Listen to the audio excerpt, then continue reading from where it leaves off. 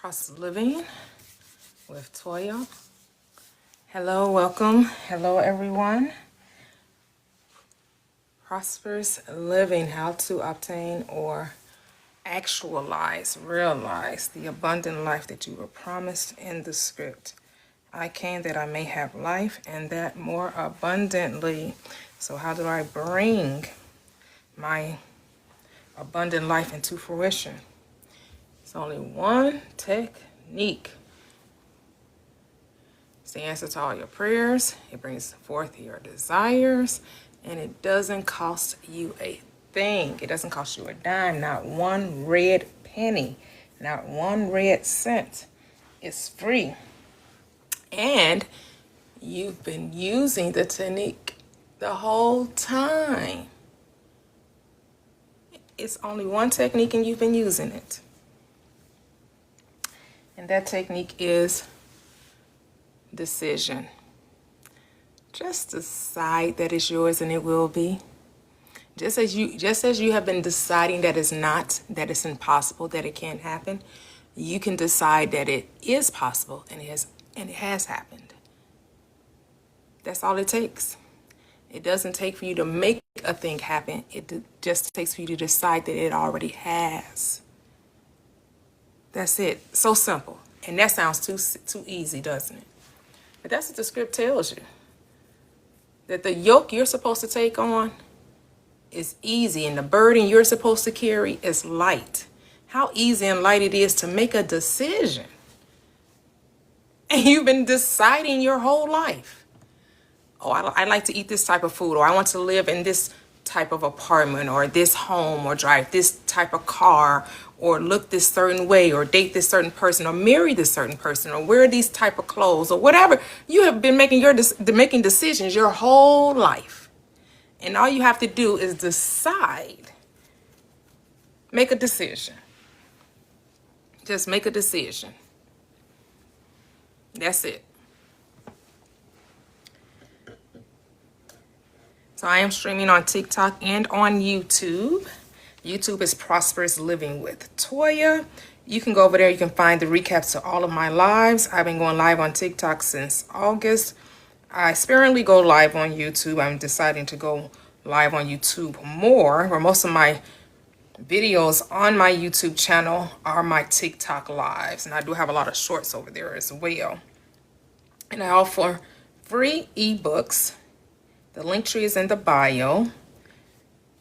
30-day transformation journey. You're looking to transform your thinking so you can make clear decisions, so you won't be double-minded, so you won't go back and forth, so you can stay the course, remain faithful to your desire, so you can bring it into fulfillment.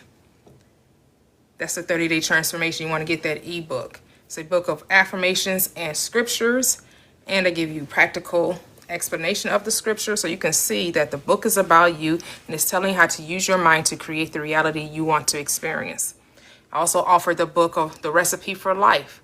It's 4 steps to manifesting, but those 4 steps is all encompassed into one. It comes into one, which is decision. It is based off the scripture Mark 11:24 that says, therefore I say to you, whatever you desire, which is your deciding, whatever you desire, whatever you decide, whatever, you hear that word, whatever, it doesn't matter what it is. Whatever means everything, all things. Your only requirement is to believe you received it, you should have it. That's another decision. You're deciding it's already yours. So again, the script is telling you decision, decision, decision. Desire, decision, pray, decision, believe, decision, allow, decision, decision, decision, decision, decision. How do you get your desire? By deciding that you already have it. That's it. And it doesn't cost you a thing. You don't have to pay for that. The only thing it costs is your attention. It only costs your faithfulness. It only causes you being of single mind. That once you make a decision, remain faithful to it. Keep deciding that it's yours, regardless of circumstances, regardless of appearances. Yes, faith is necessary because you are going to have to trust in what you cannot see. That's what faith is, trusting in the ability for it to come forth without you needing to do anything to make it so. Anything that you do is because that is the requirement. That's part of the process, but it's not you're making a thing so, it's because it's already so. Whatever you're doing is because it's already so, not to make it so. That's what you have to understand. You don't make things happen. Things happen as a result of your word. Your word that goes forth shall not return unto you void. Your word is God. How do I know this? Well, we'll reference the script. Because the Bible tells me so. The script says, John 1, in the beginning was the Word, and the Word was what? With God. And then the Word was what? Was God. See, your word is God. Your word is bond. You are bound by the words of your mouth. Again, how do I know this? The script tells you so. The Bible tells me so. I'm sure it's in other sacred texts as well. I'm sure it's in the Quran. I don't read the Quran, so I wouldn't be able to tell you, but I'm sure it's there. I'm sure it's in the Torah. I'm sure it's in the Upanishads. I'm sure it's in the Buddha text, the Sanskrit. I'm sure it's in the Vedas, or the Vedas rather. I'm sure it's in the Bhagavad Gita. I'm sure it's in those, in Emerald Tablets, the Hermetic. I'm sure it's in all those texts. But I reference the script because that's what, I used to believe in the script from a literal perspective, but now I know it's metaphysical. It is literal spiritually, it's just not literal physically. It's not a history book. When I say it's not literal physically, I'm saying it's not a history book. It's a psychological book. And so again, the script says, it is by your word are you justified, and by your word are you condemned. It's your word, not anyone else's. Your word. It's your word that goes forth and does not return void, but accomplishes the thing in which you please and prospers in the thing in which you have sent it. So you send your word forth to do exactly what you needed to do. You're sending it forth to not do the thing or to do the thing, but either way, you're right. If you're saying something is impossible to be done, then guess what? You're right. If you're saying something is possible to be done, then guess what? You're right. In both situations, you're always right. Your word is always confirmed that which you have sent out. It ain't never coming back to you void. It is going to do the very thing in which you sent it. You're always going to get confirmation of what you believe to be true, of what you have accepted as true. So the only technique you'll ever need is just to make a decision. And I come to realize a lot of people have a difficult time making a decision. They're like, well, I guess so. I don't know how that's going to happen. Well, I don't know the right people. Well, I don't have enough education. Well, I don't have enough money. That's not, you weren't told to make it so. You were just told to choose what you wanted. And then trust that it will be so. You're not called to make anything happen. You're to say what it is you want to happen and then let it. Let it happen. Allow it to come to fruition. That's all you're called to do. You're called to just allow the thing to show up. I know it's too easy, too simple. You want it to be a challenge. You want it to be difficult. You want to get on the struggle bus. You want to enter the struggle Olympics. You want to bang your chest, beat your chest and say, oh, look what I did. See how I grind. See how I hustled. See, I had to sacrifice. I had to sacrifice family, friends, money, time. Look at all the sacrifice I had to make. And I'm going to tell you the only thing you had to sacrifice was your damn mind. Change your mind, you change your world. The only sacrifice you had to make was all those negative thoughts saying that it's impossible. The negative thoughts trying to build reasons or mountains, put mountains in front of you, telling you had to climb them when all you had to do is have faith enough to move them.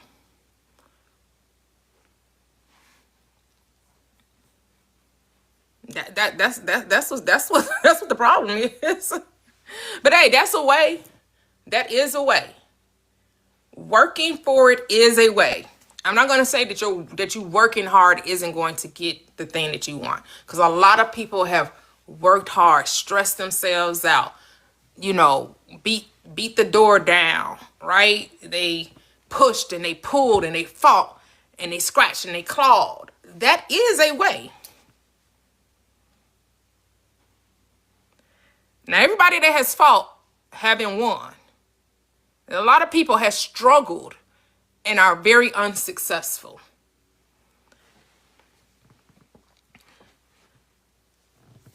What I realize is not the struggling, it's not the striving, it's not the pushing, it's not the pulling, it's the changing of mind. Things don't change through time, things change because of decision. Once you decide to change, that's when change happens. Change doesn't happen as a result of time. Because we're not talking about changing the outer, we're talking about changing the inner.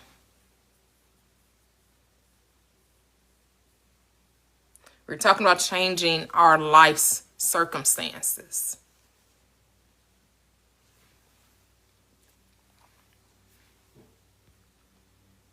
Change what you think about you, and then everything around you changes.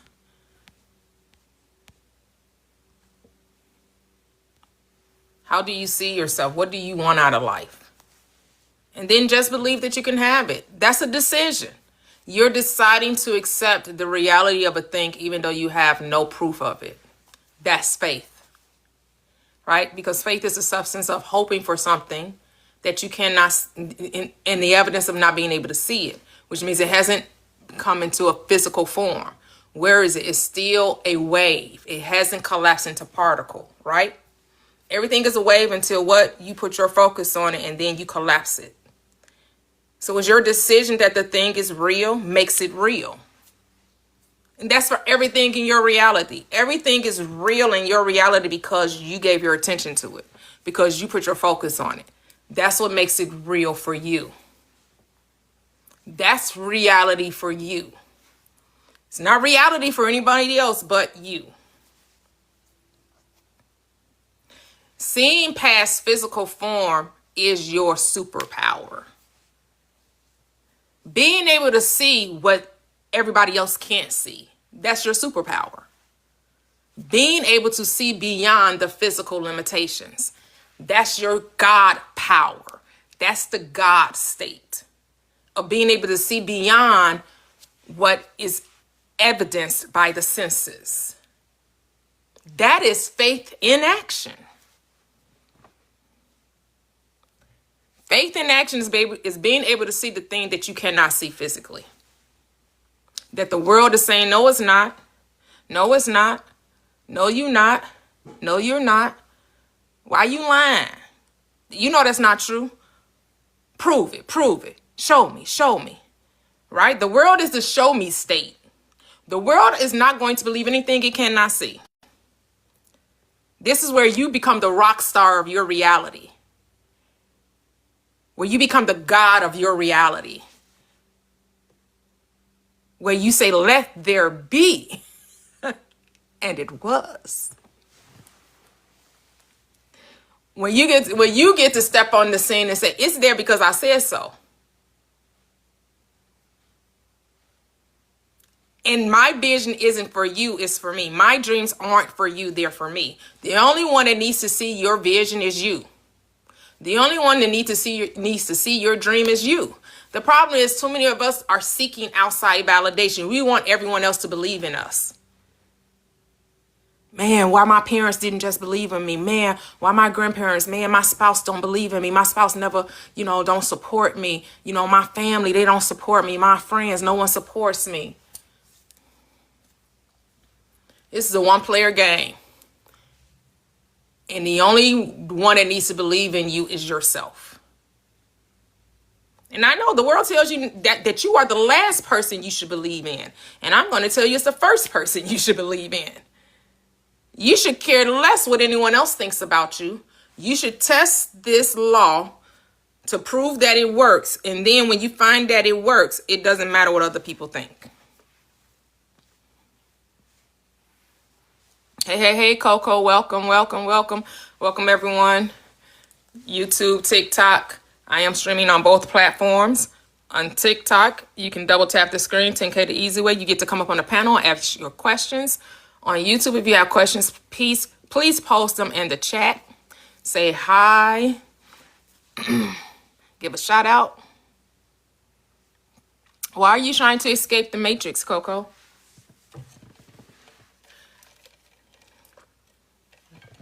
This isn't about escapism.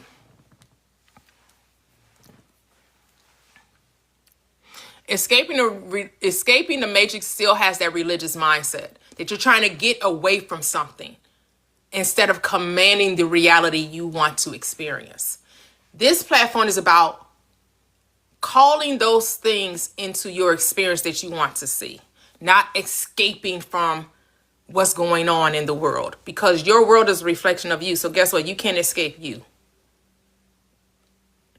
Wherever you go, you're going to find you. So when you change you, then you don't got to worry about changing nobody else. And changing you just means to think differently about yourself, to stop seeing yourself as a lowly person, to stop seeing yourself as unworthy, undeserving, that you're just human, you're imperfect, you're flawed. You got to let go of that mindset. Say that I am fearfully and wonderfully made. Marvelous are the works of God, and that my soul knows quite well. You gotta start saying that I'm perfect, which means I'm complete, I'm whole, and I lack no good thing. I'm here to bring heaven down to earth. How do I bring heaven to earth? Peace, love, joy, wisdom, harmony, compassion, prosperity, abundance, success. That's heaven here on earth.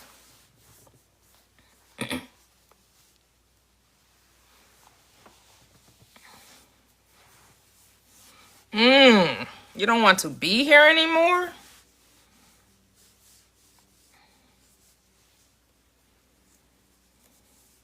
That's only because you don't understand how to create your reality. I want you to realize that the moment you change how you see the world will change. That if you would just take time to sit by yourself, like really sit by, put down the phone, turn off the TV, get in a quiet place, whether that's in your bathroom, in your car, in your basement, in your I don't care where it is. Get somewhere in your bedroom, get somewhere and be quiet. And this is where you're going to have company with yourself. And you're going to start telling yourself how amazing you are. Even if in the beginning you may feel like, I don't believe nothing I'm saying. And when people say I don't believe anything I'm saying, they're saying I don't feel good about what I'm saying. And I'm about to tell you, your feelings don't mean a goddamn thing. No one cares about your feelings but you. I'm going to tell you that the way that you're transformed is by your word. So when you say, oh, I feel like I'm lying. So you've been believing lies all the time. Why you want to pick out this lie? Your whole life you've been believing lies. Now you just want to believe another one. But this time, this lie is going to be truthful. This is going to be the truth. This is a lie because a lie is just a story you tell. So you've been believing stories all your life. I just want you to believe this story. I want you to believe. This story is the one I want you to accept.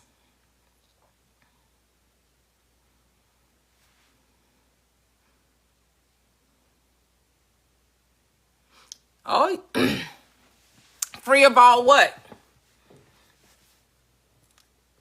I think your attention is on the world when your attention should be on within. I think your struggle is you're looking on the outside when you should be looking on the inside. You want the world to be different so you can feel good. And I'm telling you, you're going to feel good once you look at when you go within. When you stop seeing imperfection in your reality. When you stop condemning it, which is judging it negatively, walking in shame, guilt, remorse, and regret. When you free yourself from remorse, regret, shame, and guilt, then that's when you're quote unquote, you escape the matrix. Because you are so engulfed in what's going on around you, and what's going on around you is because of what you're thinking about it. If you would just think differently about what's going on around you, life would be different. You have to be able to love and to forgive and to repent. Those are the three pillars of quote unquote the biblical text to creating heaven here on earth. You must love, you must forgive, and you must repent. Those are that's the trifold factor right there. It's a trifold. That's the Trinity. Faith, love, forgiveness, and repentance.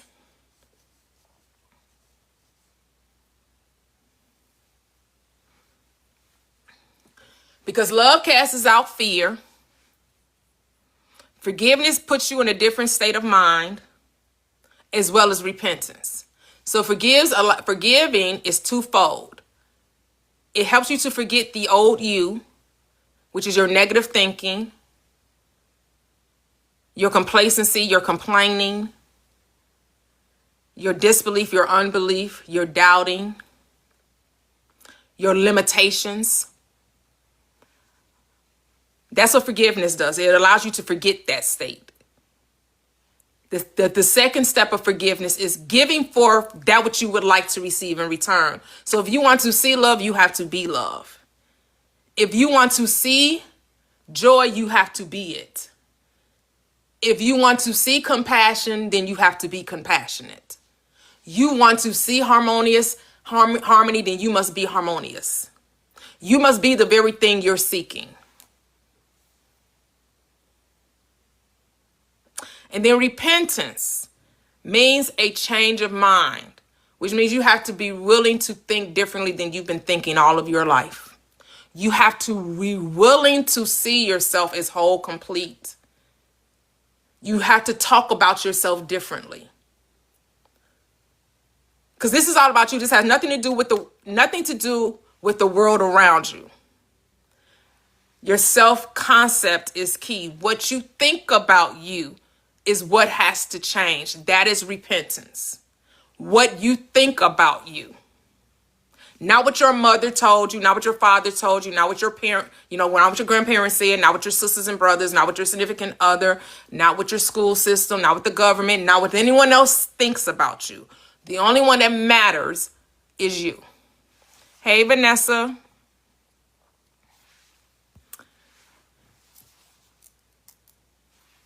And all you have to do is decide. The only technique you will ever need is to make the decision. To decide that you're whole. To decide that you have whatever you're asking for. Then once you choose it, remain faithful to it.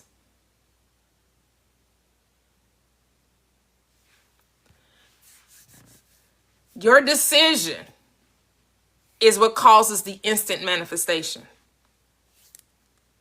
Because once you make a decision, you instantly are transformed in the mind. And then you're not worrying about the how or the when. If you're still worrying about the how or the when, that means you haven't made a decision.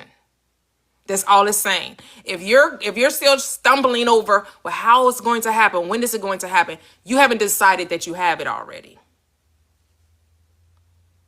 We need to really get that. Like if you're still questioning how and when, that means you don't believe you have it, which means you haven't accepted it, which means you haven't decided that it's yours. Because once you decide that it's yours, you ain't concerned about the how or the when. That doesn't even matter to you because you know it's already yours.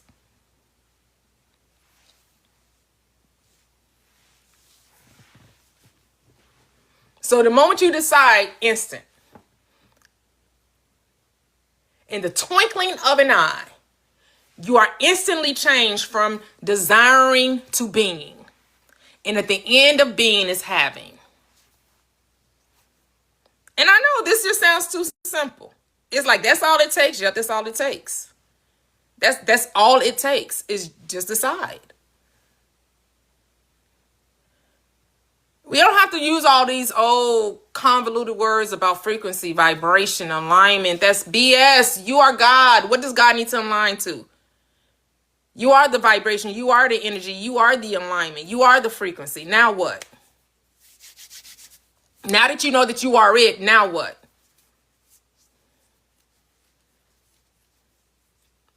All of those things are just blocks you're putting in front of you to make you feel like you've achieved something, that you've overcome something, that you've accomplished something. You don't need any of that. Now, again, you can choose it because it's your world, your reality, it's your story. I'm just showing you the easier way, the straight and narrow. But you can go down the windy road. You can go down Broad Street. It's your reality.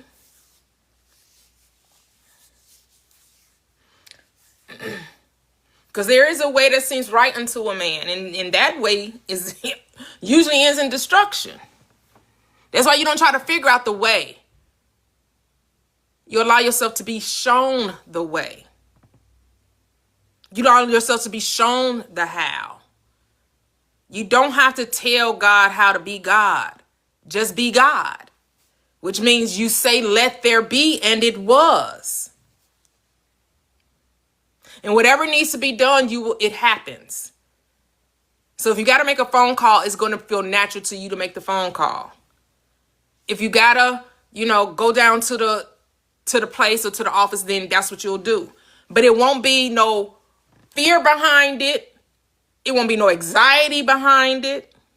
It will be peace behind every move that you make because it will be natural to you. That's how you know it's quote unquote inspired action, because you're not resisting the action. You're not quote unquote overthinking the action. You're not questioning what you're doing. You're doing it and knowing that it's so. So let me give you an example. I applied for a credit card, right? I have A1 credit. My credit is over 800, right? Because I want to apply for the Southwest credit card because now they're making changes to Southwest and they're charging you to take bags on the flight. And I was like, Now their credit card costs $100 annual a month to have it. But I'm like, well, the amount of traveling that I do, and I like Southwest because it's direct flights, it's right out of Midway Airport, so it's not that. Midway is easy peasy, fresh and squeezy. I don't have to go to O'Hare. It was a very big airport in comparison to Midway. I love Midway. Southwest flies out of there. They do a lot of direct flights, and they're doing changes to it. I was like, I waited. I was like, I would like to get that card. So I already had the Delta credit card, because with them I also get my bags fly free with Delta. So I was like, okay, I want my bags to continue to fly free with Southwest. So I want to apply for the credit card. Do you know they had the nerve to decline me? I was like, decline? What? So I called them up. And I said, I need a reconsideration. I need you to relook at this, because what? Not decline. Oh no. And of course today they called me. They said it'll be a couple of days or what have you. They'll call. And they called. I didn't even know it was them calling, because I have my phone on do not disturb. Get a lot of those they come up as spam calls or whatever. So I get a lot of those calls. So I had do not disturb. But I had just went to the store. I was get out the car and I looked at my phone, and the phone didn't even ring. The number just popped up, because when it's on do not disturb, my phone doesn't ring. But if I'm aware of my phone, I can see that someone is calling me, because the number will pop up on the screen. And it was a toll-free number. It's like an 888 number. I was like, something in me just told me to answer it. I answered it, and they were on the other line saying she was the underwriter, and she had good news that I was approved, which I knew that I would be. I knew that I would be approved. And I already had a card with Chase, because it's through Chase, and I already had a credit card with Chase. Not only did they approve me, they gave me a greater credit limit than my current card with Chase. So I was like, yeah, don't play with me. I know that I was worthy of their credit, because I'm like, what? I don't want to be paying for bags. Like, who wants to do that? I'm like, So I didn't accept the original decision. Now, I don't know, maybe some people were like, they apply for credit, they're denied it, and they just accept what the people say. I was just like, I'm supposed to have it. I decided I wanted that credit card, and I'm going to have that credit card.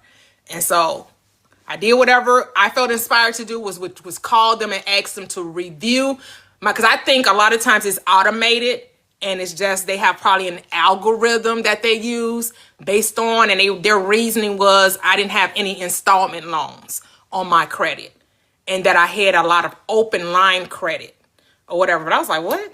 Anyway, I pay my credit cards every month. Like, I don't carry any balances on my credit cards. I was like, what? Oh, this makes no sense. Let me call them, because they're about to review my application.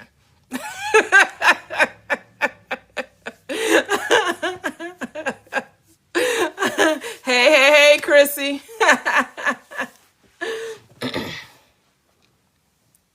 And so this is just showing you don't have to accept any outcome, right? You don't have to accept any outcome. And I didn't really think about it too much after I made the phone call, because I just knew. I didn't even, I just knew that, yeah, they would be calling me and giving me the credit card. So,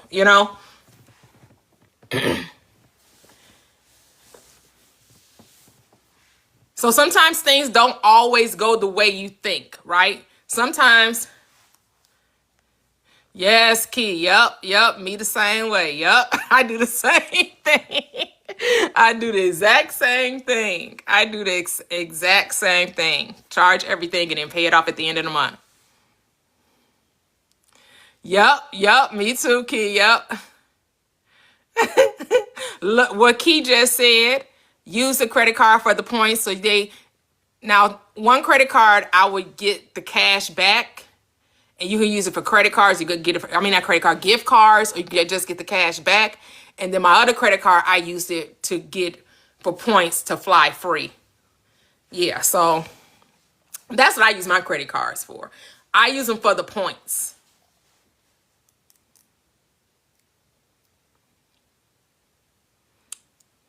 Oh, that's what's up, Key. Hawaii. Yes. That's what I'm talking about. Yes, I use it every day.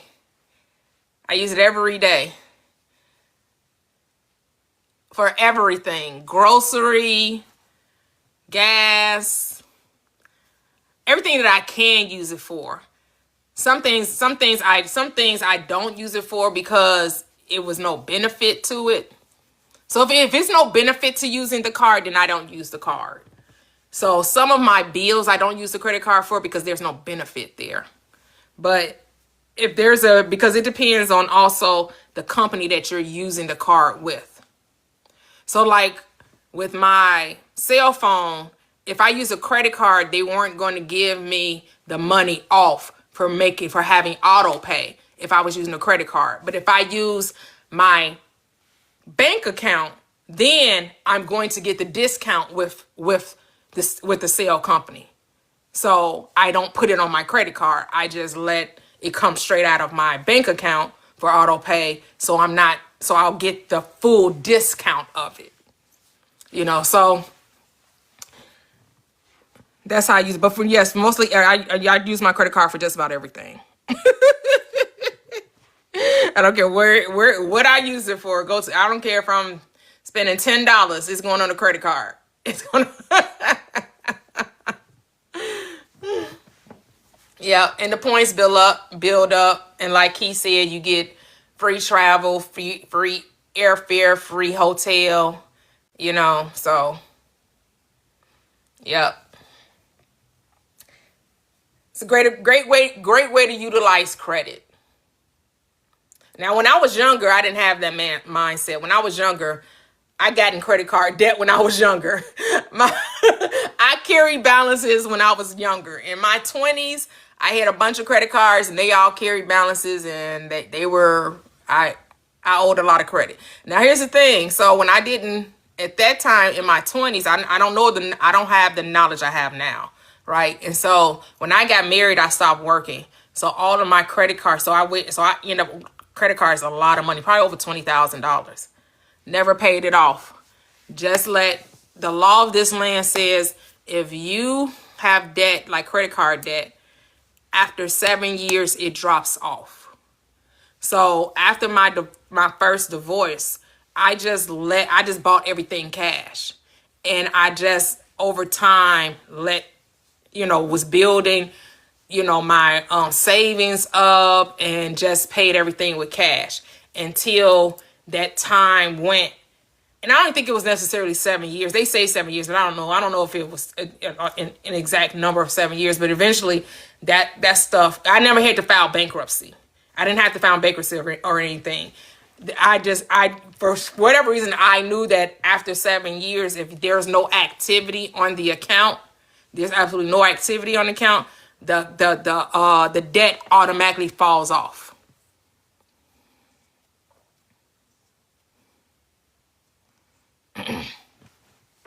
Yes, I did. I did have them. They have their own credit. They have their own credit cards now.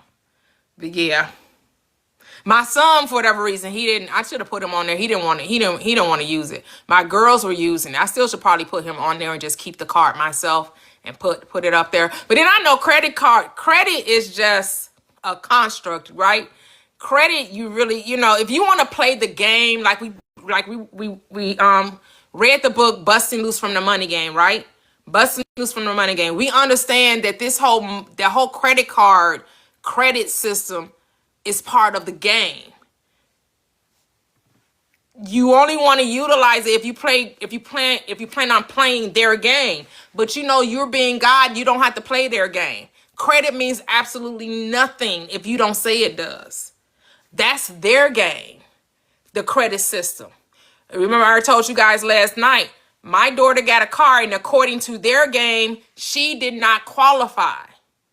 But she had worked for a car dealership. The people there liked her. She ended up leaving that company and going to another dealership. But when she was ready to get a car, she walked back into her old employer, and they said, "We like you. We putting you in a car." They didn't let her credit score dictate, because her credit score wasn't nothing. And she didn't have no down payment. They let her, the car that she had, and I think they say it's about $500, some worth $500 or whatever.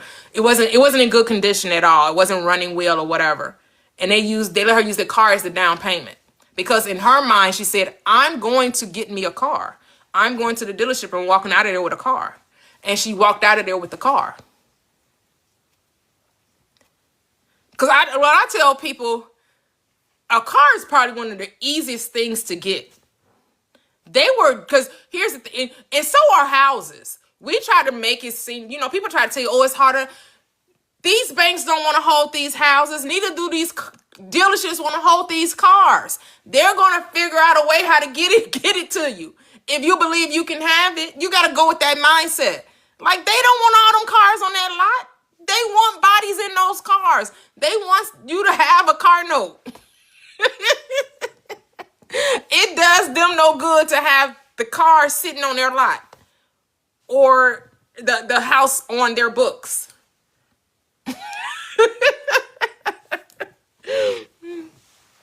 But you have to decide that's what it is. That you have to decide that's what you want. Hello, Nancy. Welcome.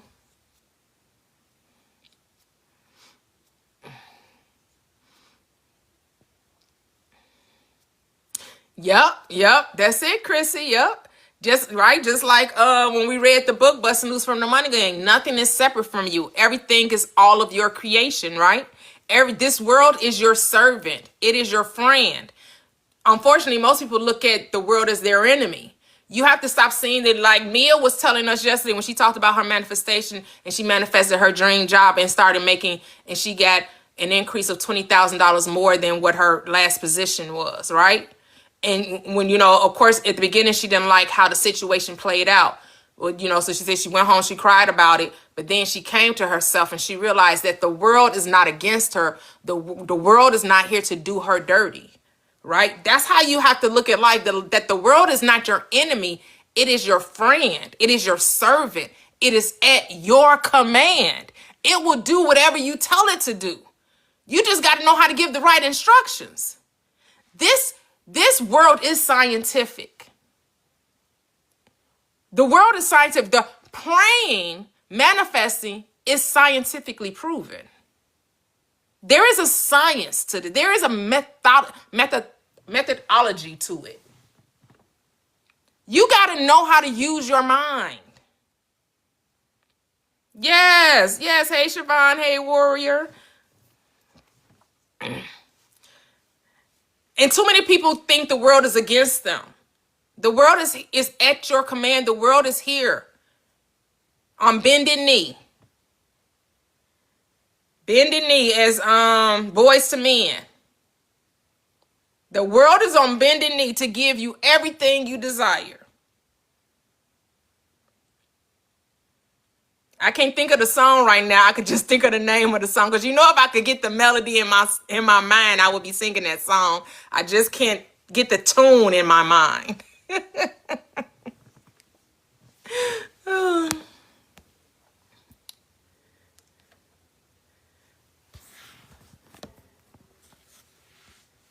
But the world is ready to give you whatever you desire that you can have. Whatever you desire. It's ready. It's here for you. It's going to give you whatever you want. And remember, there's no should, no must, no have to. Right? There is no wrong or right. We got to get out of the mindset that there's a right way and a wrong way. That there's a should or have to. You get whatever you think. You get whatever you think. So if you're tired of experiencing what you've been experiencing, then you have to decide to stop thinking it. Because a man is what he thinks about all day long. As a man thinks in his heart, so is he. So what do you think about you? If you don't like what you're seeing, then change your thoughts.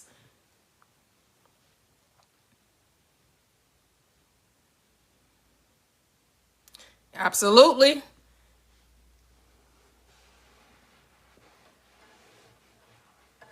Is what you think. What do you think? It comes down to decision. Decisions. And I know a lot of people are scared to make a decision because they think they're going to pick wrong. There's no such thing as picking wrong. You have to get out of the mindset. I know we've been trained to think, if something good happens, then that means the opposite also has to happen. No, it doesn't have to happen. It can be good and very good and keeps getting better and better. Like the Bears coach said, good, better, best. Never let it rest until the good gets better and then the better gets best.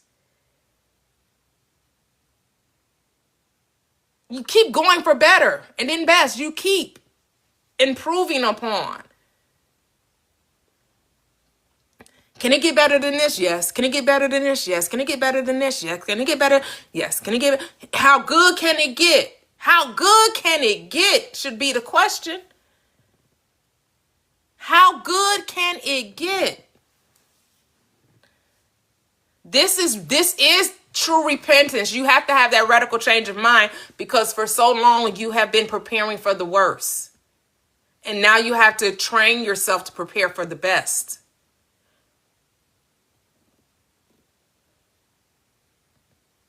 Prepare for the best and expect the best to come. And it will. But you are on pins and needles and needles and pins.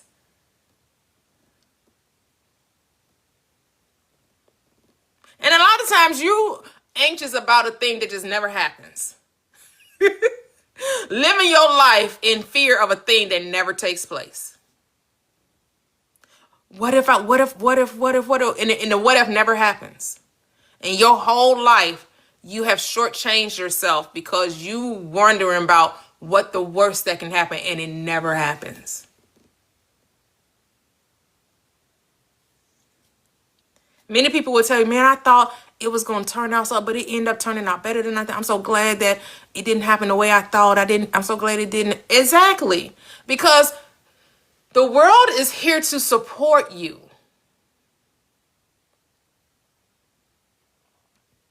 If you can allow yourself that glimmer of hope, if you can be like the widow with 3 drops of oil. Now, 3 drops seem like that's not much. But if you can appreciate the little becomes grand. That's why it says to magnify the Lord with me. Rejoice. Rejoice in the little, so that the little becomes much. Despise not the day of small beginnings, said the script.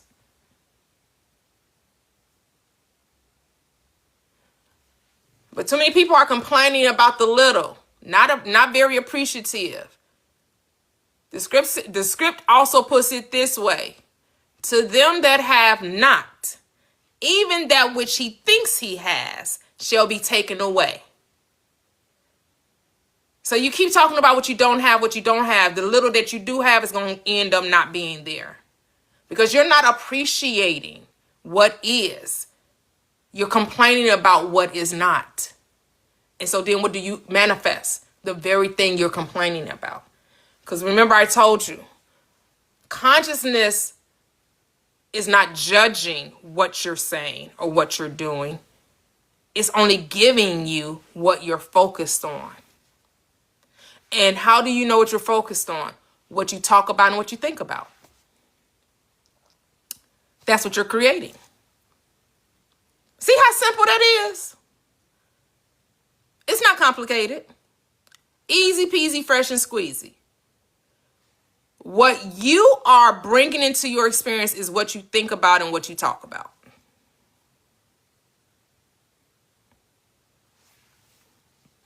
Is how your thoughts go when you're by yourself, when you're in the car, when you're grocery shopping, when you're cleaning up, when you're bathing, grooming, getting dressed. What thoughts are going across? What thoughts are you aware of? What thoughts are you attaching to? Because that is what you're going to manifest. And the key to transformation is just to decide that you already are. That is the only technique. Decision. I know you want it to be more than that. I know you want to do a 369, you want to do a 55 by 5, you want to do a vision board, you want to do crystals, you want to do tarot cards, you want to look at your astrological chart, you want to do full moon rituals, you want to do all these things. I know. They fun. They're fun. Some of y'all do it in all pensive though. Some of you do it in trepidation. Tell me, oh, I hope this works. I've tried everything. I hope this works. That's why it's not working. Because all techniques work. Because what does it take? Deciding that it does. So you could just cut out the middleman. You could cut out all of the rituals and just decide that you already have it and not try to figure out how you're going to get it. Just decide that it is yours. You can cut out doing unless you enjoy every year in January doing a vision board, or every quarter of a year, or every 6 months. If that's something you enjoy, hey, I'm not here to tell you that you shouldn't do it. If you enjoy doing full moon rituals, if you enjoy doing 369, 55 by 5, hey, do it. Hey, if you're having fun with it, do it. What I know is when you decide it, that's all it takes. It don't take nothing else but for you to decide. Because it was not the 369, it was your belief in the 369. It was not the 55 by 5 or the poster board, it was your belief in it. So what's the ingredient? Your decision. Because your belief is just something that you're deciding to accept. That's all the belief is. Is a thought that you have decided upon. That's it. Hey, LaToxic. Welcome. Oh, you never heard of the 55 by 5? I really can't explain it. I just heard of it. I think you write something 55 times, 5 days a week. I can't remember. I don't know. I'm sure I'm saying it wrong, but it's a technique that I never looked into it. When I used to watch videos from other people, I used to hear people say it. It's not something I ever did. I just heard people talk about it. But I never looked into it because I'm like, that sounded like too much work, too much writing. I'm not a writer in that way. I don't need to write, I write things down because I want to, not because I'm trying to make something happen. I ain't got time for that. Anything that sounds like it was too much work, I don't, like, what? That's why with Abraham Hicks' book, Asking It Is Given, she had 23 techniques at the end of the book. I was like, what the hell? 23 techniques? This seemed like an awful lot. 23 techniques? I'm like, ain't no, what? I think I tried one. She had one technique about every day you increase the amount of money that you had, mentally and spent it every day. And every day it added upon itself. So by the end of 30 days, I think you would have spent over $1 million or something like that. I think that's the only quote unquote technique I tried, but even that didn't resonate because it was still seeming like work. And you shouldn't be forcing anything. Remember I told you your only job is the joy of being. If you're not finding joy out of what you're doing, then why are you doing it? If it's tenuous, strenuous, if you're forcing, then you're going against yourself. You're going against the current. You're trying to stream up current. You're trying to climb the mountain. No, you're supposed to turn around and go with the current. Flow downstream, not upstream.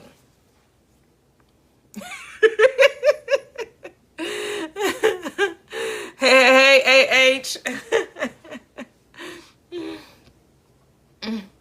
Hey, peace, love, light, and abundance. Hey, Master Yi, how are you?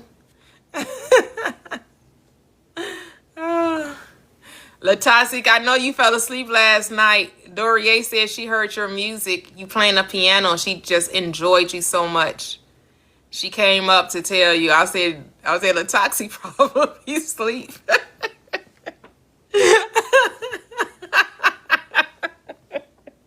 Because you definitely did not unmute. Oh, but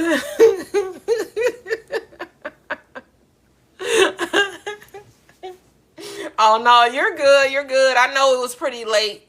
I know it was around 11 o'clock last night when I finally, for you, it was 10 o'clock for me, but I know you're an hour ahead of me.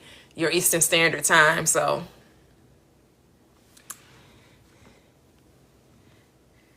Make it as simple for yourself as possible. But I know some people, they're like, if I don't have a challenge, being conditioned to the challenge, right? If it's not challenging, then it's not worth it. So if you like a challenge, yeah,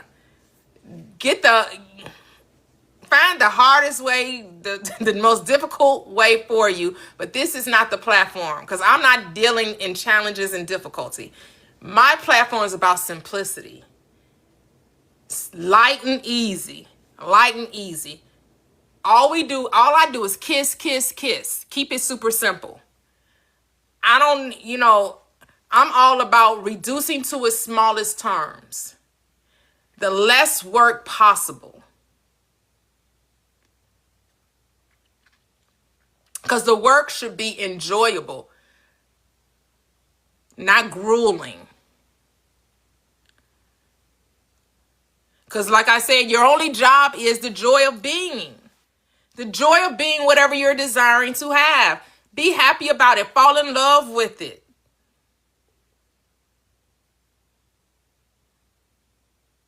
Yep. That's what you said, all love.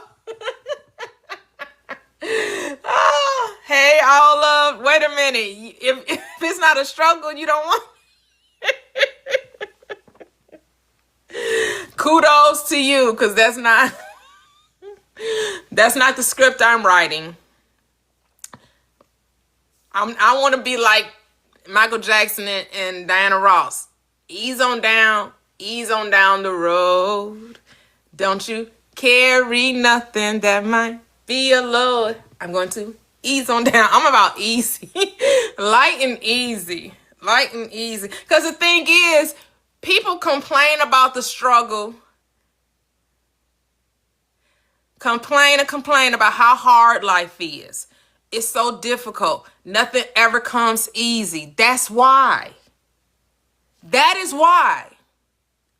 When you talk about life is a struggle, everything's hard, nothing ever comes easy, that's exactly why. You You are the reason it's a struggle, it's hard, and nothing comes easy.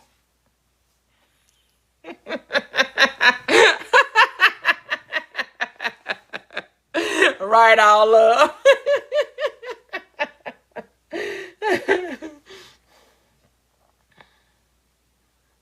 Yeah, people are like, I thrive when my back is against the wall. I thrive when I'm put in a corner.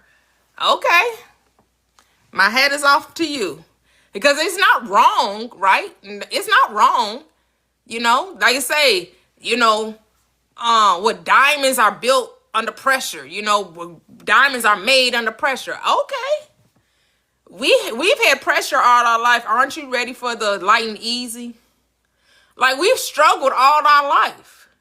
Struggling with our doubts, struggling with our fears, struggling with our limitations, struggling with our disbelief and our unbelief. Aren't you ready to let go of the struggle?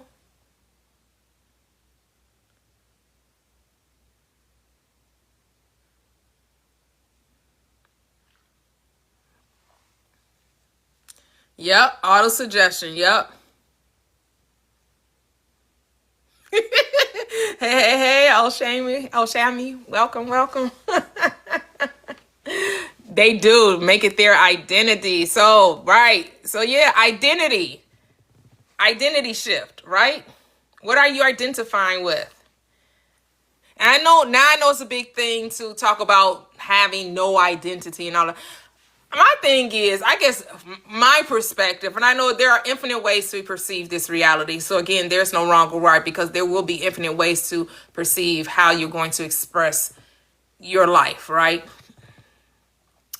But to say that we don't identify with something, to me, is being disingenuous. Because what? We all identify with something. Whether, if you're identifying with no thing, that's still something you're identifying with. So, well, I'm just here and I'm just observing. You're lying. You're not just here and not just observing. You are identifying with something. Whenever you say that you want to experience something, you're identifying with it. I want to be a songstress, a producer, a pianist, a violinist. I want to be famous. I want whatever it is. I want to help the global community. You're identifying with that. Are we not? So unless you're about to live in a cave for the rest of your life and you're never going to come out the cave, but even then you're identifying with the cave. If you decide to live under a rock for the rest of your life, you're identifying with the rock. So stop it. Stop it. It's about, what do you want to identify with? It's like we just keep trying to find ways how to make this life complicated, and it's unnecessary. It's unnecessary to keep trying to make this life more complicated than it is. Simplify your life. Decide what you want and let that be it.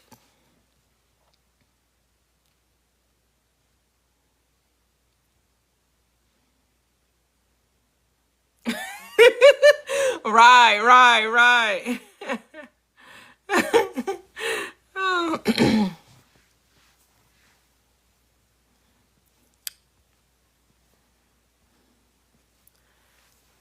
It's part of the game. See, I'm not here to judge whether your identity is real or not, whether it's false or not. Only you can make that determination. The judge, you are the judge. I'm not here to judge your identity as false or real. Only you can make that determination. Because again, there's no wrongness there. If you want to play in the matrix, to play in the illusion, you are free to do so. Because isn't that why we are here, to play in the illusion? This whole world is make-believe, is it not? Is not this whole world a construct? The dream world of the infinite?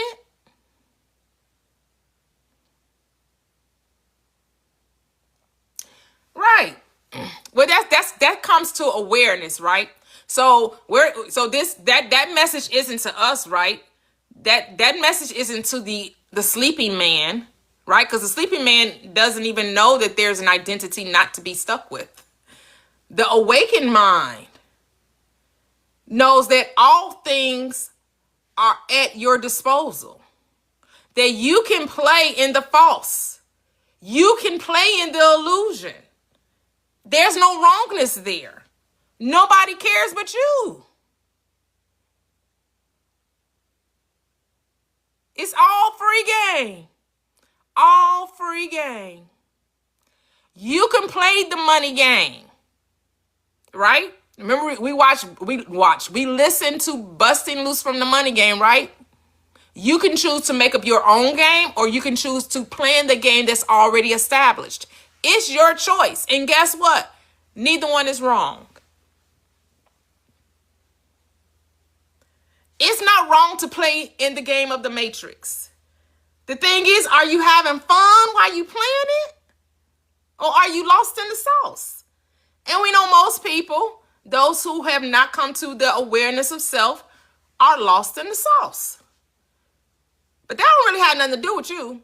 That somebody else is lost in the sauce is really none of your business. Unless you make it your business. And then you caught up in their reality. But I come to realize my reality is my reality and yours is yours. What you do ain't none of my business. That's the part we seem to have a disconnect. We really think that somebody else's life is our business. How someone else's journey has anything to do with us.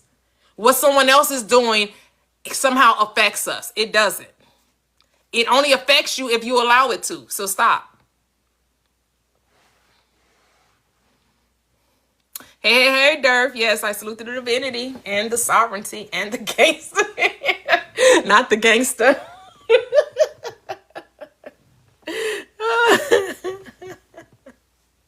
Oh. So for you all that just came in, I was talking earlier about one of my manifestations. I had applied for this credit card and they declined me initially. And I wasn't accepting that, so I had to give them a phone call because I was like, what the helly? What? The declination? What are you talking about? I have A1 credit. I have an 800 plus credit score. Are you kidding me? And the reasons why they gave was like, oh, I had open, like I don't carry balances on my credit card. Every credit card is paid off but I believe it was like an automated thing, and so maybe they saw how much credit lines I had. I didn't have any installment loans, so that was kind of their reasonings. So I was like, I need to call them because what? And the card that I wanted was the Southwest card because Southwest is changing their how they're going to start assigning seats, and they're starting to charge for luggage.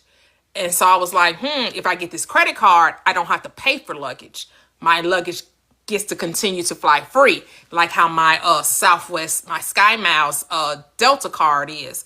That's why I got the Sky Miles with Delta with American Express. So if I fly Delta, I don't have to pay for my luggage to fly. My luggage flies free. So I was like, Delta does it. Southwest about to do it. Let me get that credit card. And they tried to tell me no. I was like, what? Oh no, we ain't having that. What? So at first I was like, because this is part of the story I didn't tell you guys earlier. First, I was like, well, I could just put it in my husband's name, right? But I was like, So at first I said something to him, and he wasn't really feeling it. He was like, no, I'm good with my card or whatever. And I was telling him what happened. He still was like, he didn't really say nothing. So I was like, okay, that just means that I need to get this card in my name, whatever. So I was like, okay, yeah, I'm going to call them and ask for them to look over it again. And I was like, yeah, of course they're going to say yes. Like, how can they not say yes? I have great credit. Like, stop playing with me. And today they called me and it was like, I have great news. And not only, cause I already had a card. The card is through Chase. I already had a credit card through Chase. Well, they approved me for the credit and then gave me more credit than I have with the current credit card with Chase. So not only did they approve me, they gave me more than the credit I already had with them through my other Chase card.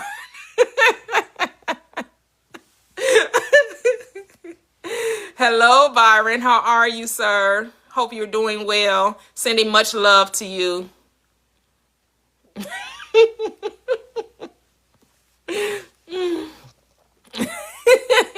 Winner, chicken dinner. And so when things like that happen, you have a decision to make, right? You can accept what the world tells you, or you can reject what the world tells you and command your reality, right? Now, it wouldn't have been a big deal if I didn't get the credit card, because it's not like I couldn't pay for my luggage. But why should I have to? That was my thinking. It's not that I can afford to pay for the luggage to fly when I travel. But if you're telling me that the way that's going to be waived is all I have to do is have the credit card, well, why not? Okay, I'm here for it. And then they give you points with the card as well. So those points accumulate to free air travel. And as Key was saying earlier, she uses her points on her credit card. She said she went to Hawaii. Free trip, free hotel stay, everything with her points. That's why I use credit cards too. I like to use the points to either get cash back or for free flights. Free flights, free airfare, free hotel bookings.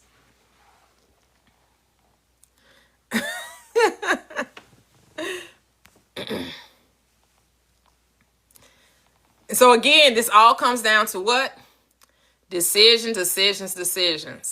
That's all and so I know I call it a technique, but that's not a technique, right? That's just a part of life. You're always choosing something. The script tells you every day you're set. So I call heaven and earth before you, and I set before you life and death, good and evil, blessings and cursings. Choose life. So every moment you're given a choice. You have to make a decision. And do you know not making a decision is making a decision? Not choosing is choosing. Because either you're accepting whatever comes to you or you're choosing what comes to you.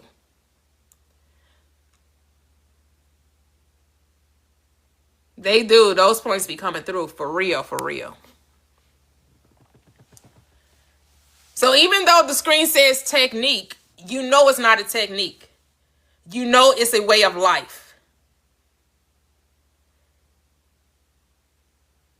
Just like manifesting is a way of life.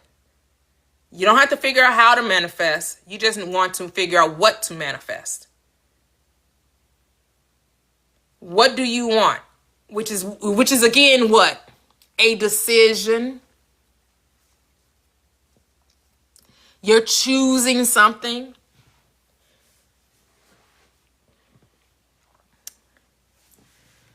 What Christianity like to refer to, I think Islam does too, free will. Oh, you have the free will. We have free will. We have free will. We can choose what we want to do. You're exactly right. The freedom of choice. Neville Goddard wanted to make a distinction between will and choice. He says you don't will the day. You choose the day, but you don't will anything to happen. Anything that happens wills on its own. It just happens. You just choose what you. So when he talks about will, he's talking about the how, and he's saying that's not up to you. The will of the day is not up to you. You don't get to say how something happens. You get to say what happens, but not how it happens. So you get to say that today is a good day. You don't get to say how that ends up being a good day. Right? Now you can say, yes, I get the best, when I go to the department store, I always get, and I don't want to walk that far, and a car space in the front will be available. Now you can get specific, and you could be like, well, actually it's the centers right in front of the doors. It's the third car from the front, it's third space from the front on the left side. Like you could say that because you can get real specific, right? But you're not going to say how. It may happen. It may be there available right when you get there. It may, as you're pulling up, someone's pulling out. Maybe you sat there for a minute and it happened, right? Like that's the how. How the space became available, you absolutely have no idea.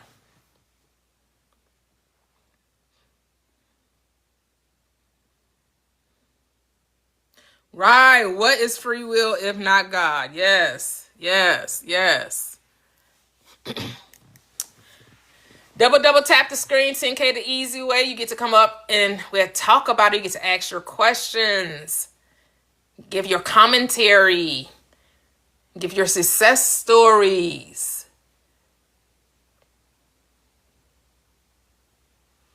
Talk about how amazing this life is, how thankful and grateful you are, how appreciative you are. Now, do many of you celebrate Thanksgiving? Thanksgiving, I know Thanksgiving is kind of looked on, is kind of poo-pooed upon, right? But you know, these quote-unquote holidays, holy days, days of wholeness, you know, every day is a whole day. Every day is a holiday. Every day is a day of Thanksgiving. Take the time to glorify the Lord today. Right? If you were a Christian, you probably sung that song that every day is a day of Thanksgiving. Rejoice, and again, I say rejoice always, right?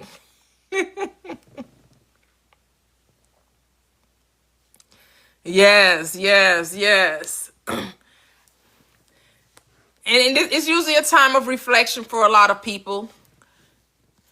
For some people, it's a difficult time because, you know, transitioning of some loved ones have taken place. So it's going to be very difficult for some people during the if you have family that's transitioned around the time of the holidays. That can be a very difficult time for a lot of people. So keep those loved ones in your heart and in your mind, that they have, you know, the ability to, you know, see them way through this time.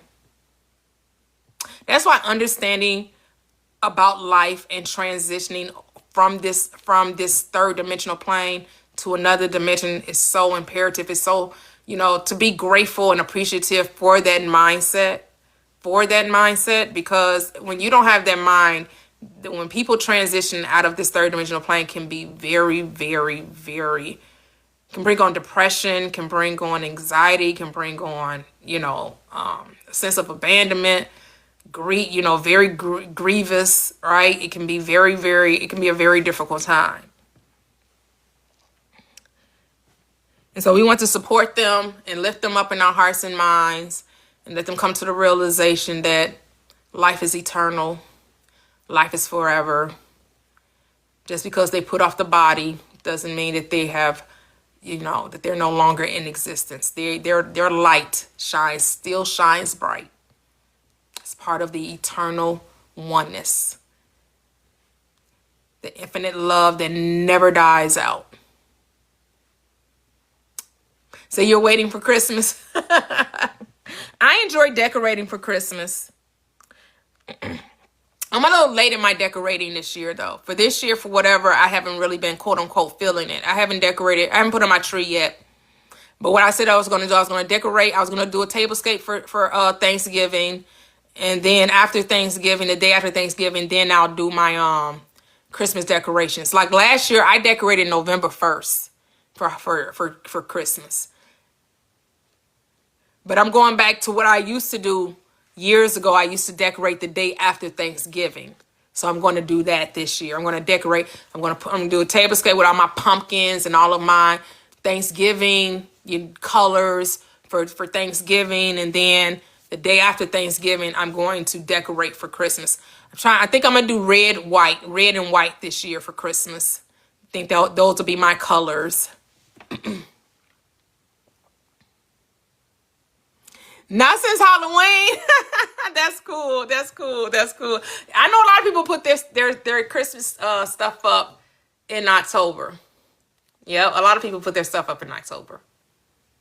That's beautiful. That's beautiful.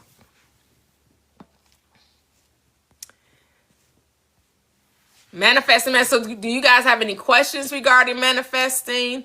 Any questions? You know, I've been loving Chat GPT. I use Chat GPT for the esoteric breakdown of the Bible. And so my next few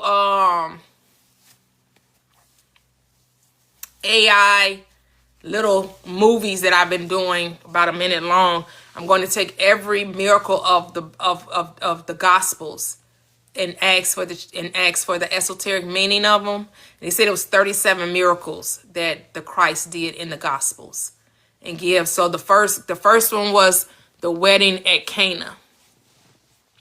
And just to show you that the Bible is just a book all about your awakening, about how you came into this third dimensional plane asleep, and the power that you remember when you awake, and that you get to command and have authority over this third dimensional plane, over your reality and those that you interact with as well.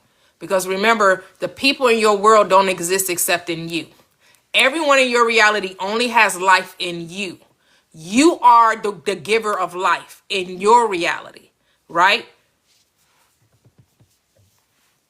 Because you don't see people, you see your thoughts in human form.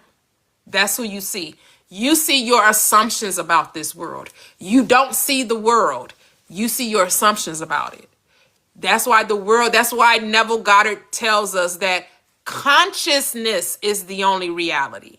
The only reality you are experiencing is your own consciousness. And there's only one mind. And you are that one mind in your world. The only world you should be concerned about is your own. Your world. Yes. Oh, are you? Oh, that's so cool. That's so cool. Genesis and Revelations. Cool.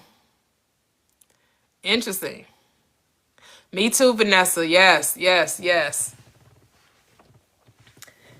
Yeah, use it, if we want greater understanding. I guess you could probably also use it for the Quran as well, right? Those of you that maybe were interested, but I don't know much about the Quran, so I don't, but I'm sure those who understand the Quran is an esoteric rendering as well. But you could probably ask for the Bhagavad Gita. Those of you that talk about the Gospel of Thomas, the Gospel of Mary, right? You could use it for that as well to get the.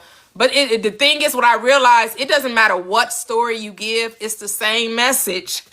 That it's all about you. It's about the duality within you that has to come to oneness. I don't care what story you put in there.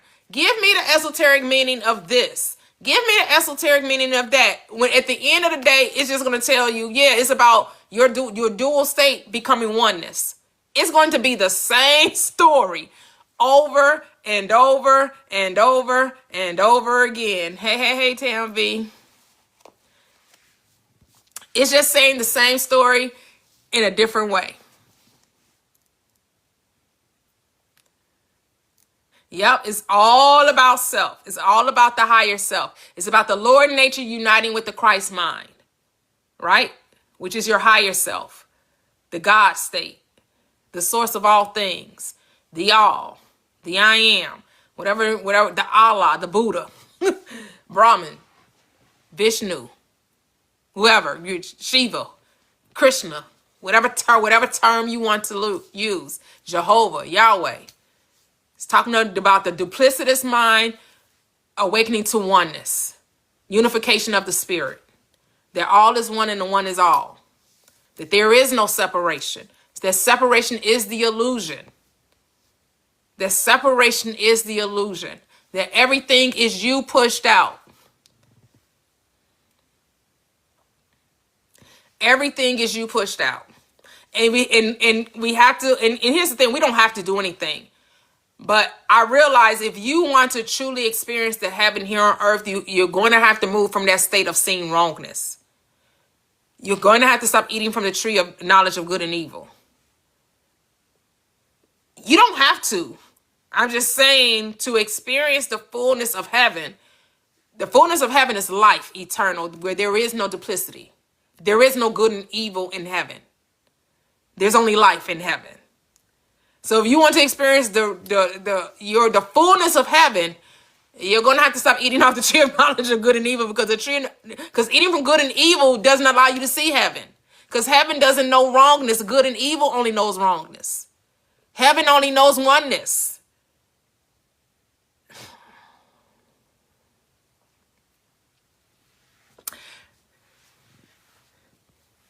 You said what does what mean, A-Town?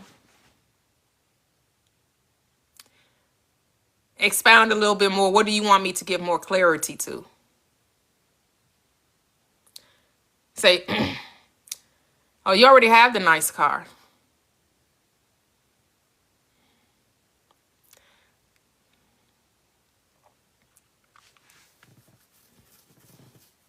It's funny now on the lives now, the AI helps you further your live along, and it gives you suggestions to talk about. It's so funny. It's suggesting, it says chat GPT for Bible study. Ask how it helps. It's funny. What I said about the good and evil. Yeah, in the realm of consciousness, there's no such thing. You can see that in the world as well. When we look at the history of man, and we get into this whole detail of, well, somehow this, especially if you come from a religious background, you were taught that God hated evil, right? But then you have to ask yourself, if he really hated evil, why does it exist? How could a thing that God, that's all powerful, all knowing, everywhere present, hate the very thing it created?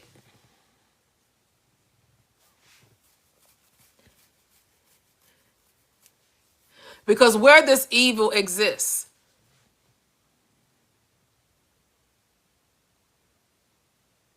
Where does evil exist?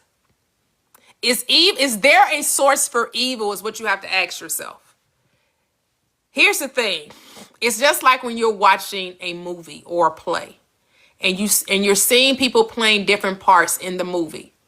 Do you think those people are really evil, and or some are really good and some are really evil, or do you understand they're all just playing roles in a play? That's how you have to look at this reality. Is anything really good or evil, or is it just roles that we're all playing? And can you accept that?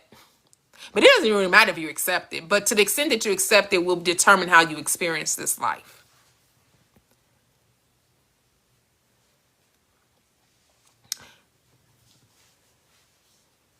The interesting thing is that people concern themselves with the very thing they don't want to see and wonder why they keep seeing it.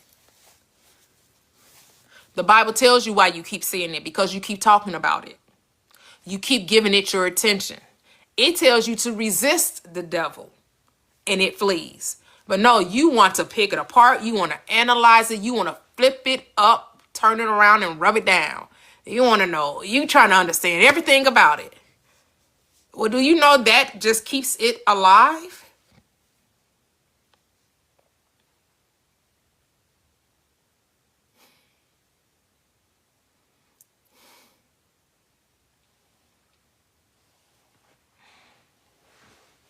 Well, a lot of things people would deem evil. It's a lot of things that people would deem evil. But do you know, AH, the only reason it happens because people say it does? If you would stop saying that those things happen to children, they wouldn't. If we would stop saying these things happened, they wouldn't. Do you know that we create the reality in which we experience, and that's the part we don't understand? That we talk about it, that's what makes it so? Because that doesn't happen in my world. That doesn't happen in my world. I mean, you hear about it, and I'm not going to say that isn't happening to people. But in order for you to create the heaven that you want to see, you have to stop giving your energy to the unwanted.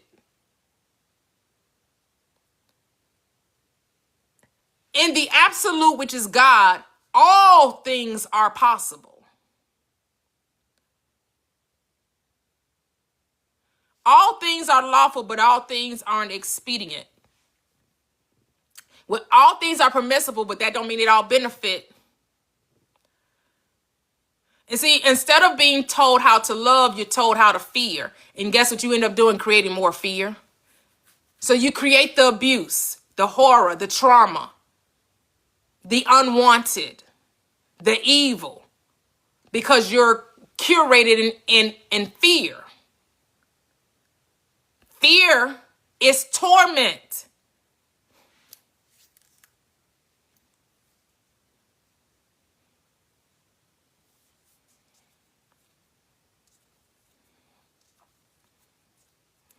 Yeah, yeah.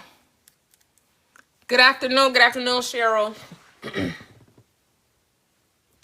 And so if we want the world to be different, we have to think differently about it. Because either you agree thoughts are things or you don't understand that thoughts are things, right? If we truly understand that the world is scientific, and the scientific part of it about it is the law is unbreakable. You'll never break this law. And the law says, as a man thinks in his heart, so is he. The law says it is done unto you as you believe.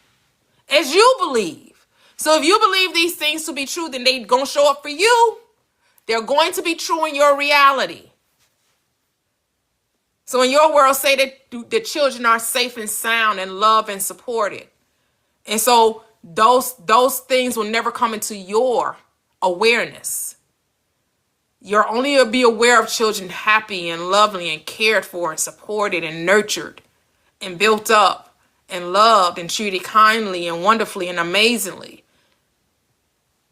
Because that's the reality you've created for yourself. Hello, Janae.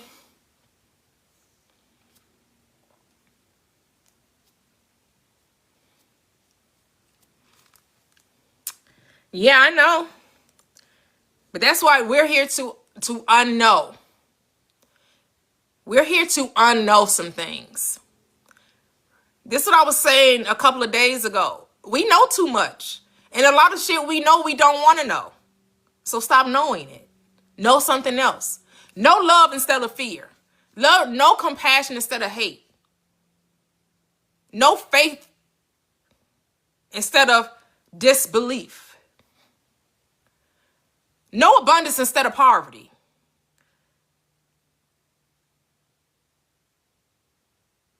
Know success instead of failure. Which I tell you, there is no failure, there's only experience.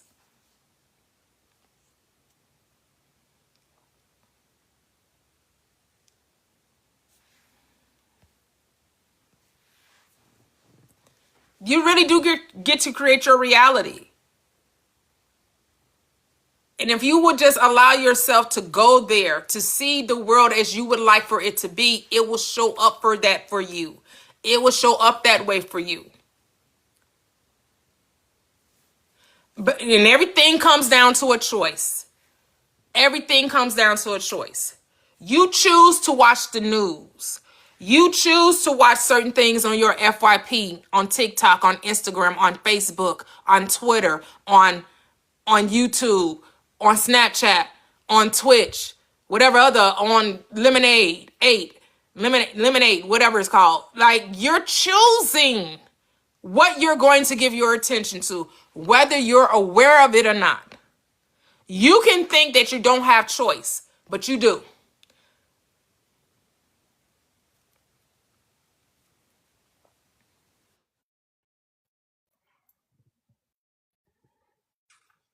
This is what it talks about. This is what Neville Goddard talks about, being the operant power.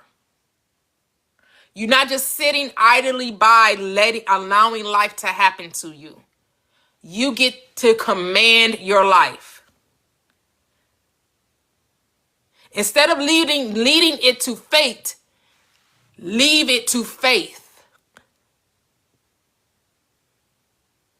Know that your faith is your fortune. That you can determine your destiny. You don't have to be uncertain about life. You can be very certain about your life by deciding that it is so, and it will be.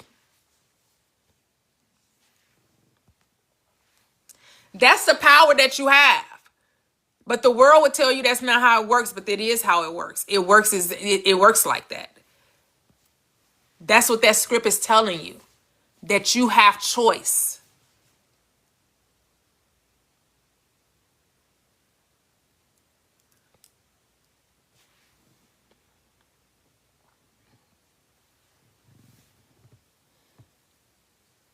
Start deciding what's good and then keep your mind there.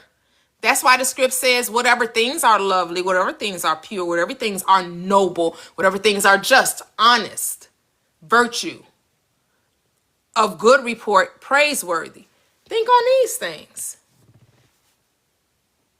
Instead of talking about what not to be, talk about what you want to be. Too many times you're focusing on what you don't want. Why? Why talk about a false identity? Who cares? Only you do. Why are you giving yourself energy to something you don't want to be happening? Do you know that's why it's happening?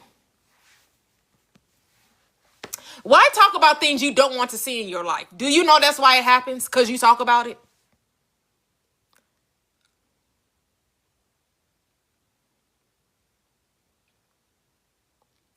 The world is at your command. You're always commanding your reality, whether you know it or not. That's what makes the law perfect. It works all the time, and it works the same way for everybody. This law was no respect of persons. It does not care who's aware of it and those who are ignorant of it. That's what makes it perfect. That it does not care who knows how it goes.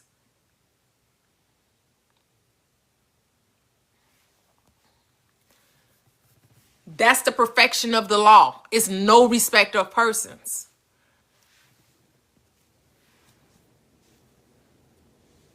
That's why when you come into this third dimensional plane, the first thing they go for is what? What is the first thing? Your mind.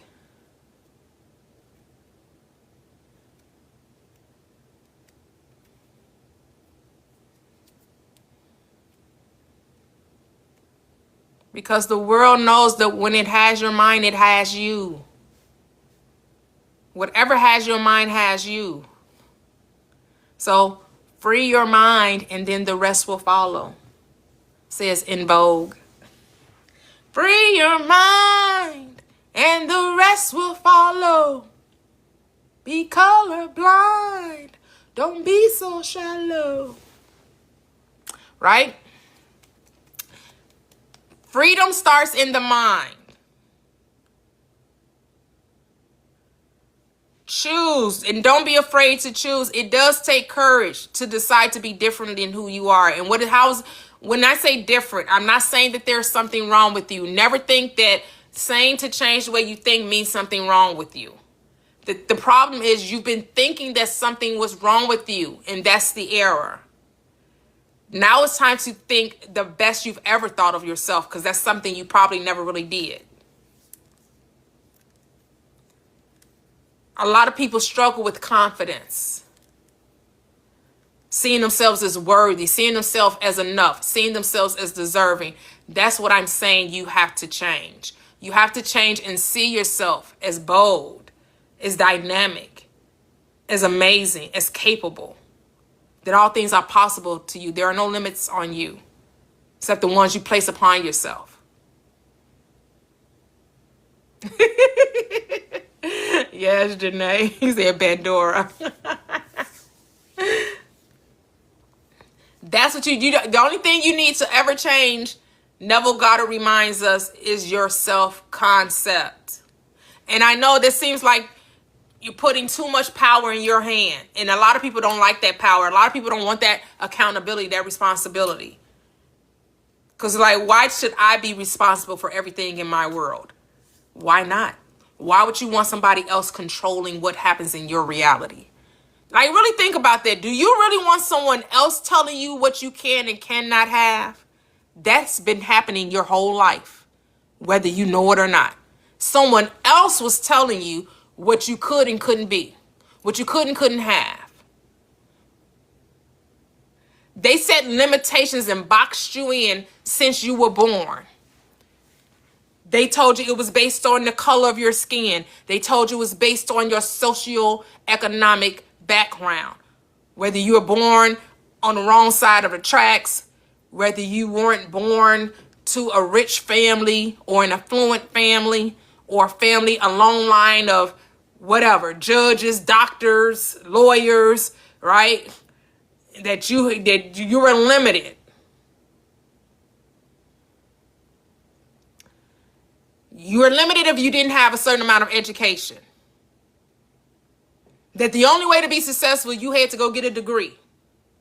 Right there slapped the limit on you. Because what if schooling wasn't your forte?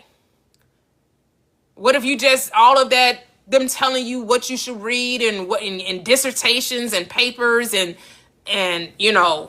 theories and all of that, research and all of that, that didn't resonate with you. And then they told you, well, if you don't do it our way, then there's no way. No way you'll ever be successful if you don't do it our way.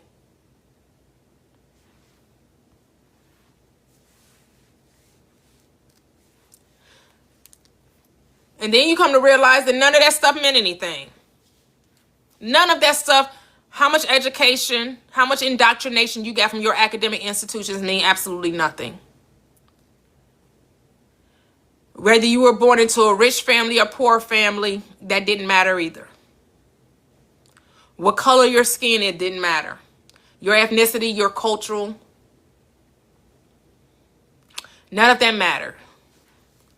The only thing that matters is what you thought about yourself.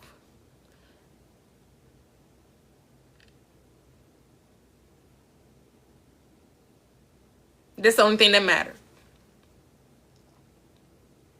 There are people that were successful with an education, with a degree, and there are people that's successful without it. There are people that's unsuccessful with a degree, and there are people that's unsuccessful without it. So then what's the key? If people are successful with a degree and successful without the degree, and there are people with a degree that are unsuccessful, and there are people unsuccessful without the degree, then what is the common denominator then? It would have to be belief in oneself, how someone saw themselves, that they didn't let the outside determine the inside. They didn't let outside circumstances determine what was possible for them. Yes, identity, yes. Self-concept. Oh, I've never heard of the flea experiment, AH. You say it's similar to the flea experiment?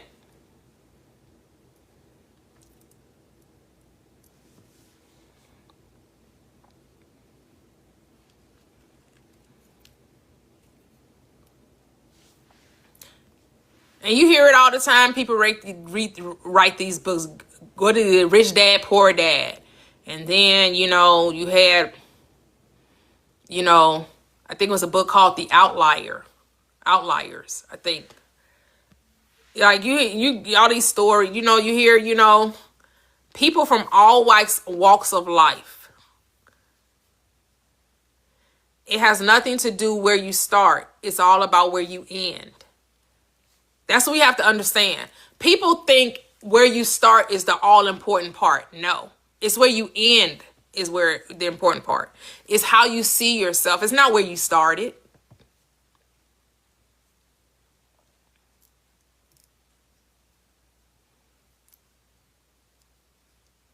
Yep.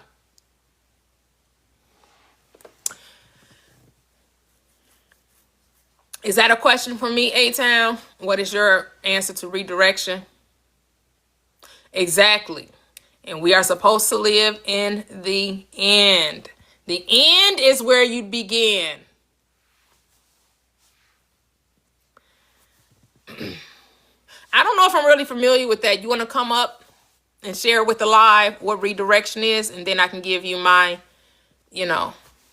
opinion about it.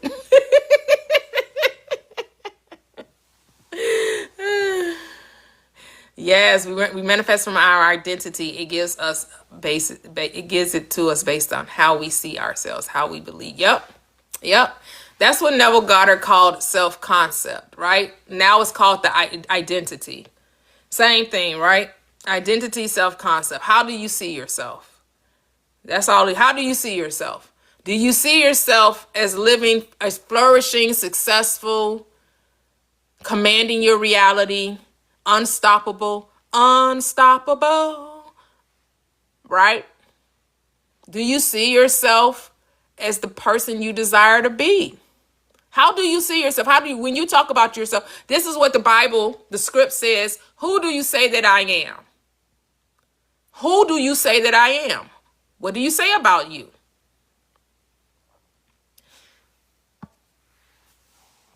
And you just have to be honest about what are you saying about you.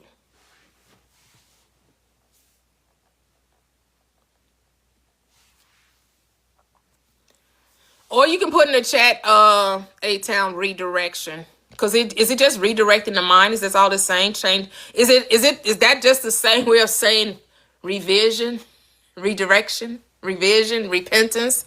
Is that all the same? I know we come up with these quote unquote new terms, but it's just like a new way of saying the old thing, right?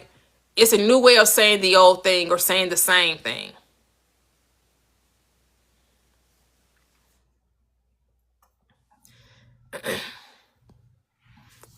Hello, sir. Salute, salute. How are you? Great, great, great. How are you?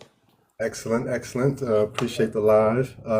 Yeah, so basically redirection in terms of being malleable or adaptable to just that three directions. So, for instance, somebody going to school, somebody, having certain aspirations, as you mentioned, and then to come to figure out, they're on something else, or they had to, or case in point, somebody got fired, that led them to creating their own situation, or so in between that the first stage, when you saying that they just need to decide. So is it saying that there isn't failure or there isn't acceptance of what is not to come of that? You know what I'm saying? As far as schooling or whatever that first phase is. Does that make sense? Yeah, so you're saying that they realized that what the schooling wasn't for them, maybe. Or whatever, just in redirection, right? You don't know what's to, you don't know Well, what's only to happen. redirection only comes from a change of mind, correct? That's Okay, not so where only you're going to be redirection comes from redirected a change. is you're changing your mind. Well, I'm speaking from circumstances, you know what I'm saying, where circumstances may redirect you, Here's the where thing. certain, So, are the yeah, circumstances? So, at the end of the day, I guess it doesn't matter what caused you to change the mind, right? right, Because are you so you have scenarios where okay, I'm deciding to go to school and get a master's degree or a master's degree, right? But some things happen in my life that some circumstances occur that make it seem like it's an impossible task, right? Maybe I lost a loved one, maybe an accident occurred. So whatever the reason is. So now you're at a crossroads, right? Are you going to remain faithful to the end and not let the circumstances dictate? Or in your heart of hearts, you really didn't want the master's degree. You were just doing it because it was a means to an end. right. So it's still considered the middle.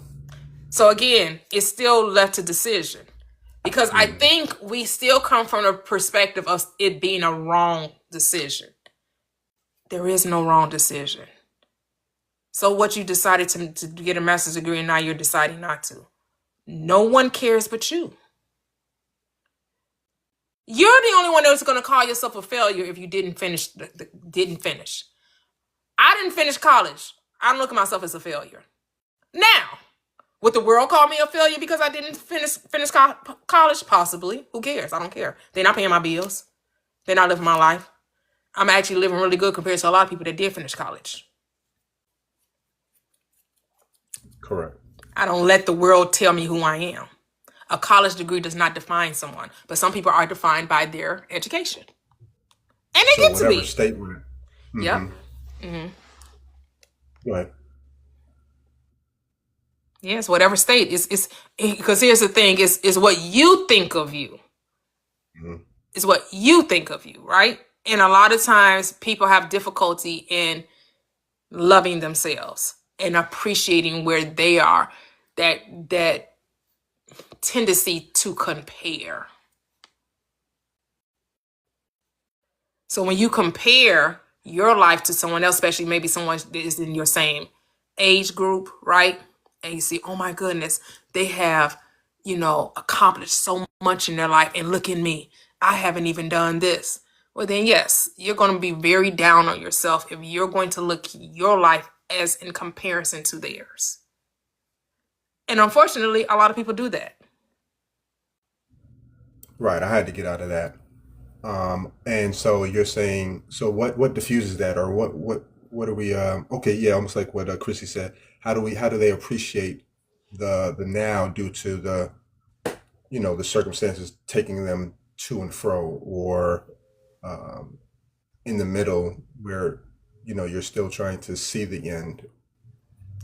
Yeah, I mean, so did I ever feel a way? Because there were people around me that I went to school with, my age group, and they finished, and I didn't. I didn't care. To be, I really, for real, did not.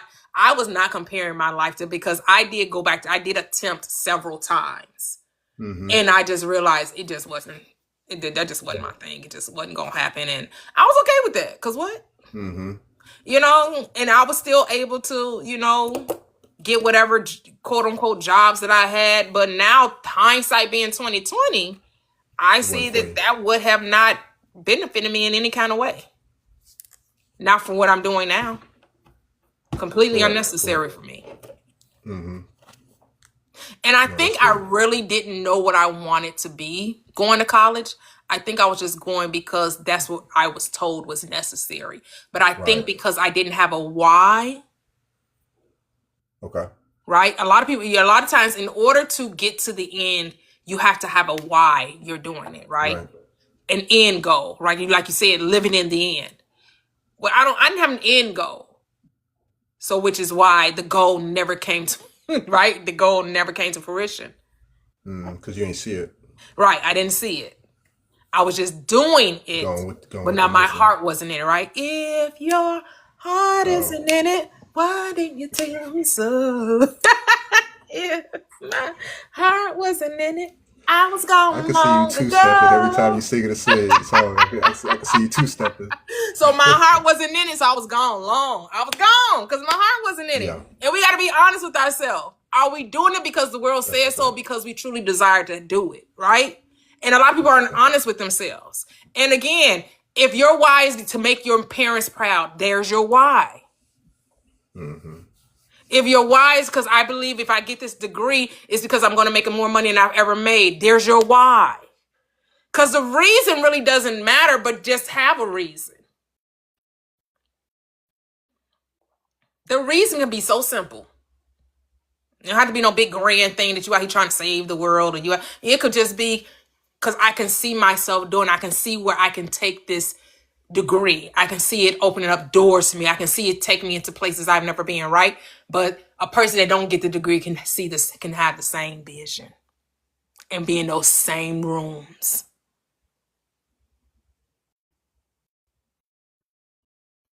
Yeah, that's a fact. Yep. So like Janae was saying, and what Neville Goddard says, so she's saying identity, Neville Goddard is saying self-concept is the same thing, right? And the Bible says, who do you say I am? Same thing. What do you say about you? That decides your path in life. What you say about you. The self concept. Yep. Yep. So what are you saying about you? And a lot of people, I believe that's what people have to sit with. Like really, really sit with yourself and say, what is it I really want? I did too because it was so embedded, and I don't even like to really revel on whatever the past was, but Mm-hmm. I was ingrained into just not thinking bad, right? Not thinking Mm-hmm. evil, not thinking lustful, not thinking, you know what I'm saying, in the program of just making sure I don't think evil, quote unquote, or don't think negative. But then on the other side, I got the whole I am space completely empty, Mm. right? Not having no real clarity, and being engrossed in that and being, so indulged. And that's where I've kind of like switched to. I now invest a whole lot more time into what I want, what I, into what I am, rather than what I don't want. So I think that has really kind of changed my perspective and my expectations too, because then my action is more so aligned with that, more so because when you don't think of what you don't want, you kind of get whatever. Mm-hmm. It's a little like a little buffet almost, Right. where you don't know what you're gonna get, and That part, yeah. um, so yeah, so no, I definitely appreciate it. Yeah. Yeah, yeah. You made me when you were talking, I thought of the script that says after the I can't remember if it's the woman of the house or whatever, whoever after the house has been swept and garnished, has been cleansed, Oh and yeah, you they come don't back. feel it, right? Those devils come back. And it's more than those what have been swept out of there, right? Because you didn't Hmm. feel it. Hmm. You didn't feel it like you said with the thing you wanted. You got rid of everything that you didn't want, but you didn't feel it with anything. Correct. Got the old And so furniture clean. now all of the negative, all of the doubting, all of the fears, all of that thing, all of those coming, and then then you're worse off than when you first began. Because you didn't feel it with the joy, with the peace, with the love, with the harmony, with the thing wanted. Because we fail to realize that yes, you have to choose what you want. You do have to decide what you want. All of these people that are proponents of the take no thought, that means don't try to figure out the how. It does not mean that you're not supposed to be using your mind to create your reality. Say that again. You're not supposed to use your mind to create your reality. I'm saying that okay. So you hear people say, get into meditation and don't think about anything, right? Have no thought. Let the thoughts just. And I'm like, y'all BSing people because you are thinking. I don't care what anybody's saying. You're having focused thought, but you are having thoughts. Because to say that I was in meditation, I got quiet, and then I got a download. Well, isn't a download a thought? Like, let's stop it. So, so I'm saying that it's not about not thinking, right? It's about not trying to figure out the how. That's when the Bible says take no thought, it's telling you not to think about the how. It's not saying that you shouldn't be creating your reality. Because how is your reality created? Through the choosing of your thoughts, right? Yep. It's because when you go in meditation, it's not that you don't want to have any thoughts, it's that you want to focus your thoughts. You want to gain control over your thoughts. You want to shepherd your thoughts. Man, I was reading this one book was saying your thoughts are like sheep, and our what is it the what is it the subconscious is the shepherd, um, or one of the two. But it was saying that your thoughts are like sheep, almost like the one, and they were saying just like a shepherd, you want to make sure your sheep is all together or in line, and you oh yeah, it was saying almost, it gave the analogy of Jesus being our shepherd, but it was saying that we are the shepherd of our thoughts because we are God. Um, but yeah, no, that's a good. I appreciate you breaking that down because I think sometimes in where there was some type of switch or something that again, where it was like, don't due to you don't want to get either too excited or you don't want to get overdrawn into your, I guess that quote unquote desire, um, either for maintenance purposes, right? You want to maintain status quo where you don't want to get let down by even your own, Interesting. Isn't that a your own limitation? situation. Isn't that a limitation? No, What? it says What? it is. Wait a minute. Wait a minute. So I It- can't be it- too excited about the thing I want? Say what now? yeah, yeah, and Like I don't what? know So why. again, here comes in the confusion, trying to make you think that there's something that can keep you from your desire. absolutely nothing can other than you saying it can. So they created a law for themselves, and now they're trying to pass the law off to you, telling you, well, you know, if you're too excited, it ain't gonna come. Say what now? That if you expect it too much, Well, you ain't gonna get it. Say what now? Excuse me? so No, you're not gonna get your desire because you want it too much. yeah. And I think because in church you always see people grappling and hollering, but they ain't never get what they wanted. You know what I'm saying? Yeah, And because so it's that's kind of like performative. Because that's performative. That's correct, theatrical. correct, correct, correct. Yeah. And I'm going back in my 20 Mm-hmm. years, 15 years ago in terms of like why the programming, why I was never able to just indulge into. I'm always doing certain things and it could be of certain accolades, but it's not necessarily the fulfillment, right? You're getting jobs, you're getting, you get hired, right? Or you get, um, just minuscule things that is just like, to me, it's just seem mediocre. Like if my God is abundant, or if I'm abundant, if I'm this and that, I'm not going for I'm going for the big things. You know what I mean? And that's where my mind is at. But not saying that there is anything different between little or big, but just saying like in my mind, I want the jet, I want the, I want the, the yacht, and where's my butler, those type of things that bring a more easier quality of life, and what I would think that we here for. Mm-hmm. But when you do get ingrained into the struggle, the whole, again, performative, or you got to prove, or because you ain't in, certain things. So, no, that's good. I thank you for demystifying that, because, yeah, I don't really regulate with that anymore.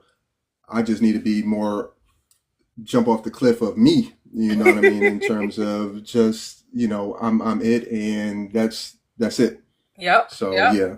Yeah, we have to realize we're the creators of our own law. And if someone else says this is what the requirement is, understand that's a requirement for them, and you get to tell your own story. People try to tell a story and try to make it applicable to all. No, that's only Hmm. applicable to you. Take the Hmm. limitations off. Yeah. And I started seeing that in microcosms where it was like, in just certain instances, like, well, you got to keep a job, or the 40-40-40 club type situation, Mm. or the, well, one of my spiritual moms used to tell me, well, you never go after a bird. You never, wait, what was it? You never, if you have a bird in hand, never go after, or if you see something about, Oh, a bird in you the hand always, isn't worth more than two in the bush. yeah, me. I'm going for the bush. If it's not what I want, I always had that mentality, but I never knew where it came from. But just to know, like, that was just a piece of just that I wasn't even accepting my abundance, because I was more ingrained. I always had a spiritual mom.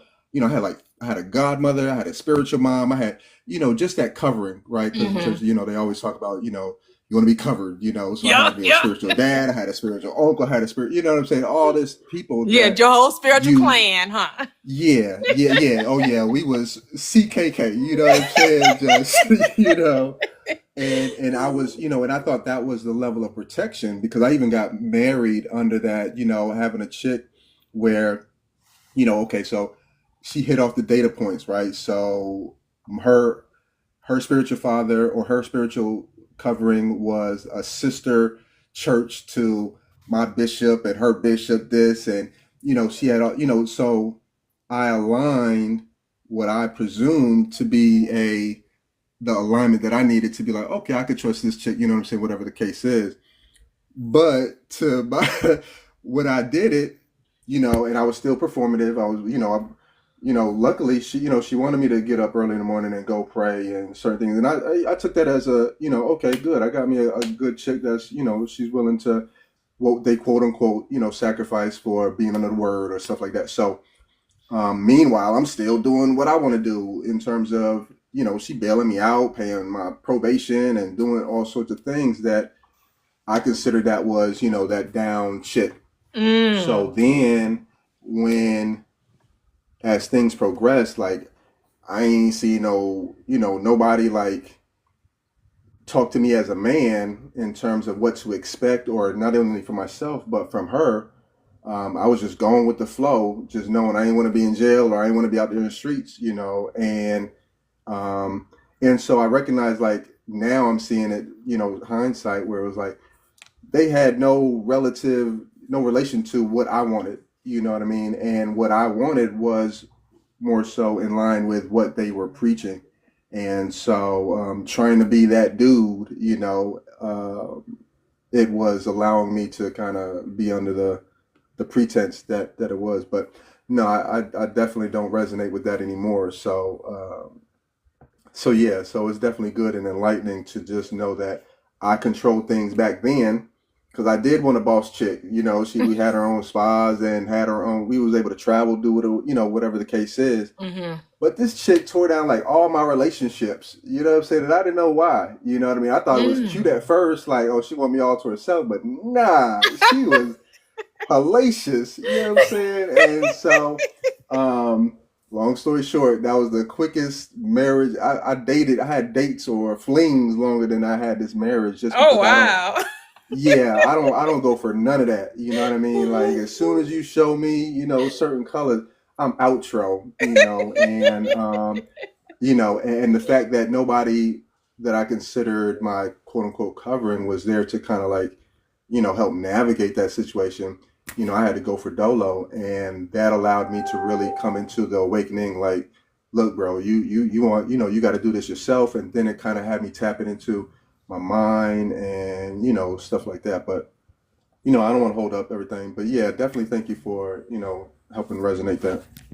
Oh, cool, cool, cool. Thank you for sharing. Thank you for sharing. Yeah. Yeah, for sure. When we talk about performative, we're saying that it's not transformative. Performative means you're doing it, but there's no transformation. There's no true transformation. Like the screaming, the hollering, the passing out, the rolling out, that doesn't change anything. God is not moved. Your conscience is not moved because you're crying and screaming and passing out in church. You're transformed by how? The change of mind. So not until you change your mind will you get a transformation of the heart, of the experience, of the outer, once the inner is changed. So that's what I mean by it's performative. That we're doing it because they told us this was necessary. They told us this is how we praise God. They told us this, but it did not bring about a real change in your life. It just gave the appearance of devotion, right? Let me look like I really love God. And not saying that they don't really love God, but they want more than just the love of God. They want the things of God, right? They want the abundance. They want the peace. They want the love. They want all of those things, but crying out and passing out doesn't bring that. Because you can see those very same people crying out, yelling, thank you, Jesus, crying, oh, thank you, Lord, I love you, Lord. And as soon as they get up off that floor and into that lobby, they cussing your ass out. Like, what the hell just? They were mean as a junkyard dog. It was, and I was up there like in terms of like And not saying that's wrong. the No, I'm not saying it's wrong either. I'm not saying that it's wrong. right, I just right. know that a lot of people didn't leave changed. The same people was in a prayer line every Sunday. Nah, I mean, all I caught was bad breath at the altar and spitting, hooting and hollering in my face. And for me, it was like I thought the trying was the effort of me trying to be that, because I came from a very different background. So it was like coming into this church thing was like, okay, let me give this a try because I know I need to get something right, right? My parents, God, godmother, all these people in church, whatever. So it was like, okay, something's got to be right because they seem, like they got it all together.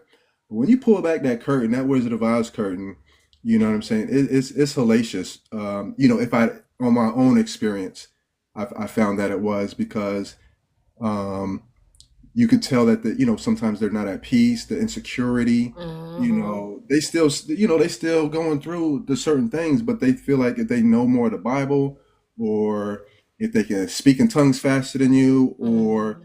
if they can, if they do the Daniel's fast, you know what I'm saying, or whatever the Right, case right, is, right. like they Because just again, it's nothing against the state that they're in, right? We're talking about the state that the people are in, not the people themselves, right? It's the state that they're in, right? So they don't okay. even realize that they have the form of godliness, but denying the power thereof, right?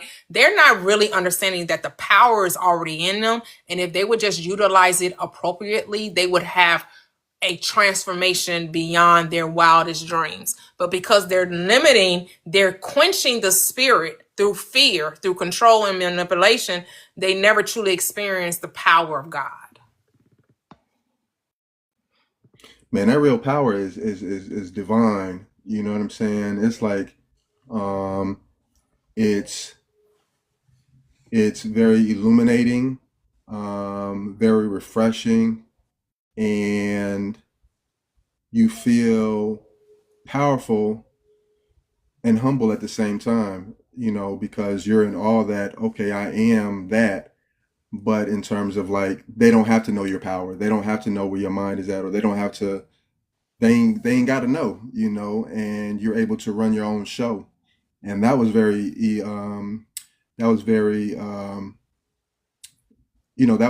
that's what kind of like took me over, like, oh, okay, I'm good. You know what I mean? Like very, I forgot the words on the tip of my tongue, but very relieving, towards where like nobody has control, or nobody has to have control, or nobody has to have a certain approval on just the relationship with God. You know what I'm saying? Because they feel that that relationship is like, you got to go behind the holies of holies and all this other stuff. In my experience, it was so performative to where it's like you get ingrained in it, and you feel like, you're the doing, or you're trying to be that, but you was just trying to be approval, or it was just trying to, Going along to get along. Monkey see, monkey do. This is how correct. you show true devotion to God. This is how you truly show appreciation. This is how you truly worship. You got to get on your knees. You got to be willing to fall out. You got to be willing to cry, snot, tears, hoping God hears you, hoping God don't pass you by, hoping that God, just winks at you a little bit, and then you understand that the word is God, literally. And all this The time, word we've is been inside the God. wrong Your situation. word is God. You are God in form. And that's what we're not told when you're in a part of religion. Facts. Yep, begging. Yep. And Janae, how you move from wanting to from desiring to wanting to having, just decide. I'm telling you, you just have to decide that you do, and then keep deciding. Keep deciding. Keep deciding. Right? You keep, like when they told me that I knew that was some beat. When they told me I was declined, I was like, "Oh, you got to be kidding!" I knew that rubbed you was the a wrong phone way, call. huh? Like, stop playing with me, right? But I didn't call like because I said I was gonna give them a call and ask them to reconsider, to look over the application again, right? But I didn't, call it like cussing them out or getting mad or upset. I was just like, okay, yeah, they told me I said, well, yeah, I had read the declination letter. I see what it was said, but, I have another card already by Chase or what have you. And I was like, I would just be willing to swap the cards out, right? But that wasn't even necessary. They called me and told me that I was approved and that what my credit limit was. And then I asked them, okay, did I have to close this card out? They was like, oh, you're asking account specific things. We don't have anything to do with that. I'm just here to tell you that you got the card. Oh, okay, thank you. Bye. That's dope. I mean, and we think it has to be harder than that. We were told it takes more than that, right? We were told that the decision just isn't enough, but the decision is all that it takes. That's all it takes. Decide that you're whole. Decide that you're worthy. Decide that you have it. Decide that you're enough. Decide that you're loved, loving, and lovable. Decide that you're abundant. Decide that you're prosperous. Decide that you're successful. Decide. That's all it takes. A decision. A decision to be different. This is what I was talking about when you was talking about people saying that you can't want it too much. I said you got to want it so bad that you're willing to change. That's how bad you got to want it. That you're willing to think differently about yourself. You got to want it so bad, the script says, you got to pant after the water brook as the heart pants after it. My heart pants after you as the heart pants after the water brook. That is willing to die to itself to get to the water. It's willing, like the moth to a flame. It's desiring so bad to be a part of that flame is what? Willing to become with it, which means what? It dies to itself to become a part of that flame. Yeah. I think I'll let State of Myself go ahead. She had a question. Why do you have to do? I'll let her. State of Myself, you there? Well, it wasn't really a question. It's just some people act like it's easy when it's really not. Because some people have different circumstances. I'm not trying to be rude. It's just, oh, and I want to say hi. But Hey. yeah, Oh some people dear. have different circumstances. Some people don't even make sense sometimes, and they don't even help people. They just think like they just so harsh on people to think, damn, you still ain't got where you needed to be, and it's I don't understand it either. If it was that simple, why isn't it here already, even though it's here, quote unquote? Where's it at? I'm You not mean telling like you. they? I mean, I get You what you're mean like they saying, jump but it's in? not here because you keep saying it's not. Because you don't want to enjoy the journey. You want I Dream a Genie experience. You want here's the thing. You're in the physical for the purpose of experiencing physicality. If you want an instant manifestation, you would have stayed in the spirit. But you're in the physical to experience progression, to experience the unfolding, to experience the flower coming up out of the ground and blooming. To when you decide to have children, you want to experience the development of the baby in the womb. You don't want to say that you're pregnant with child and then tomorrow the baby's here. You actually want to feel the baby grow up in you, develop in you, that the belly gets big, that it is fully formed and developed. Don't. Right? No, You said no? I don't want to. I'm tired of the progress process. I've been Oh.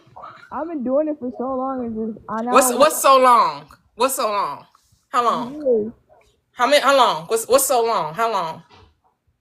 Um, I'll say till 2021.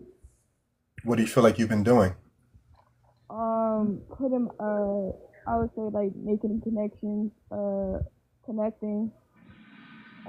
Asking for help, asking for funding, and I didn't get nowhere. And then Hmm. I didn't have the best environment and the best support, and it still didn't come. I affirmed. I changed my mindset. Hmm. Still nothing. And I was just like, bad. What was the mindset? What did you change your mindset to? What do you think? What do you think you changed your mindset to? Seeing things differently. Like maybe it's just not my time right now.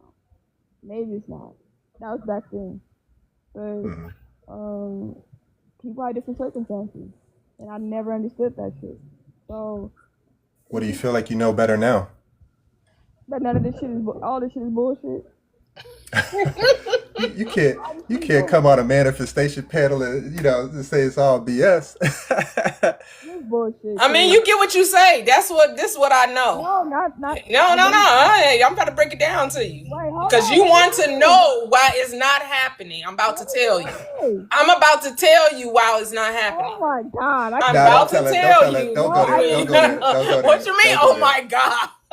Don't go there. Don't You go there, said Anna. you want to know. I'm about to tell you. No, I wasn't finished on what I thought was bullshit. Oh, go ahead. Yeah, it was nothing what y'all was saying. Manifestation is real for sure, 1,000%. What you're saying is 1,000% real. I'm saying what I thought before, that you had to have morality, that you couldn't do crazy shit. But one thing I thought was bullshit is the matrix itself is bullshit. I Wait a don't minute. know. Wait, I can't hear you. What you say? What you say was bullshit? The matrix itself is bullshit. Why other people got different circumstances.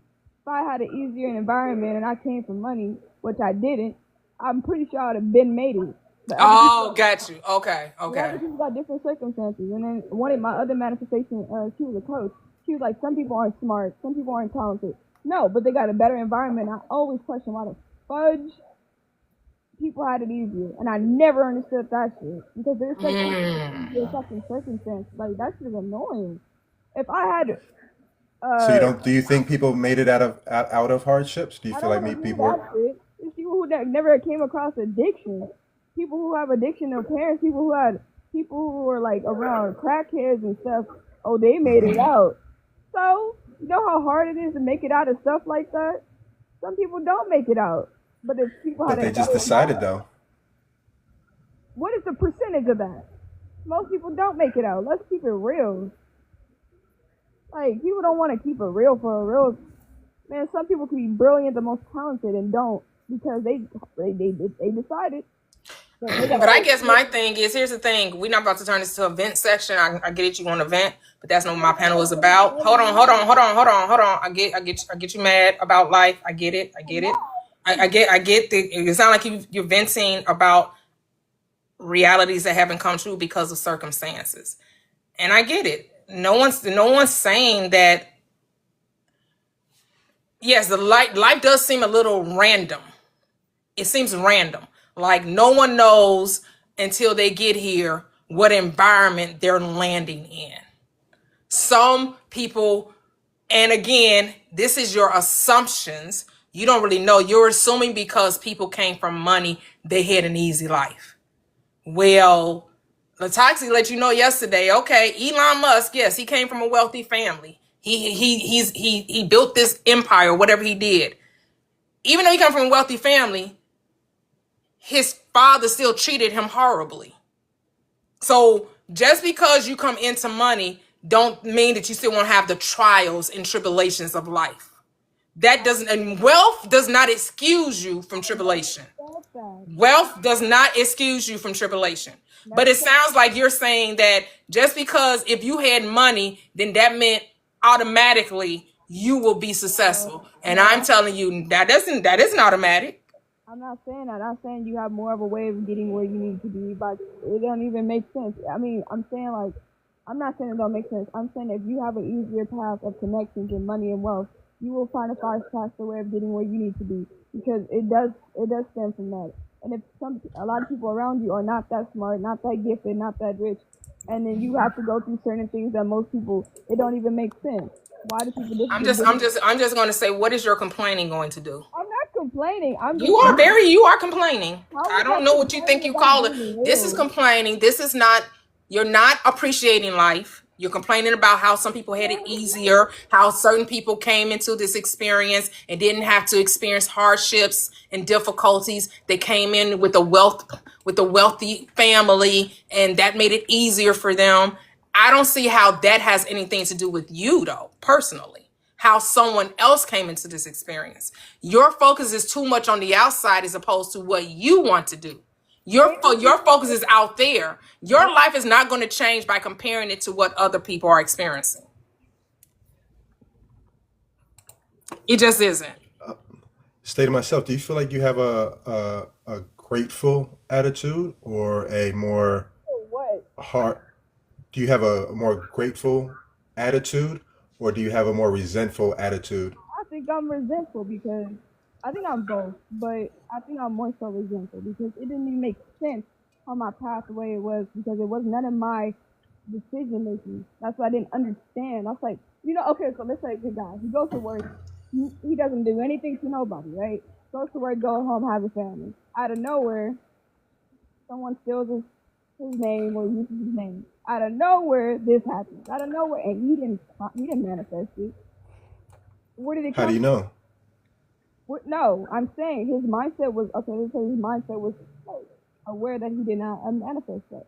Where did that come from? Do you think it's possible for stuff to happen like that if you didn't, like, if you're conscious of not doing it? So he had a great mindset. So where did it come from? Because you have no control over what life throws at you, correct? How do you know what his attitude was? His attitude would have been grateful, appreciative, Mindset. because you're able to see certain things differently once because resentful closes up opportunities. And I know this like I know the back of my hand, where our attitude and our perception does change how we see things, to where if you are resenting things, it's more of a hard press to where you're not even looking or you're not expecting. And then when you're grateful, it's almost like the world opens up to you to where you're able to, your mind is able to turn those wheels and also those expectations. And then in turn, it kind of reciprocates back to you to where it's like, okay, I do have the confidence to do that, or I do have the courage to ask for this particular assistance, or see the best out of any situation that you're in. I come from a hustler background, and we had to see opportunities in every little thing, to where now I'm ingrained in it. But at the time that it wasn't, because I was upset like you. I was in jail. My lady friend, she, left me with, told me that, sent me some pregnant pictures in jail while I'm locked up, and I was never to see her again. You know what I'm saying? Like, we looking for her, and no real people, and the jail lost me most of my information. So I'm thinking like, and then I'm locked up with felons. You know what I'm saying? You ain't gonna catch a misdemeanor dude wanting to be locked up with felons that got lifers. You know what I'm saying? That's like that is the most scary thing, you know what I'm saying, in jail almost. But I'm just saying that to where it's like when you get out of whatever situation you feel like you're in, if you see the possibilities and you see that you're grateful for that situation, whatever did occur, okay, I didn't have this or I didn't have that. Now I'm able to go into it more empowered, saying I'm going to do whatever I got to do to make it. Because to me, it doesn't feel like you've exhausted, and not even exhausted or tapped into your appreciativeness of who you are as a person. You said you're this, you're that. I hear a lot of accolades that you feel like I ain't gonna say like pump yourself up with, but the air that you put on that you're this and that, can't no dudes fool with you or on your level per se.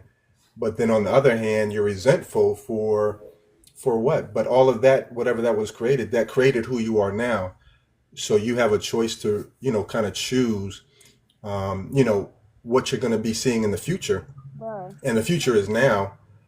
So I would want you to kind of, if you when you do come, come to where we can appreciate life together, to where it can be a little bit more constructive, because that way we'll even be knowing that you're at that point where you're accepting and you're looking for that. Because I think what's a block is that you're not wanting to, the reception of um, the opportunities, and you are the opportunity if you really realize that. Because there's going to be people that's going to come across you that's going to need to hear your story. Y'all, I didn't have this. I was on these lives screaming and hollering. These people still loved me past, all the stuff. And I made it through. All I had to do was decide, or all I had to do was believe in myself, or all I had to do was certain, whatever the case is. That you got to know your story is not just for you, right? I'll just let you know that. But yeah. Thank you, A-Town. Love the way you delivered that. Are you receptive to that? Say to myself. Yeah. All I Yeah. understand, people have different experiences and different paths, and I never understood why people had different paths. Never said manifestation wasn't real. I do believe everything y'all saying, 100%. Never said I was venting. Never said I was. So your challenge is, why do people come into this experience and some people have it hard and some people have it That's easy? Is what that I what you're said. saying? Is that what you're Yeah, saying? yeah. So like, there's a person right now who's a great person. He lost one brother, family, and then there's an evil person. Well, I think she's been to be evil, by my perception, because no such thing evil. Rude, disrespectful, past everything, and I never understood that. Right, because this world is not built on morality. That's what I'm saying. That's why I said like this is all some bullshit, man. Yeah, yeah. Here's the thing. Since you know this now you know that this world is not built on morality. What are you Okay, going to do with that information? I don't know. I don't even care anymore, man. Oh, okay. Like, it's nothing to care about. Cause like, hey, if I knew I wasn't a bad person. I knew I was a real woman. I was who I needed to be, and it's like there's nothing for me to say. Cause like, damn, I thought I was. Well, I'm not trying to just. Oh, I'm a good person. I deserve my flowers. No, Do I you just do you have love to. yourself? State of myself. Do you love What does that yourself? question have to do with this? Say that again. What does that have to do with this? Because if you loved yourself, right, if you loved like your animals or plants, or if you loved anything around you, you're going to water it and take care of it to where it produces good, right? So almost like I don't know if you've seen like the water experiment or the flowers experiment, where if they talk to it, it's going to come out, if you yell resentful stuff or bad stuff to it, it like darkened. And then if Yeah, I'm you just faking it to where I'm gonna be. I'm gonna keep it real. Like manifestation, I believe in Toyia 100% is the best friend, whatever. I wouldn't know coach. I don't call it coach, but like she's 100% right about everything. I ain't gonna tell. But the thing is just like I literally have to let all the stuff that I experienced in my story to go away, and it's been hard. Right. I know for a fact Cause y'all think it's so easy, but I It's promise. not. I don't. We don't say it's easy. What she's saying is easy is the application to apply to wherever you're at.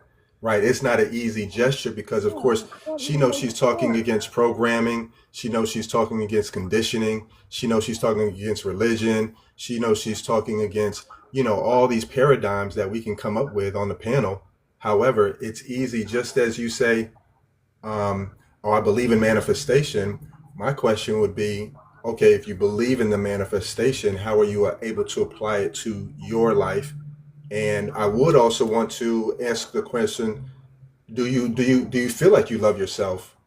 Right? Do you if you were outside of yourself, and you were able to look at yourself, do you feel like the way you treat yourself, the way you talk to Yeah, yourself, do you feel like that would be a love, or do you feel like that would be like a yeah. I love you myself said? more than I love anyone else in this world, and I would always choose myself. I'm just saying that has nothing to do with what I'm thinking about right now, because I'm thinking about people who were homeless. Because I remember, I think his name was Harp or something. He comes up here. Like he said, it's not our job to think about homeless people or people in need. We just have to focus on ourselves. Now I'm like, bruh, that is, I know like what he's talking about, but like, bruh, that could be you. Even if I'm not homeless, it's just like, I just don't understand this world. I don't like that. It is, okay, I think my opinion is I don't like that it's not based off morality. Right. That's what I don't like about this world so much, and it irks me. Because I know for a fact most people who have more than me, quote unquote, are not smarter, not better looking, don't have nothing that I have possessed in me. But they got further somehow based on who they were born and aligned to. And it doesn't even make sense. So I am angry. Yeah, because your focus is on the outer. That's why Kevin said that. Because yes, if I spend my time watching the news, going down Broadway Street in Chicago, went on Broadway, and I went downtown and saw the people living in tents and living outside. Yes, that kind of stuff makes you angry and it makes you question, why are these things happening? Why are these things taking place? Yes, it does bring out the humanity in you. But when you understand that you're not human, but you're having a human experience, and every being born of woman has a choice. It's just every being don't know that they do. And see, here's the thing. You're coming from the aspect that they don't have a choice. And I'm telling you, oh, they do. They may not realize that they do, but everyone has a choice on how they're going to think, regardless if they're aware of it, regardless if you're aware of it, regardless if you know that you have a choice or not. And so what I cannot do with my life is sit and complain and be mad about someone else's journey. How does that help my journey? By me being mad where someone else's journey led them to. The best thing I can do on behalf of another is to not see them in that state. To use my mind to see people is already whole, to not see them as homeless, but maybe give it a different perspective as maybe they don't want the responsibility of a house, that they're seeing the earth as their home, that they're freer than you ever could possibly be because they don't got no bills, they don't got to water and cut no grass, they don't got to pay for water, they don't got to pay for heat, they don't got they're living off the land. Mhm. It's all perspective because our reality is our perspective. But why do some people have an easier circumstance than others? Why does it matter? Because it does. Do you It think you're doesn't. out of a It nail full doesn't. of sharks if you're around a bunch of sharks? And if someone's not in around a bunch of sharks, obviously Can you're I wrong. say something real quick? Yes, go ahead. I just wanted to say to myself, it sounds like you're in the stages of grief, of just feeling angry, Yeah. and that's understandable. I think, I mean, I know for myself, I definitely went through that, but I probably went through that at a younger age than you. I too, witnessed a lot of people around me who were very wealthy, even though my family wasn't wealthy. I saw how they lived. They had pools, they had, everything. I mean, the big houses, everything. And these people were not good people. Some of them were not good people. Some of them were. But my point is that, like, I definitely understand the being upset and angry about it. When you get tired of being angry, then you'll get to the point of saying, well, now what? What am I going to do next? Yeah. Or how is this going to affect how I see the world and what I'm going to do about it? And I think what Toya is trying to say is that at this point, the world is not quote unquote fair the way that we see it as how we kind of like were raised to see it as fair. Yeah, And how does that affect you is the question, right? Yeah. Because no one's saying you shouldn't be angry or mad. You get to, but how long? But think the question is, how long you gonna be mad? Right? Because it's okay that you're angry. It's okay that you're mad. It's okay that you're saying, well, why do some people get draw the short straw?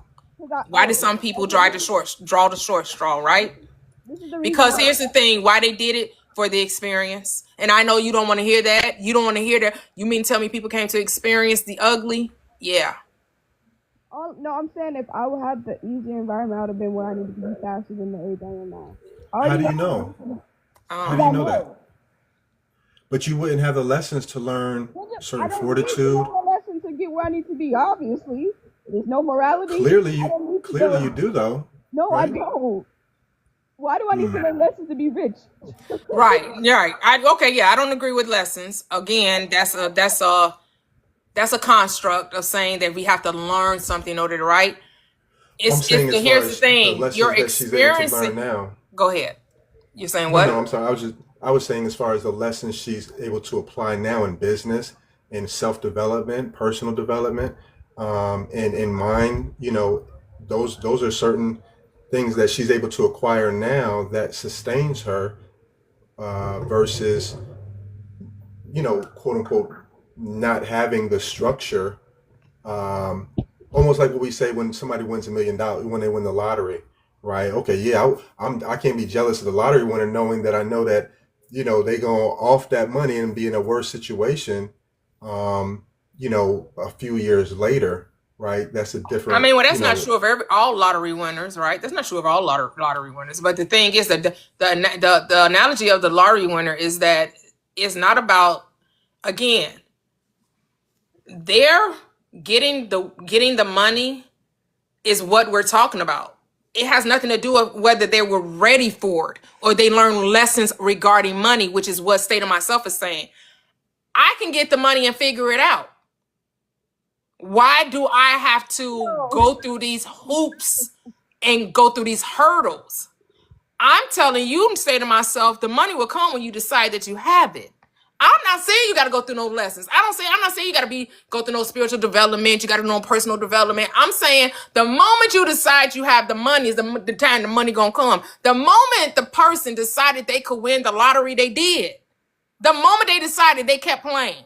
Some people play for 10 years. Some people play for 5 years. Some people play once. I don't know the length of time it's going to take for somebody to believe that they can have a thing. I can't tell you how long it's going to take you to believe that the thing that you want, you already have. Only you know that. I'm telling you, the moment you decide that you have it, that's when you'll have it. You keep telling yourself you don't. You keep telling yourself it's a struggle. You keep saying, well, if I was born in a certain family, if I had certain money, then that's the reason why it's not happening. When guess what? You're right. You're exactly right. Say to myself, the reason why you don't have what you have is because you was born to the wrong family. You don't have the right. You weren't given the right circumstances. You're exactly right. All of that is true. You're exactly right. No, this is what I'm saying. I already know I made it. I already know it's done. I'm saying I feel like if I had a different back then, I would say if I had a different environment and a different upbringing, I will probably have it faster. I'm not saying I don't have it now. Not saying that. Now I'm knowing what you're saying. Would you be angry then? Because why did it? You're not understanding when there's stories that I don't want and I experienced it and it still constantly comes up sometimes. It has nothing to do with what I have now.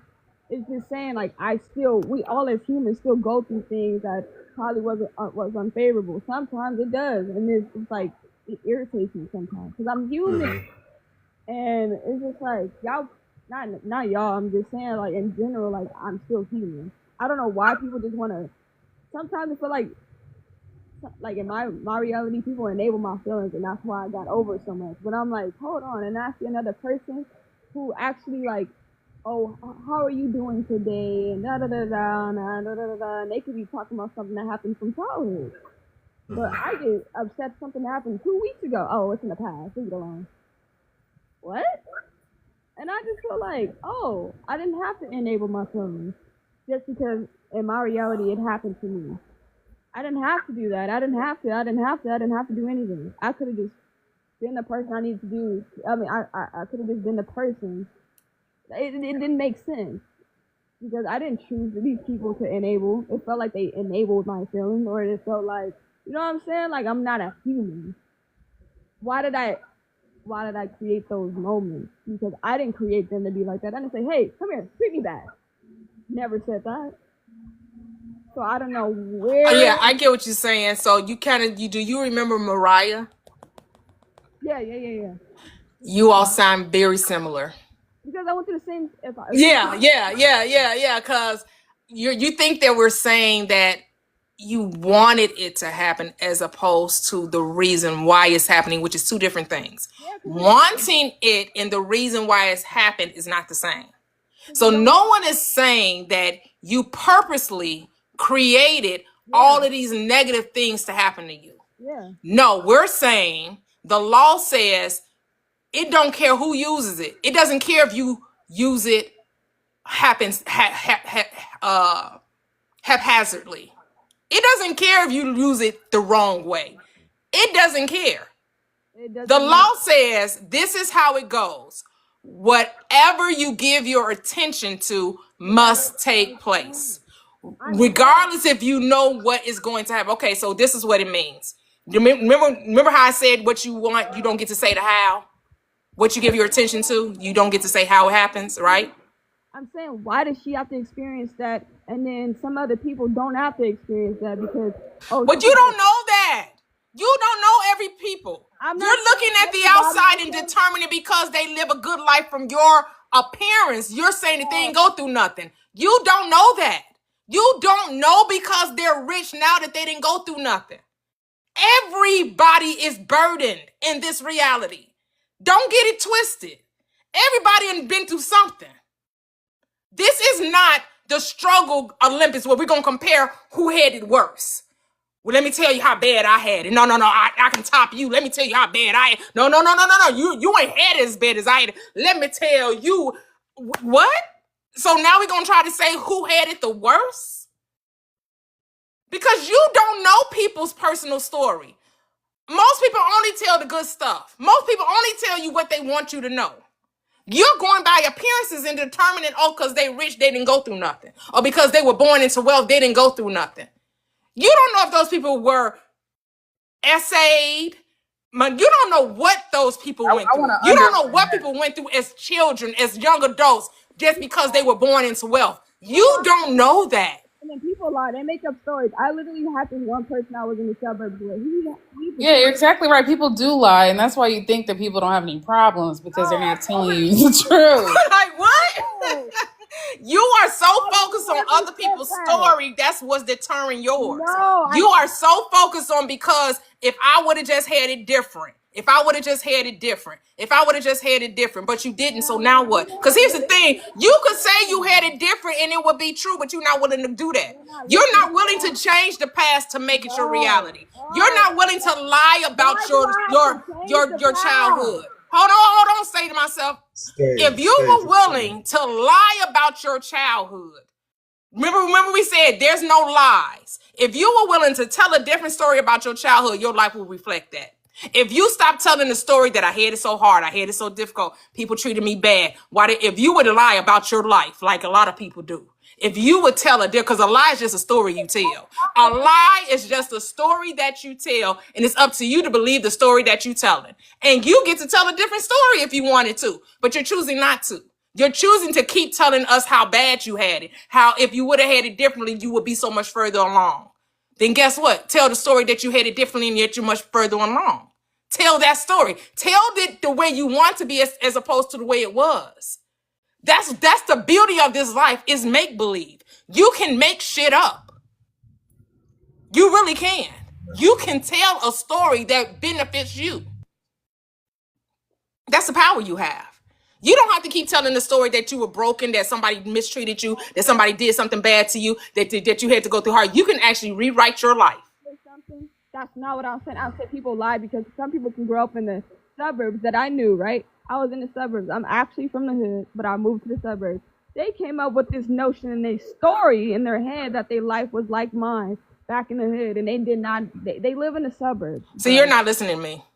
So we can't have the conversation if you're going to listen to what I'm saying. Because right now you're trying to, instead of listening to what I'm saying, you wanting to prove a point. And so then that's where the conversation will have to end. Because that's exactly what I just said. That what you're saying is exactly what I just said. They told a story that they wanted to tell. A story that wasn't even true, that you're calling a lie. Because they wanted to tell a story that you could identify with, they did. But you take issue with it. And I'm telling you, guess what? Just like they lied about a childhood they didn't have, you could do the same thing. You can do the exact same thing that they did. They lied about a childhood they didn't have, you can do the same thing. You can do the same thing. That's a fact. You don't have to keep telling that story that you're telling. Just like you said, when you moved to the suburbs and they told a story that they came from the hood, that they didn't really live that life, you can do the same thing. They're actually telling you the secret to your reality, to how to change your reality. I would tell a different story. I would actually want say to myself to actually like walk her through that, like what, like practically be able to, and I know this ain't no session for her, but I'm just saying, you know, she gets a lot of time. She gets a lot of one-on-one time when she does come up here. And I definitely appreciate it, say to myself, because it allows us to really, you know, sort out certain things. But practice that, you know, like walk us through, like, how would you relive that situation as though it's a lie for the better, or suggesting that it's how you need it to be versus the detriment of what you feel like it is, because right. And here's the thing, you keep telling yourself that story. Mm-hmm. Right, it's about openness. So it's like she's not, say to myself isn't asking for advice. Say to myself just wants to vent. Right? She just wants to say, this is what I'm angry about. I just want you all to listen to how angry I am. No. That's what's going on. You want to, and it's fine. It's fine. I'm not saying it again. This is not an attack. This is not a wrongness. I'm just saying that you're here to tell us why is life so difficult for some people, and it was also difficult for me, right? You want to vent, and you want to, like you said, you want the opportunity to feel human and feel mad. I get it. Because I've been trying to give advice the whole time and it's unreceptive. So I come to realize that's not what she's looking for. She's just looking to vent. And I'm going to we're going to end the conversation because I've let you vent for like past 30 minutes. And I don't think you're going to say anything differently than you've been saying for the past 30 minutes. So I gave you the space for you to be human, for you to be mad. Don't ever think that I'm condemning you or saying that anything that you're saying is wrong, because it's not. You are so right to have your perspective. You are so right in everything that you're doing. There is nothing wrong in what you think and how you feel and how you're perceiving your reality. You definitely get to have those thoughts. You definitely get to have those feelings, because like you said, that's the part of having the human experience, is to experience those emotions, to be honest about how hard it is for you to change your mindset about how the life that you've been dealt, the hand that you've been dealt, and how you feel like life happened to me, not because of me. I didn't make any of these choices. I didn't have anything to do with how I was brought up. And I'm going to say you're exactly right. As a child from 0 to 7, yes, you were told how to think, told how to be. You were programmed. But guess what? Everybody was. No exception. Everybody that came into on this third dimensional plane from 0 to 7, oh yes. They were told how to think, how to feel, how to be, how to see, how to talk, how to walk. What could be, what couldn't be, what was possible, what wasn't possible. Oh, you dark skinned, look for you to be treated the worst out of everybody in the world. Oh, it's going to be colorism. Because not only are you going to get it from the people that are considered white in this world, You're going to get it from the people that's black but considered light-skinned or red bone. They ain't going to like you either. And they're going to look down on you. And they're going to treat you a certain way. And you're going to get overlooked for that. And then don't have an education. Oh, that's another knock against you. Don't be a woman. Oh, that's another knock against you. Don't be of a certain age. Don't be of a certain height. Don't be of a certain weight. The world is always going to dictate to you what you can and cannot have based on how you show up on this reality. At the end of the day, you have to decide, am I going to conform to their perspective of me, or am I going to create my own? And that's the point of this awakening, is to realize you get to take your power back. And you don't get to, I no longer am going to allow society to tell me what I can and cannot be. But that's a revelation you have to come to. I can't tell you that. You have to realize that on your own. And again, yes, as the toxic said, we all go through that. What the hell? What the hell? What the huh? It does appear that some people, again, I don't know everybody's life. I don't know what goes on behind closed doors with people when they go to sleep and what's happening. I'm only seeing the appearance. I'm only seeing the outside. Unless people tell you, you don't know what their life has been like, what experiences they had as children in their young adulthood, and when they got married, and why they got and all of that. You don't. A lot of times, you don't know unless you have a personal connection with them.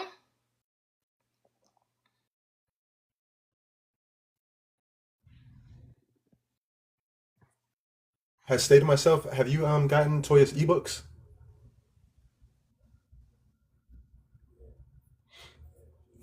Because I think I think little. Yeah, the thing is, like Kevin said, we can't force anyone to, and I get it.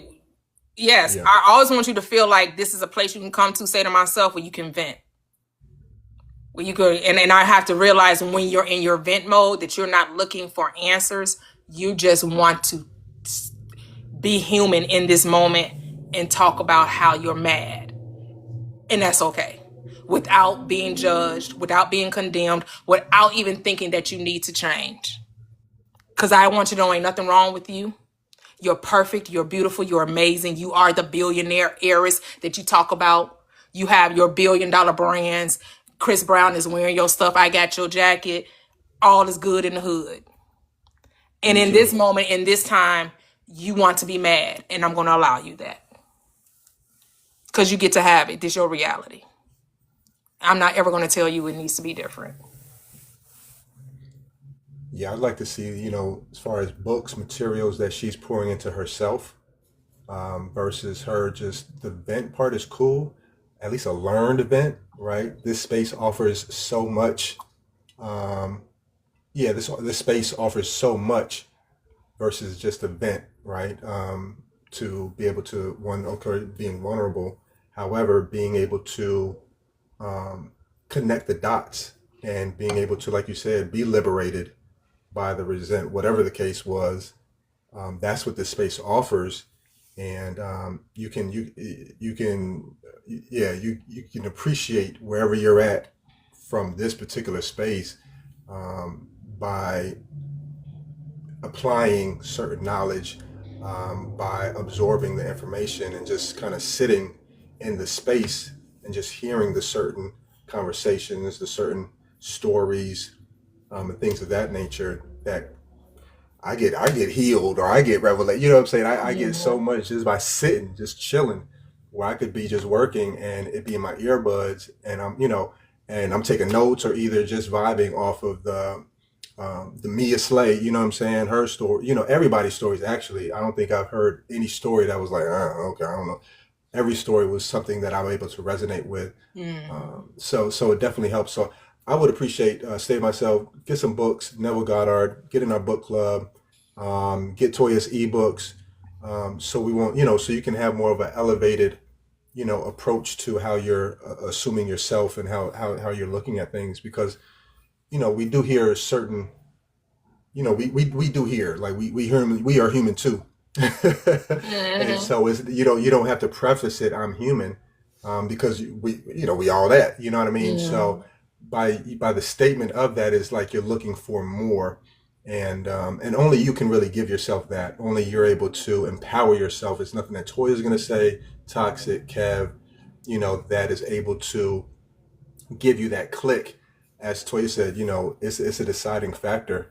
And yeah, I would definitely want you to get Toya's books and tap into some stuff that can really help you out and be open to it, right? Like, okay, I know I need something. What is it, right? Rather than saying, oh, all this shit is it's BS, fuck this shit, whatever the case is.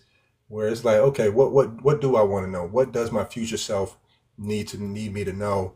Or taking an aspect like that, where you're open, the world is your kaleidoscope. As Toya said, we all got your jerseys, we all got your stuff, you know what I mean? And it's just a matter of time. However, just being able to get over that, just that decision factor, I think can really help her. Um, you know, yeah, it helped me. That's all I got to say.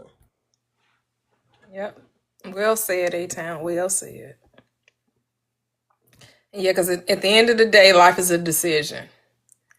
Whether you realize that it's a decision or it's not.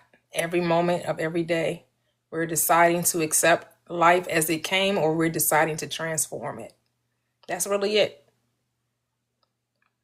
You get to decide. Yeah, when you were younger, you didn't know that you could choose differently. You didn't know that life wasn't something that just had to happen to you. That you could actually command your reality. That's the whole purpose of this platform for those who come into this space, is for us to recognize that the only thing I can do about what happened in my childhood or my young adulthood is to give it a different meaning. Is to see it from a different perspective and live from the moment of now. Now, who do I say that I am? Not who I was 10 years ago, not who I was 3 years ago, not who I was a year ago. Who do I say that I am now? Because now is all you'll ever have. Now is all you'll ever have. That's why I talk about not going back, that whole healing journey. Because when you go on a healing journey, you seem to never get off of it. You always seem to be in a perpetual state of healing. I want you to claim health. I want you to claim wholeness.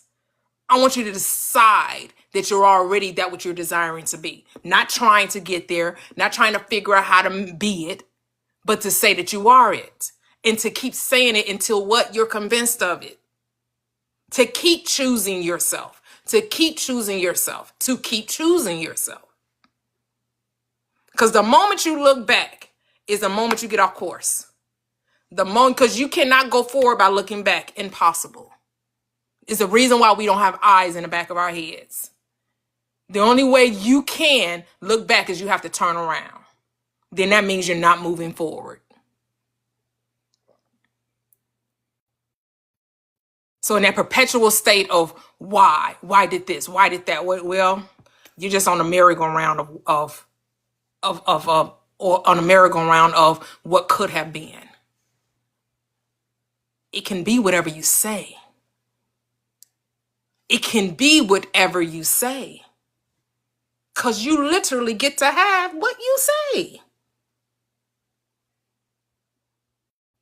And you're always getting what you say. Now, I'm not talking about when you were 10. I'm not talking about when you were 5. I'm not talking about when you were 15. I'm talking about now. I'm not talking about how your mother raised you, how your siblings treat you. I'm talking about now. Right now. Right now, you get to have what you say. Right now. Because now that's all that matters. It's about your awareness now. Not back then. And so forgiving yourself. And the thing is, people find it difficult, but forgiving others. Because understanding that the others are you. That we're one. As much as people don't want to see the oneness of this third dimensional plane, it's a oneness. That no one is separate from you. Everyone is an extension of you. Yes, even the people you call evil. Because all is God. All is energy. Because that's what God is. Energy. Consciousness. Awareness. And we're all it. We're just operating from different states of being. But we confuse the being with the state. States can be changed, the being can't. The being cannot be changed, but the state can. The being is perfect, whole, complete, powerful, all-knowing, all-seeing, everywhere present. The state is changeable. It's malleable. You can move in and out of states. Just like this United States, if I decide to go from California, from Illinois, Illinois still exists. I'm just focused on California. You can move out of poverty into wealth. Poverty still exists. You can fall back. You can forget how you created the wealth. You can think it was the luck of the draw. You can think it was because of something outside of you. But if you know the power of awareness, if you know you created again.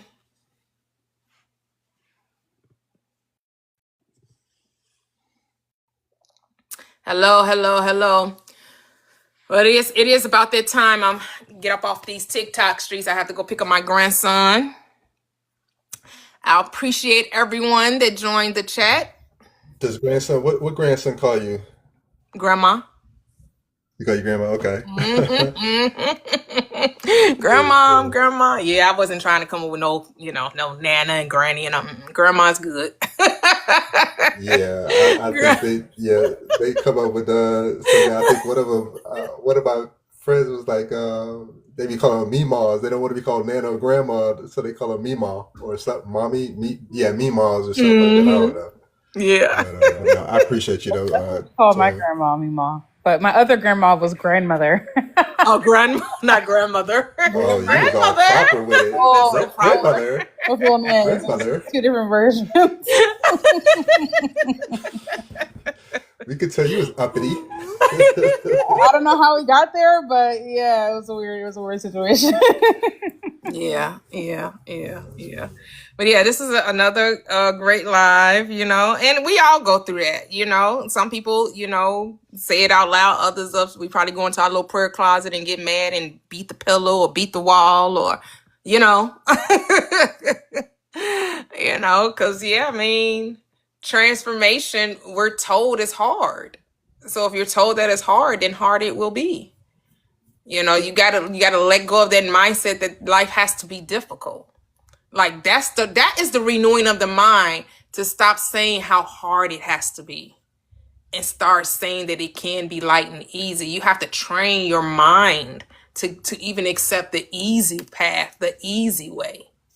You have to transform that reality, because I don't care what space you're in, somebody's always talking about how difficult it is, how much of a challenge it is, how hard it is.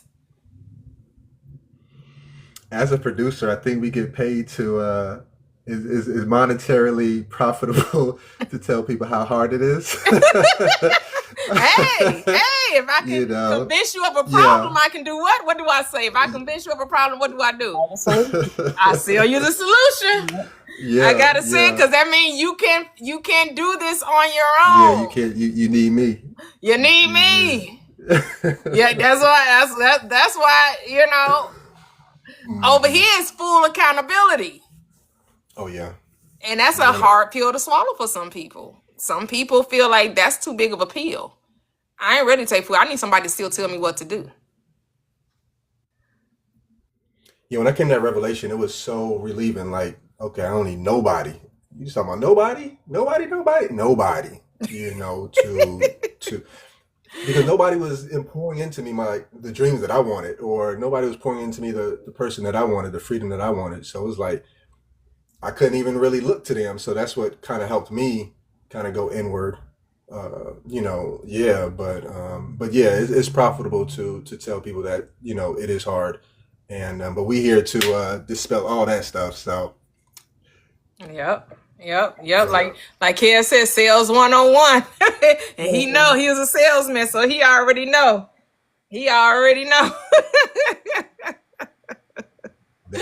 So, yep. I cannot tell you how upset I was when I went to college and graduated, and everything was fine. But then after college, a few years after college, I realized, everybody was taking pills. That's how they were able to stay up and study. Oh, Yeah. oh. Like I was so mad. I had no idea. Had no idea. I was raw dogging college. Okay. It was so rough. Okay. And they all had supplements. Listen, everyone was staying up. I was getting up, going to all my classes. You know, I'm an early bird, so I gotta sleep by 10 or 11. I don't know how these people were staying up, studying, taking these tests, writing these papers. I'm like, what the hell is going on? I had no clue. I was so mad when I realized, oh, people were taking supplements or doing whatever they were taking, whatever it was, right? Wow. I was so mad. I was like, I could have been doing that the whole time and nobody told me anything. I had no clue. I was livid. Because I'm like, I could have literally been, I could have stayed up a couple more hours, whatever, Oh my God. I was so That's funny. I had multiple, I'm sure we all have had multiple experiences like that in your life. You're like, wait a minute. How am I doing this the hard way? Why is everyone else doing this the easy way? What is going on? Right. That's so Pissed me funny. clean off. I was so mad. That's too funny. Oh my It's goodness. one of those things. It's like, there's a million things. I realized, the whores are getting married just like the good girls are getting married. Let me go do my thing. Because it don't matter. None of this matters. It doesn't. It's It doesn't. all It does not really matter. weird. That's what we're trying to say. And I know Weird. that's the part that's like, what? Wait a minute. There are no rules. There are no rules. I know No people want rules. it to be some rules, but there are none. There are none. There are none. Literally. Hold Yeah. on. I'm gonna see if I can get my son to go pick up my grandson. Sorry. No, I'm gonna see if I can get my son to go pick up my grandson. If he does, then I can stay on live a little bit longer. If not, then I'll be peacing out. Hold on. Look at the love. Toxic, what did you go to school for? English. Okay. Yeah, English writing. So my specific topic is nonfiction. So nonfiction literature. Okay, nice.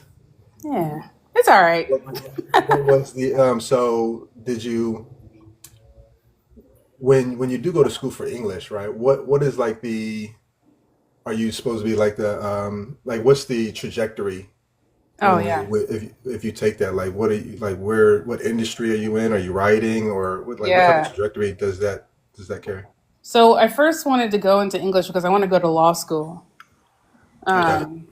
Long story short, I was originally a music ed major. I did music ed for 3 years. And I was like, that's exactly the time, I won't tell my age because I'm only 25, but that was exactly the time when they were cutting funding they were cutting music school funding, they were cutting like music education funding, in schools. And so I was like, well, I won't have a job. I need to change my my trajectory. So then I was like, well, shit, I'll just go to law school. And then I got my degree in English. I did not end up going to law school, but I did do a couple internships. But I was like, I don't have the patience for this. So yeah. So the typical trajectory for English is usually academics, honestly. But it's pretty versatile. I'm glad I did, do English now because I did end up getting a job in tech, being an editor and some other things. So it worked out. So you can now the trajectory is totally different than what it was when I was in school. So people can go It really into is. technical writing, they can do all kinds of stuff that are like a lot more lucrative than what I was planning on doing. Right. So I just happened to hit the mark where tech was lining up with my expertise. So, Yeah. Beautiful. but that didn't happen right away. After college, it took a few years. So, For sure. yeah. Sure. No, that's good. Yeah. Thanks for sharing. Yeah. You always think I do hear the lawyer-esque in your I ain't gonna let you get away with that one. That's I definitely funny. be hearing you at the lawyer in the courtroom sometimes, putting out Listen. your sometimes they gotta get it. It's too button-up profession for me. At least it was when I was looking into it. So I don't know what's changed, but back then I was looking into being a defense lawyer, and I had, done some work as a criminal investigator. Oh wow. And that was several years ago, but it was a lot of fun. It was a lot of fun. Oh, But wow. I did not want to go to school for that though. It's like let me just cut to the chase and do the fun shit. Like I didn't want to actually, go to law school, pass the bar, do all now because they didn't get paid anything. Those defense lawyers still don't. The ones I was working with, at Yeah, least, they don't get paid for a they do while not. They unless don't get you paid come up under money. somebody. Hmm. Yep, you have to unless you're gonna work like as a private defense lawyer. If you're gonna do federal stuff and like take pro bono case, not pro bono cases. If you're gonna take cases that get assigned to you by the courts, that's a whole different. You do not get money for that. I was like, too much work for no money. No, thank you. Not interested. So yeah, I eventually just went into banking and insurance. Oh, okay. So you have to be in corporate or divorce. Get into the divorce or Oh, corporate. facts. Yeah. Yeah. Or do defense attorney, do Yeah, defense yeah, lawyer that for like too. criminals. Right. You can do that. That's always lucrative, but you do get on the wrong side of you. Did you hear about that lawyer in Atlanta? I think she's a white girl. She was defending all of these gangsters or whatever in Atlanta. She ended up getting caught up in their crimes and got arrested.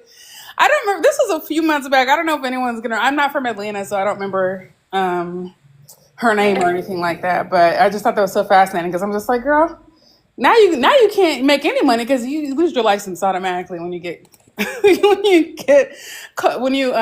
get accused of a crime. Oh, wow. So yeah, I mean, not automatically, but it's pretty much automatic because you have to have you have to be above board. You have to have all these specific things with ethics and all that. So you cannot be charged with a crime. Oh, wow. Otherwise, you will lose your license more than likely. Yeah, I'm sure she's lost her license and she got caught up with the people that she was defending. What? Like what? It's so fascinating to me. She's about that life. Your whole job is to not get caught. Like if you're gonna be a lawyer, that's literally your job is to get your people off. And she got caught up. Lord. Got caught up. Wow. I don't know her name. I'm gonna look that story up now. What's the verdict, Toya? Oh yeah, he's going. Yeah, he went to. He said he's going to pick him up for me. Yeah. I don't know why she acted like she was gonna ask. I don't know why she acted like she was gonna ask.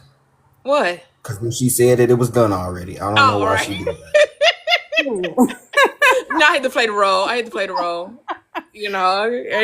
see. I did ask, but I know he was gonna say yeah, but yeah. What's up, D Up? How you be? Hey, you already know. I'm blessed to be here. I appreciate you having me. Oh, thank you. Thank you for joining. What's going on? I came and talked to A-Town. He said he was a producer, and I was just trying to see where that's at, how that's going.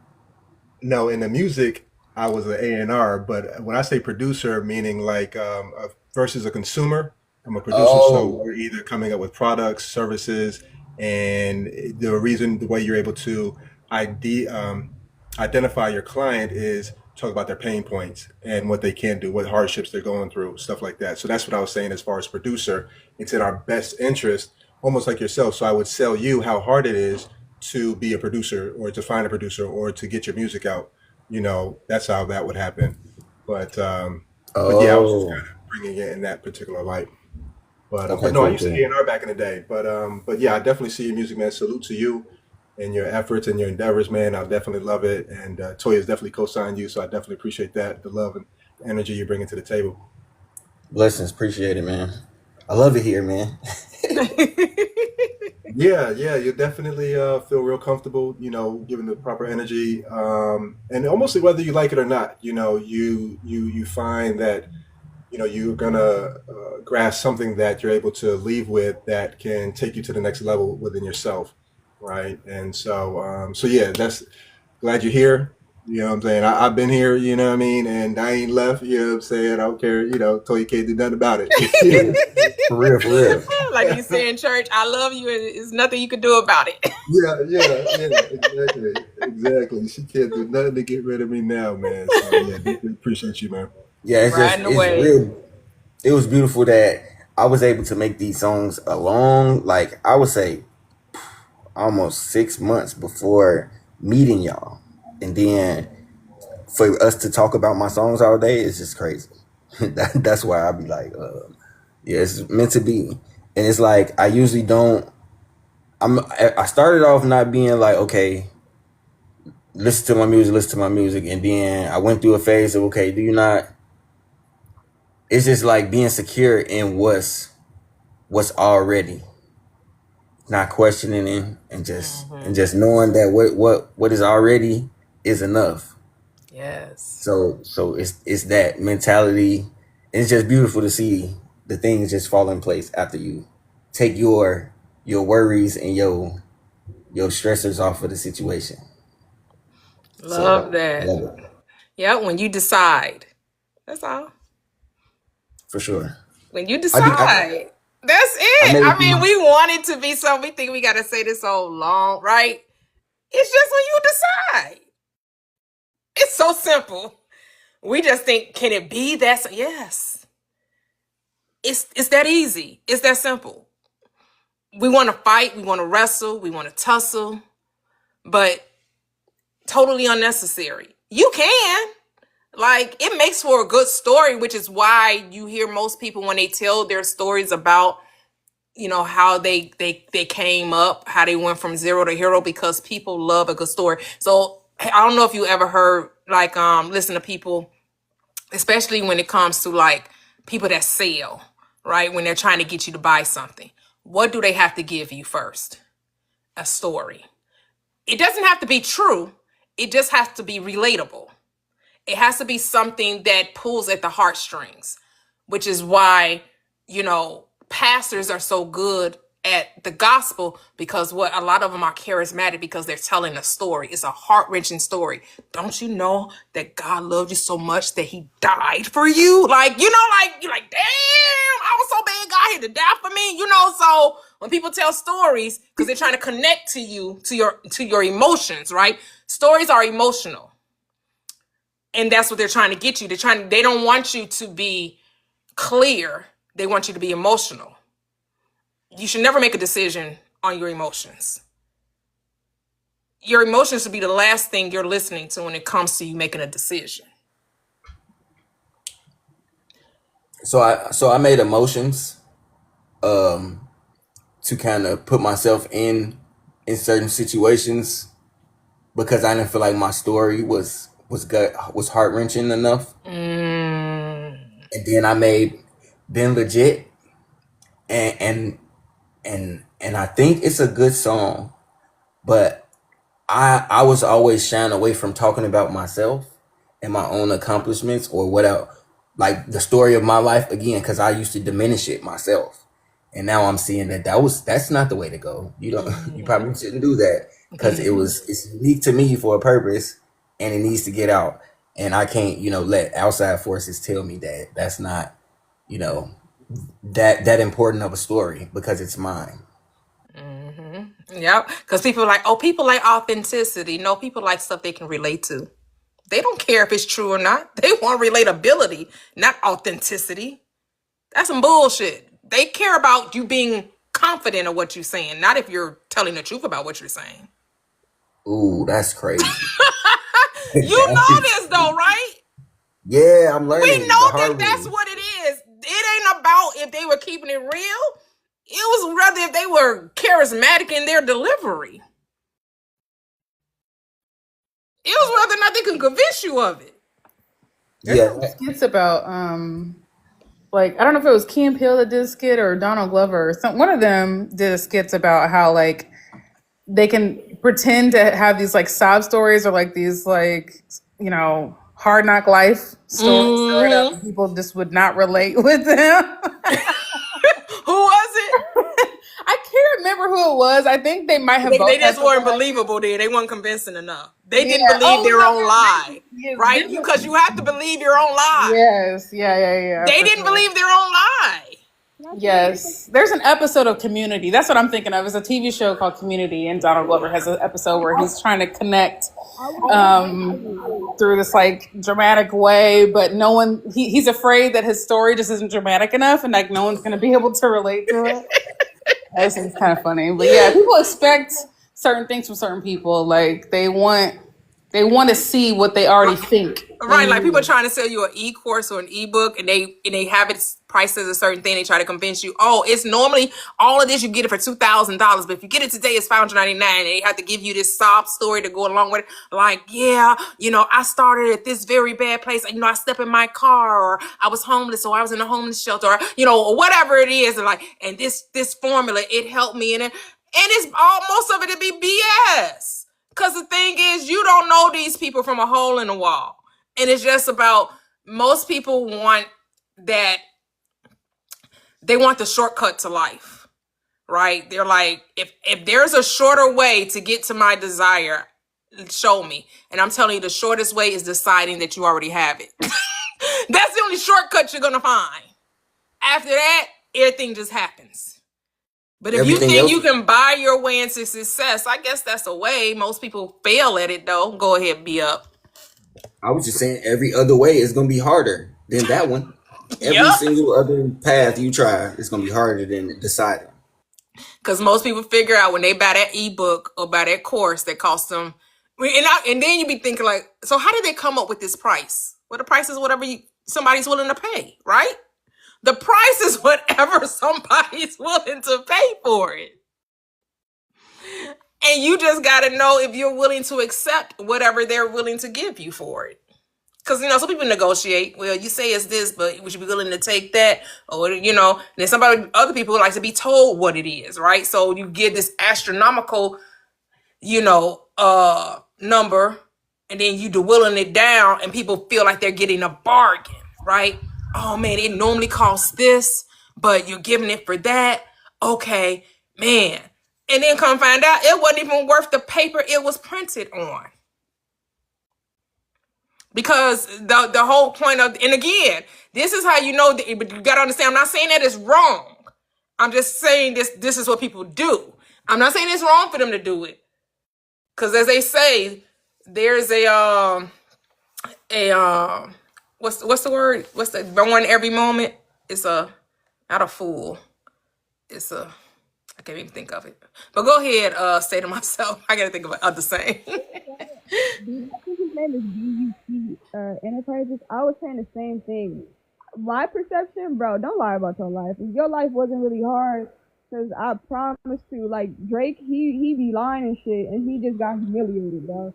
I'ma just keep it 1,000, like, cause I'm actually where Kendrick's from, 30 minutes away. I'm from LA, he's from Compton.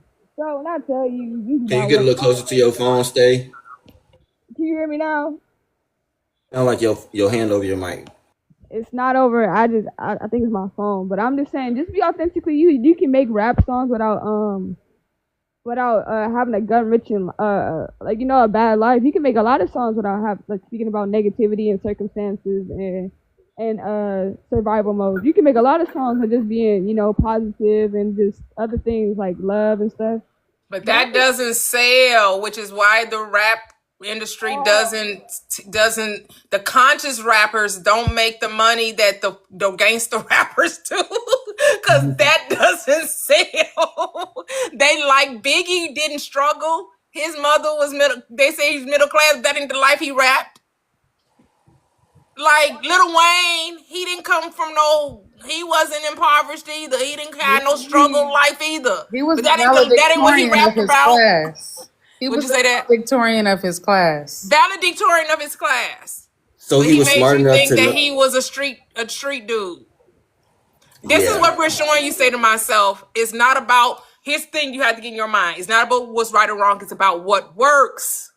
Yeah, I'm saying, like, if you want to do that, but I'm saying, like, look what happened, though. Like, as long as you don't get on Drake, this Drake guy, everybody kept coming for him. So, what happened? What happened? He got in his feelings in public. Okay, he's still living his best life. He got in his feelings in public. That's the only thing that happened.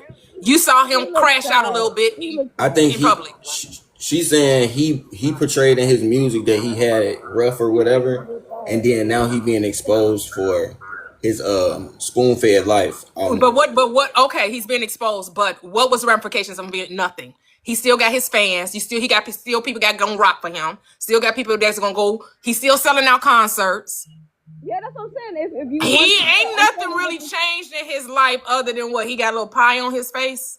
So Did anybody he don't take care. Drake as a? He Does don't anybody care. take Drake as one of those rappers that started from the hood? And I don't even think He he didn't never. even I start don't. I from had the never seen him hood. rap He's about a that. I never liar. saw That it. part, like Divination said, they're actors playing the role of a rapper. It's And it's brilliant, crazy how actually, people. right? Because you do know Drake is a bona fide actor, right? And he's playing the role of a rapper. You know Drake is a bona fide actor, right? That's how he made his But startup in the why would he industry. have to And do he got that? As people an, and writing so his he script. just played a rapper and he fooled them all. You can have all the accolades in the world. It's just like it just depends on you and how you are as a person. If you want to be authentic, be authentic. You want to be what's it called? The other word, relatable, and you didn't go through what happened, and then you make up a story. Go ahead. It doesn't even matter because at the end of the day, Drake. I just feel like Drake makes music for like light skinned people and women who never took accountability in their life.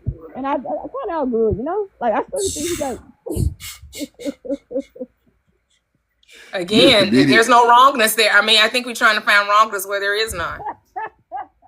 There's no wrongness there. The people liked it. Whatever he was making that music for is sold. That's what I said. That's He what made money yeah, just and he say. living his best life. Here's the thing. He's popular because Here's the thing. I don't want to get too caught up in what in the weeds of what people do. I want to keep it general. no, I was Right. saying So like yes, I use people as their example, but that don't mean I want to get into a big old discussion about their life no, I'm because saying what I do know is that they manifested the reality that they wanted. it He manifested. manifested living in the house he wanted to live in. Yeah. He manifested the career he wanted to have. And he didn't see anything wrong with pretending It to be wasn't wrong. something he wasn't because he understands. Here's the thing: what they understand about the law, that this world is make believe. I know you keep wanting to make it morality and you keep wanting it to be real and you keep wanting it to be consequences. There are I none. don't. There are no consequences. There is nothing wrong or right. Bro, I didn't say that. I said it depends on you as a person. You can do whatever you want to do. But at the end of the day, I'm saying like it's the reason why it manifests is because a lot of women are unaccountable and a lot of people just they're light skinned. But my thing is, but that doesn't matter though. That's it. I'm saying why he got so big. That's why it manifested. Kendrick Lamar doesn't make his type of music, and Drake's type of music is worldwide. Kendrick Lamar music is classical rap albums. That's what he is. That's why he has so many Grammys. He has classic albums that are rap based, not pop, not let me put on another accent, let me do this, let me sing to the unaccountable women. And because there's a lot of unaccountable women. That's why it manifested so long.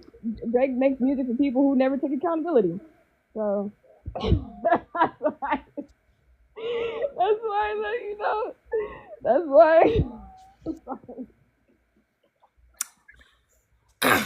Yeah. Manifestation is manifestation. So it really, I just had at the end of the day, it really doesn't matter. We're just here to tell you. I'm here to tell you, get out of the lane of trying to see something that's wrong or right, and get into the lane of what works. If it works for you, it doesn't matter what anybody else think. Yeah, that's what I'm saying. And there's another clothing brand that made clothing like for my manifestation, for my what I got going. And so we get to have whatever life we want, right? And when I was referencing those movies that we were talking about the last few days, right? What I gleaned from the Last Dance with Michael Jordan and the Bulls, it being Eddie Murphy, the Eddie Murphy documentary, the Serena and Venus Williams movie, King Richard, and then I also watched Sylvester Stallone's documentary too. What I realized about those people and anybody who realizes their desire, they had tunnel vision. They didn't care what somebody else was doing. They didn't care about, I had a hard life or I didn't have a hard life. Or they said, this is what I want to do and it's going to happen. Sylvester Stallone, his father, jealous of him, beating him down, doing all kind of stuff. He said it never entered his mind that he would not be successful as a screenwriter and acting in his own movies. He said that it never entered his mind that this couldn't happen, regardless of what was going on in the home life, regardless of, because he said when he started acting, they were only cast him for certain roles, and he said, well, if I'm going to play in the movie that I desire, I'm going to have to write it. And so this is what it comes to those of us who have whatever dream it is, whether you call it big or small. It comes to recognizing and being tunnel vision, not looking at the world. Because the moment you put your focus on the world, you take your focus off your end, off of your desired outcome. It does not matter what someone else is doing. That's what we really got to get in our heart and in our mind. It doesn't matter what someone else is doing. It only matters what you want. Yep. I love that quote by Reverend Ike. If you judge the rich, you'll never be one of us. You'll never be one of us, because trying to say how someone else should show up in the world is really none of our business how someone else shows up in the world. Exactly, but people can talk about Chris Brown being a colorist, but we talked about that. So it's just Now wait a minute, you brought him up. No, before. I did not bring him up before. Yeah, before. No, I didn't. Maybe someone else did. I don't know, I but didn't bring him up and talk about his colorism. I mean, but Nah, she brought up Drake, but yeah, the fact that he had ghostwriters, like Drake is. Here's the is thing. made up. Here's the thing. If we're gonna bring them up to bring forth a point. We're not gonna make a discussion about their life. We did that. Been there, done that. When I bring up these celebrities, it's to drive home a point about manifestation, not to have a discussion about what they did and what they shouldn't be doing and how they writing this type of. No, it's to bring home a point that that imagination creates reality. I'm just not here talking about current culture just for the sake of talking about it. This ain't that platform. I could really care less what Chris Brown does or what he doesn't do. Really ain't none of my business. Nobody's judging Drake. We're just saying what, like the way he got. But here's the thing: you keep trying to dictate my platform, and I'm telling you, I'm through with that conversation. I don't really care about what Drake does. If you can't bring what he's doing to a manifestation point, then the conversation is fruitless. If we're gonna talk about the celebrities, talk about it from the point that what they did, what they manifested exactly the thing they wanted to create. That's the whole purpose of bringing them up. It's to drive home a point. Other than that, we don't need to have a conversation.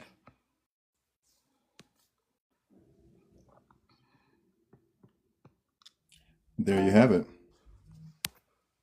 Yeah, when I bring up celebrities, it's not to talk down about them. It's to show what they're doing. I'm not saying colorist is wrong. He could be a colorist. Who cares? They ain't none of my business. It doesn't matter what they do personally in their life, because what they do personally in their life manifests all facets of their life. At the end of the day, it's about what are you doing with your imagination. Because the only reason I cast a spotlight on them is to bring them out of idolization, not idolizing them, recognizing that they're just like you. They had dreams just like you. And because they remained focused on that end, they manifested it. They weren't looking on the outside. They were only talking about what they wanted. And to the extent they believed it, it had to come true. And so we should be inspired by them, not condemning them. Because we got to get out of the mindset that what they did was a wrong thing. It's not wrong. It worked. It brought them, it gave them the reality they want to experience.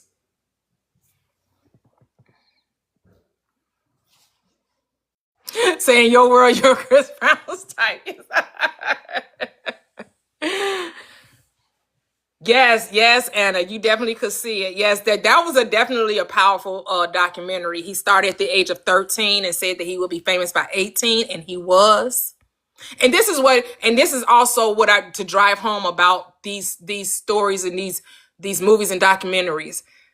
You never hear where time was of any consequence in their reality. They never complained about how long it took. if it took 5 years, 10 years, whatever it took, you didn't hear them talk about, well, I was desiring this and I was just wondering why I was taking so. Nope. He said at 13 it was going to happen at 18, and it did, right? Sylvester Stallone didn't even talk about a time. He just said, I know it's going to happen. It never entered my mind that it wouldn't happen. You know, he may have had a time element, but that wasn't portrayed in the movie. He was just like, I know it's going to happen. And it never occurred to me that it wouldn't happen. He had such a strong belief. That's where I want our focus to be, and understanding that it happens because I said so, because I decided that it must happen, so it does. That's the only technique. Just decide that it is, and it shall be. That's it. Everything else is commentary, because whatever needs to happen will. And since you say you are the person that has it, and then everything else, whatever your belief system is around your success, you're going to experience that too. So you talk about, different people experiencing haters or different things in their life, right? If you think that people are going to look down on you, or, at the top is lonely, at the top, it's the air, because I heard that's what Sylvester Stallone said. He said it was lonely at the top of the mountain. You think it's going to be a certain way, and then you're going to get all these, you get all these accolades, but you recognize that it's lonely. The air is thin up there. I was like, ooh, that's a cautionary tale. Because you will want your success to be shared with your loved ones, or with, to have those people around you that you want around you, and they can share in your reality, right? Eddie Murphy had a different perspective, right? He said, yeah, there were some people that they were all part of his little tribe. Some of them transitioned and some of them fell off. But he still had his core group. Wait a minute. He had 10 children. So he has his family and loved them around him, and enjoying his success and his money, because he got 10 kids. And they were all sitting around the dining room table in his beautiful house.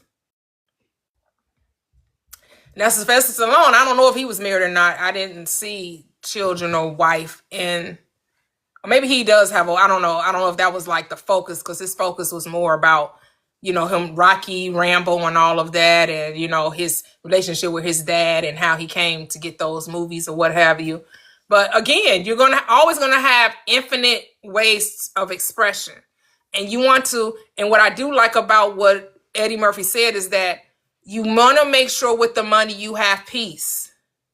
Because he talked about Red Fox, Rick James, having to bury those men, even though they had obtained the success they wanted, but they didn't have the peace that came with it. Because by the time they were up out of here, they didn't have no money. They were broke as a joke. Because he was like, where they family at? What? He was like, what's going on? Like, really?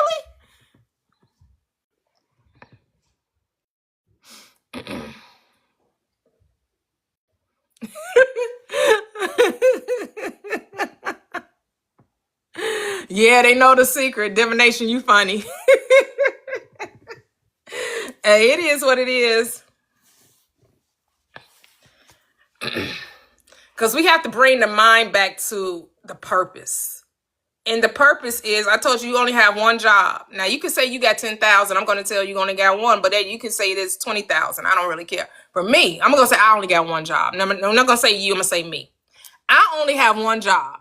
And that job is the joy of being. I'm going to love me some me. I'm going to love my life. I'm going to appreciate my life. I'm going to enjoy what I do. Because then why else am I doing it? If I'm not finding no joy out of it, then why? What's the purpose? Because when you awaken to who you are, then you know that you give the meaning to life. And without you, life has no meaning. So the meaning to my life is the joy of being. That I have unspeakable joy. Peace that surpasses all understanding. Right? That my cup runs over in every area of my life. That's my purpose. And you have to define what yours is. That's I defined mine. And you can say it just is what it is. And then that's what it is. Because it's no wrong or right. You say it is. Look, I don't got no great way of saying it is what it is. I'm just doing me. I'm just being me. I'm being whatever I say I am in the moment of when I say I am. Hey. Because there's no wrong or right. No wrong or right. You get to determine. You get to decide. And what are you deciding? That is the question. What are you deciding? And this is what I want you to be hip to. I want you to know that whatever you're giving your attention to, that's what you're deciding. Please know that. Please know that what you talk about and think about, that's your decision. So you can say you want money, but if your intention is to lack scarcity, and never having enough, I don't care how many times you talk about that you are wealthy. If your conversation and you only think about, man, how I'm gonna pay these bills, man, I don't make enough money, man, this job don't pay enough, man, if that's what you're constantly thinking, if that's your dwelling place, then that's your decision about money. That's hard, it's difficult, it's scarcity, and you don't never have enough. That's your state. That is your dwelling place, whatever you return to. Because you can affirm 10,000 times, I'm wealthy, I'm wealthy, I'm wealthy. But your inner conversation, your self-concept about you is what you truly believe. The script says it this way: you honor me with your lips, but your heart is far from me. See, you don't love the thought of wealth. You just like the thought of wealth, but you don't love it. So when I say you like it, which means you'll talk about it, but you don't see yourself as it. See, and Neville Goddard would put it this way: you think of money, you don't think from being wealthy. There's a difference. You think of money, but you don't think from the state of being wealthy. So you got to think from, which means that you already are it. Not how you're going to get it, not where it's going to come from, but that you're already wealthy. That's living in the end. But you think of money, you say, man, it would be nice, man, if I had, what you mean if you had? Since I have? Change the way you talk. Since I can have anything I want, what would that be? Or now that I have whatever I want, how do I think about that? Most people say, how will I feel? But your feelings are results of your thoughts, right? So you say, oh, how do I feel? But then what happens is you start thinking a certain way. How do you, if I ask you how you feel, you're going to give me words, right? You're going to tell me, oh, I feel good, I feel bad, I feel sad, I feel mad, I feel angry. And then I want to ask you, well, what you angry about? Then you're going to give me a definition of your anger, which is your thoughts about it. I'm angry because it took so long. I'm angry because, I've been putting all this work in and I don't see any results. I'm angry that it's taking so long. I'm angry that, I don't have enough money. I'm angry, whatever. So your anger comes from your thoughts about it. Because if you perceive life differently, you will have different feelings. If you didn't care how long it was taking, then you wouldn't feel no way about it. But if you're thinking it should have come this way, it should have happened already, why is it taking so long? That's why you're mad.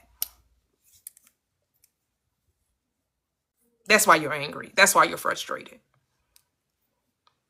Because you don't have the joy of being, which is your only job. Again, not you, me.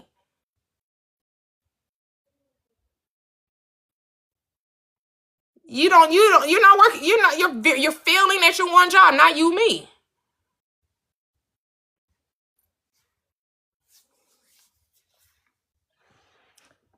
Figure out how to be happy. Happiness is a choice, right? You have to choose happiness and then choose happiness and then keep choosing happiness.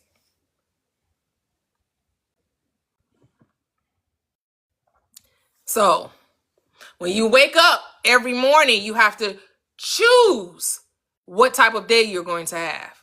Or you can say, whatever comes, what may. Those are your two options. I'm just going to take the day as it comes. Whatever happens, okay. I'm cool with that. I'm cool like that. I'm cool like that. I'm cool like that. Yeah, I'm cool like that. I'm cool like that. I'm cool. Like you can do that.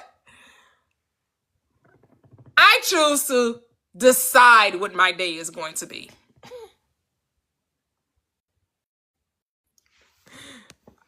I decide.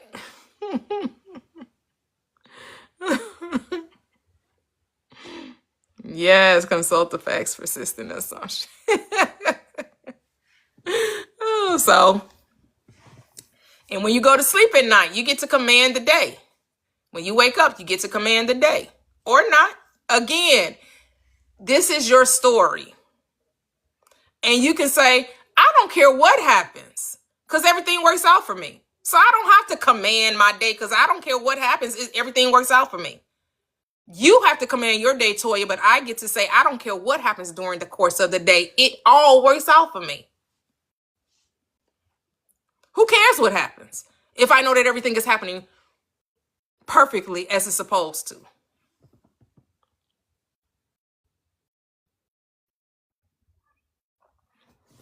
But some of us are scared to command the day because we're like, man, if I say something good, then that means something bad. Because people have been trained to thinking that, well, if something good happens, that means something bad also has to happen. Says what? Says who? You do know there's no source for evil. Or do you know that? Do you know that your God supports you in everything that you say?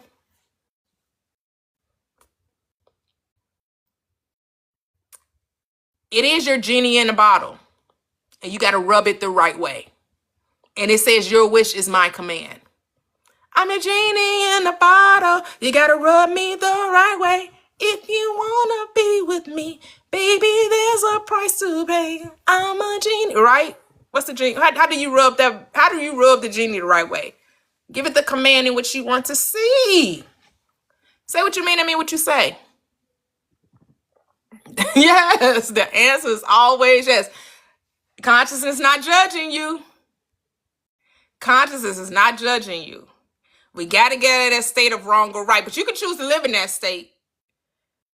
You can choose to keep seeing life as a moral dictator. You're going to quickly find out it's not.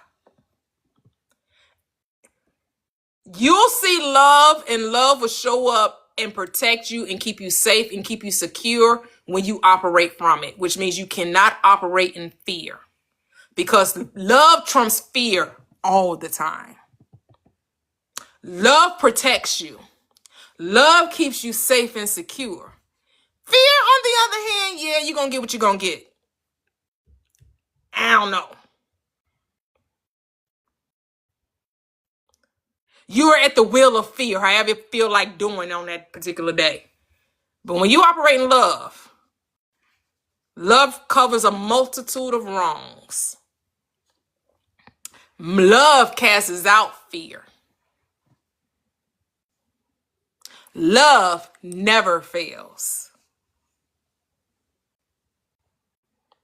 So you have to not care that the world is evil, and know that you are love, and love trumps evil every time. I know people would question that, but you need to understand that's because most people don't operate in love. Most people operate in fear, which is why people think that love isn't good enough. That's because most people don't operate in love. If you listen to people and you ask them to define love, you're going to hear fear all day long.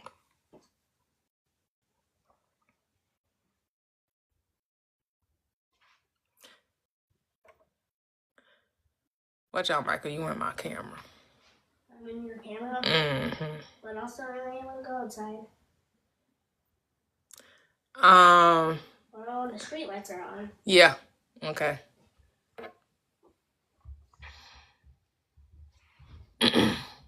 See, according to your faith, It's always according to your faith, not the faith of the world, not the faith of your parents, not the faith of your religious leaders, not the faith of your government, your faith, what you believe to be true. Like when it came to the shutdown and all of that, and they were talking about the EBT and all that, I'm like, for real, these people they get all up in the tizzy. I'm like, they are not finna ruin Thanksgiving. Stop playing. But they got the reaction that they wanted out of people. People got in a frantic, people got in a hizzy fit, and they messed up their day or whatever. But I'm like, for real, y'all know doggone well y'all not finna have these stores go bankrupt where they can't have people shopping in their stores for Thanksgiving. Come on now, be serious. Be so for real. Y'all gotta be able to like, really.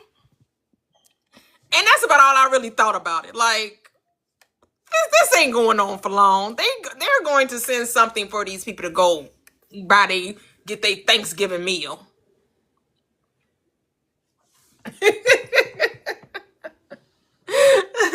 But you know why it happened? It's not because they were harvesting energy. It's because the world is based on fear. The people put their trust in the government. And so the government gets to what? Play them like a whistle, right? They get to play them like whatever, your favorite instrument. They get to be the puppeteer. The moment the people withdraw their fear of the government will change. But as long as people fear the government gonna remain as it is.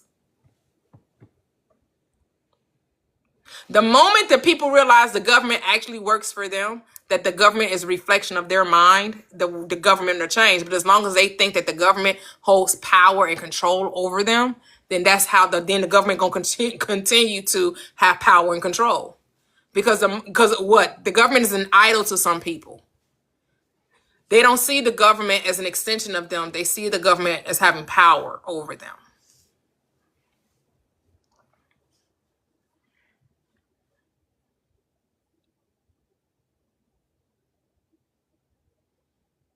Yep.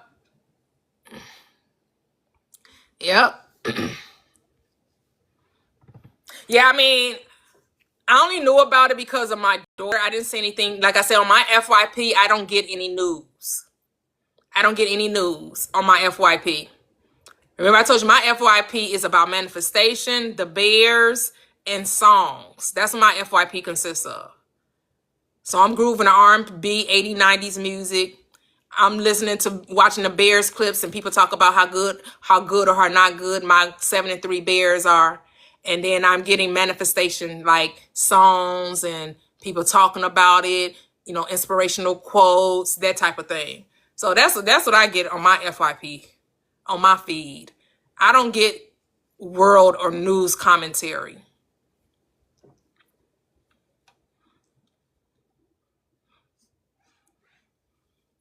You have to know that your FYP is a reflection of you.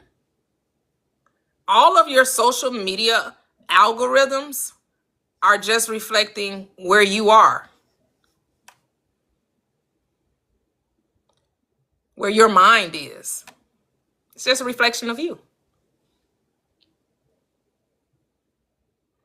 Yep, if it needs me to know, it'll find me, that part. Yes.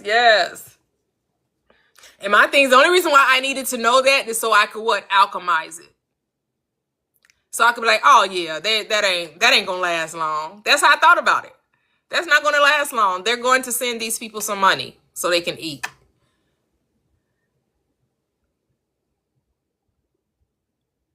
I did see a clip by Keith Lee, because he was being Captain Save America.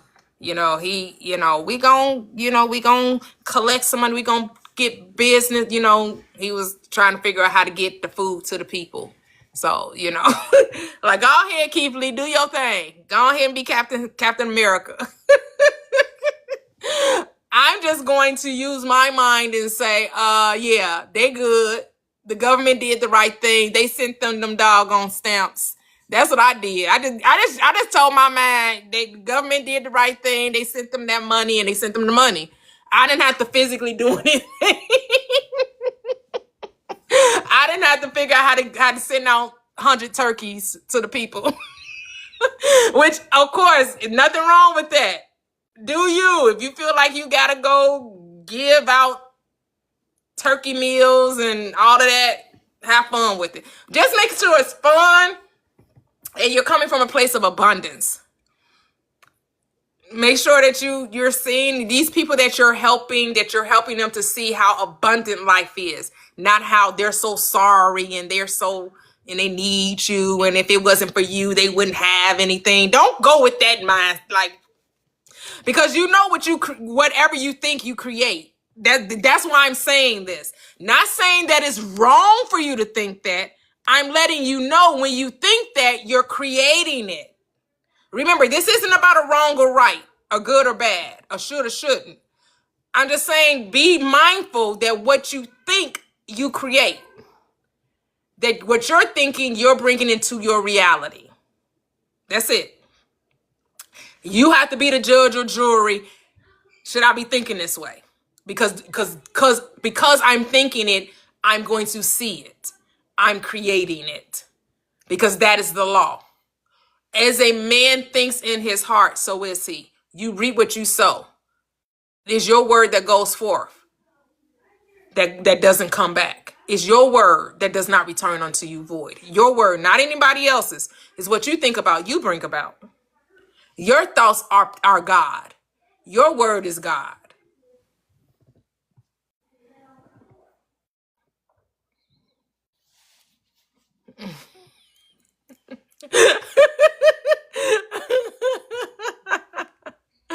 Yes, yes. Say that's a good Christian man. You funny, divination. Divination's so funny.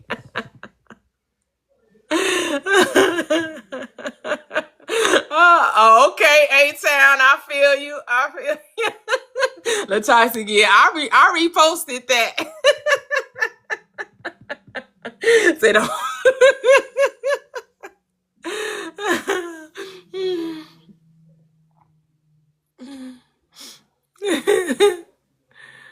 I Yeah. can appreciate that because I noticed when I be on my ratchet, when I used to be on my little ratchet spiel, like you would see, fights, all type of drama, you know what I'm saying? And I think, with us talking, like I think it toxic or it came up in conversation where it was like, or divination, I think as well, and Mia, man, I got all y'all my sisters, man. I love y'all, man.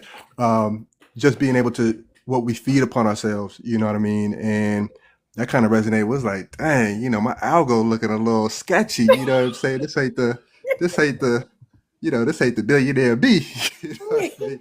Or just what I want to feed myself, and then I could tell the change hindsight, I'm able to see like, okay, yeah, you did switch up the game plan where it was like, okay, more investing into my well-being and, just taking a different aspect on what I'm using social media for. Because before just coming to social media, you just think it's just like overload information, you know what I mean? And visual and whatever the case is. And so, And again, it's you've nothing also got wrong to with it, right? It's nothing wrong with it. correct. No, it's all good. Just in terms of what I wanted to feed on, I wanted to feed on something else. You know what I mean? I could see that the other So I day. can You do know what I I can mean? do something else with my time, huh? Yeah, especially how much screen time I'm given, and just to scroll. For me, it was like, dang, it's easy to just scroll and see what it is, but it's like even in that 15, 20, 30 seconds, like what am I, investing in myself? But yeah, I am able to see a little difference. So I do appreciate just even taking that aspect of, just a little redirection, I guess. Because like you said, ain't nothing wrong with it. It's just what I wanted to give my attention to for sure. Yep. Because as long as you're just having fun with life, right? Because like I said, if I did watch any news, I'd be like, okay, what's the narrative today? What's the propaganda machine pushing out today? What they trying to convince us of? What story are they telling? That's how I look at it. I don't look at it as any more than entertainment. They're here to entertain me. They're here to, convince me of a story. What story are they trying to sell? What story are they trying to get the people to believe in? Right? Can I add to that too? Mm-hmm. I do follow the news, Sammy, are you there? but in my mind, like you said, like I see it. Oh wow, and keep scrolling. Uh-huh. But in my mind, it's like there's never no news. There's always news. Mm-hmm. So that's like the whole point, right? These news organizations, they do have to sell. Although I'm not against the news or anything like that, but I do understand that it is a vehicle to sell. So they have advertisers that have paid good money to be in between their news segments. So they definitely have every incentive to make sure that their eyes are watching. They have to do that. That's how they stay on the air. Yep. So there's never no news. There's always going to be something that they're going to report on. Doesn't really matter what it is. So, and it doesn't matter if it's true or not. It does not. It really doesn't. They're going to spin it how they want to spin it. They're going to say exactly what they want to say. So, yeah. I mean, like I said, I appreciate journalism, but as a, journalism is my background, but writing is my background. But at the same time, they have to sell. That's the whole point. That is literally the point. Sensationalism. Yep. So they'll take a story. They'll give you about 10% of it is probably something that actually occurred. The rest of it is, sensationalism. They're like, the truth doesn't sell. People like that embellishment.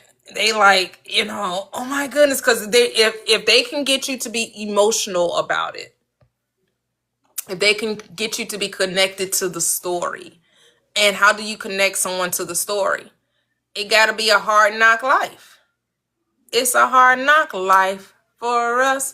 It's a hard knock life. Like when they talk about the history of enslavement, because we weren't there, and we can only go by what was told throughout the time. I don't know if you all ever watched KRS-One talk about that, and he was giving you points of view from not the enslavers, but those who were enslaved, right? And giving a little peek into their mindset and how it just isn't all what you thought it was. It just wasn't.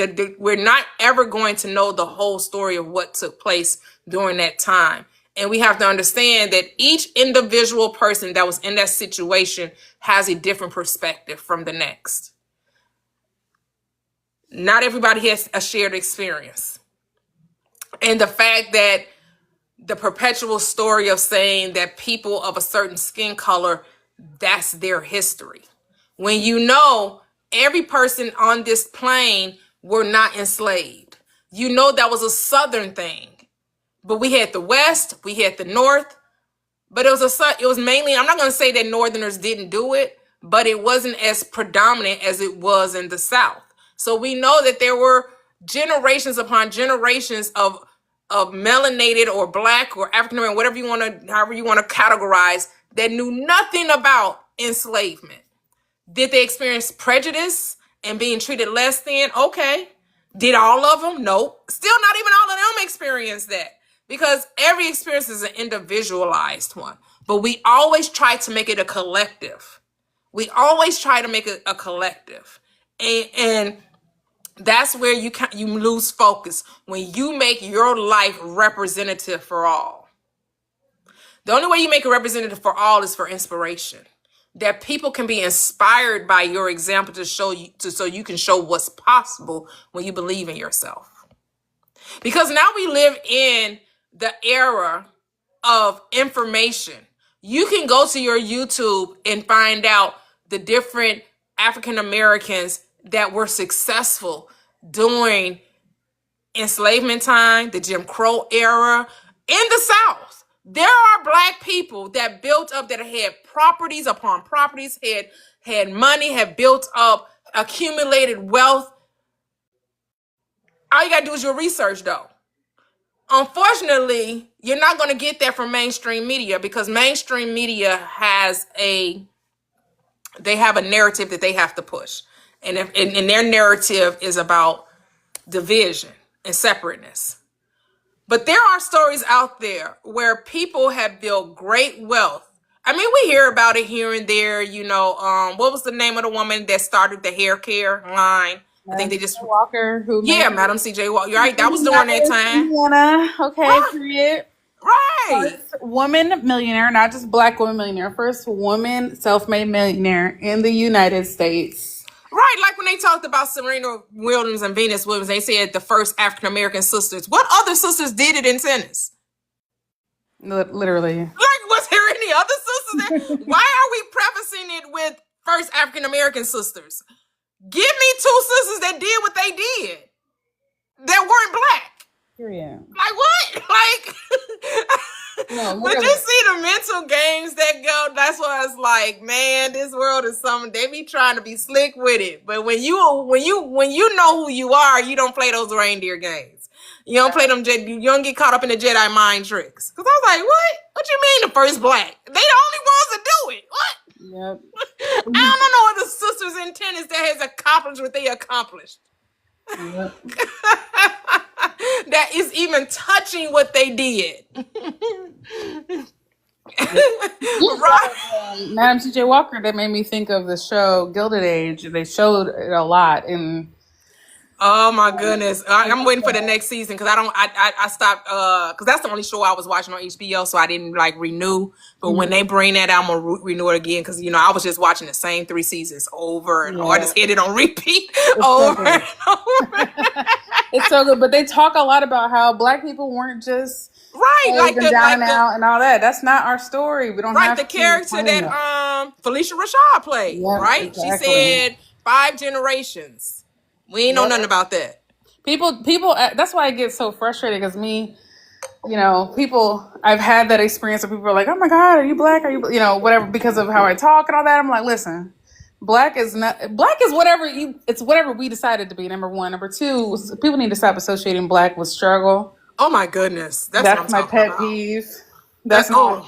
That it didn't have to be that way, and it wasn't that way for everybody. That's what I'm saying, because I'm like, how come we don't hear? Because the only stories you hear about, again, it's the construct we built, right? To just the illusion of less than and inferior and all that BS. Yeah. Right. But And we're in living some in a ways, it's a time now PR where thing. we can get more stories of the success of people during those time periods that look like, because we know every white person ain't rich. Those who are deemed white, stop.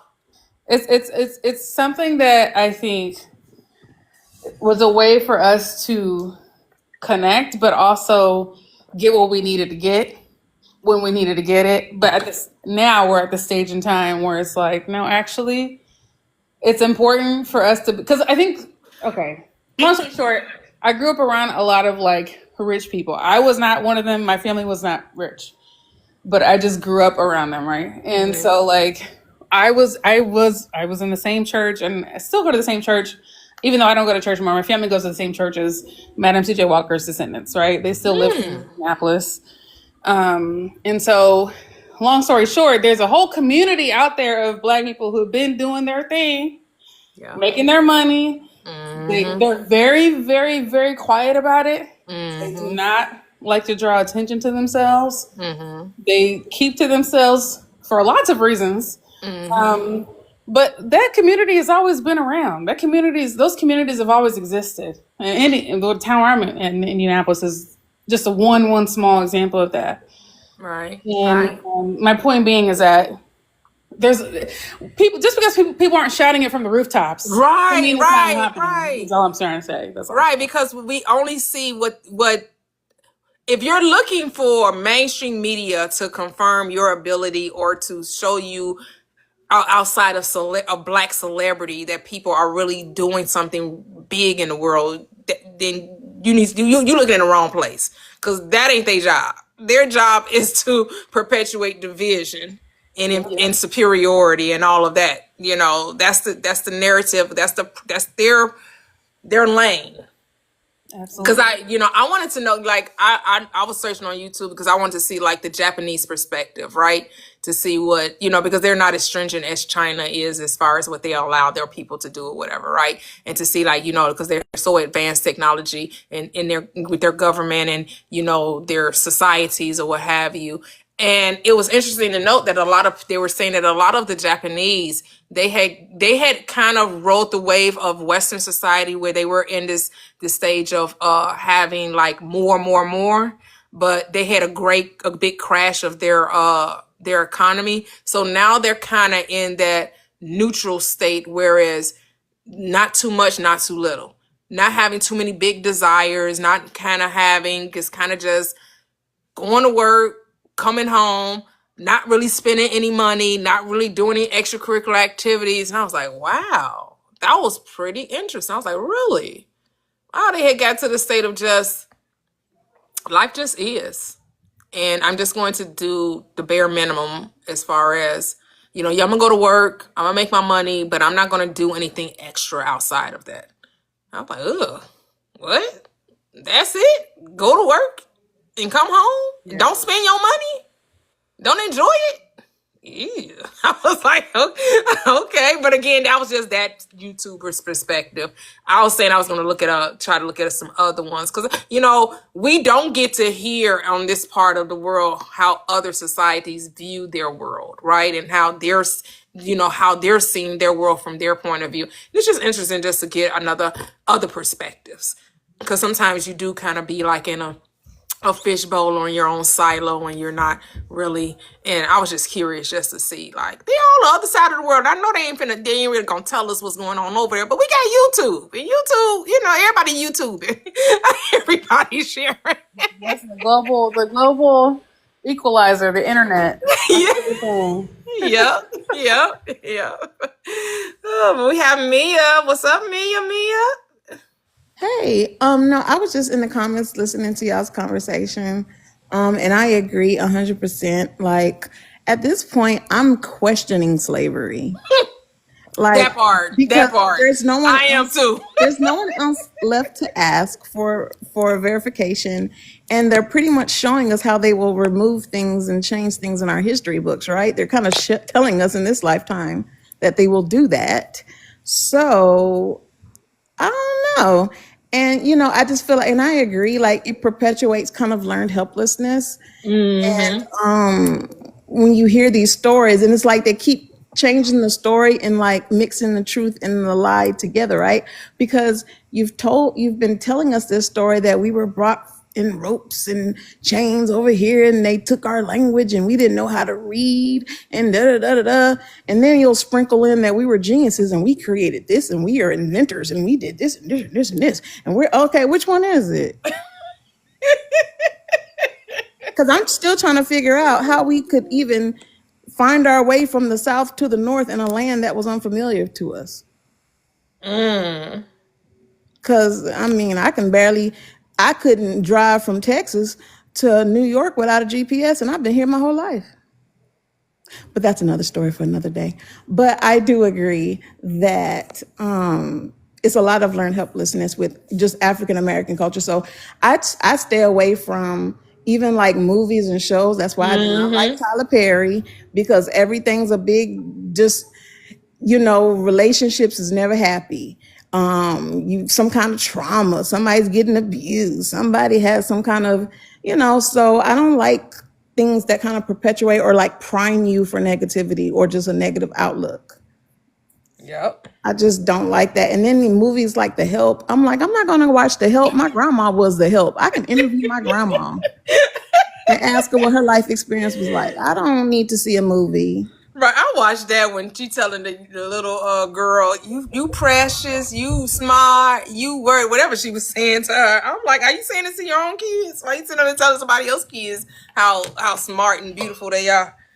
Yes, like Color Purple done scarred our people for life. Oh yeah, I watched that movie one time. That was enough for me. I'm like, all the way people love The Color Purple. I'm like, how? What? Why? The only good guys in The Color Purple. I can't do these hard knock life stories no more. I can't. I can't. No.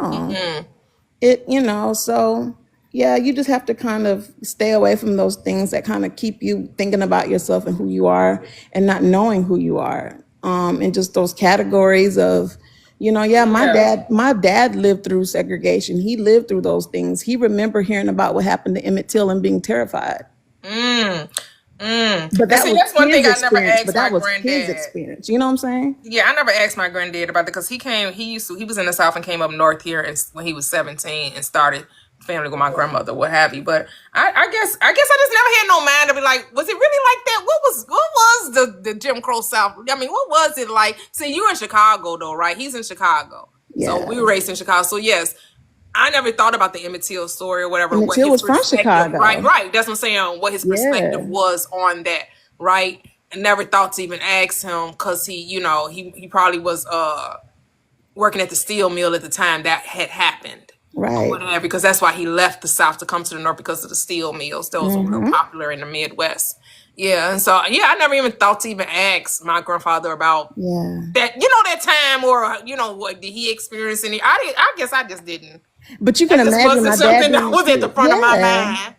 But I could imagine hearing that as a young black boy, being kind of terrified at, something so simple and happening. So, and my dad was in senior high school when desegregation happened, and his bus was tipped over, and there was he was in the paper actually in South Carolina, and there were these white tea kids with chains at the back of the bus ready to drag and hang them, and luckily they were saved. My dad is 73 and he says he still has PTSD. He said, I thought I was going to die that day. And do you know, about 5 years ago, the city of South Carolina said, we recognize that was traumatic and we want to bring y'all down here to City Hall and give you a plaque. A plaque? I said, Daddy, you need to sue the city of South Carolina. Since now they acknowledge your trauma, you need to have PTSD and pain and suffering. I'd be owning the school district. Yep, divination. She right. They gave us Trayvon Martin. Yep. So Trayvon Martin, all that just kind of gets that fear. And when you think about it, I've never even had a ticket, and you walk around fearful of police officers and things like that. And really, what's so funny to me, I though, don't have fearful. My police officers be nice to me. Right. You know what's so interesting about that, Mia? So when I was really into politics, I used to watch this YouTube channel. I was into the progressive left. And it was this one, I can't remember the name, but I used to watch it all the time. But they would cover the stories about the rural South. And so the rural South don't have a whole lot of, it was showing that police officers didn't care about the color. Right. They had videos showing that the white tea kids were treated just like the African Americans when it came to the police officers. Really? They were going to jail. They were going to like what these private prisons. Oh yeah. They were putting the white tea kids in there too, because the private prisons are not run by the federal, by the state or the government. And so they just need bodies in there. Yeah. So they didn't care what bodies they were putting in there. So they put in the white tea bodies in there too. They had video footage of, the white tea men being slammed to the ground and putting because if you don't have no black folks around to do that too, and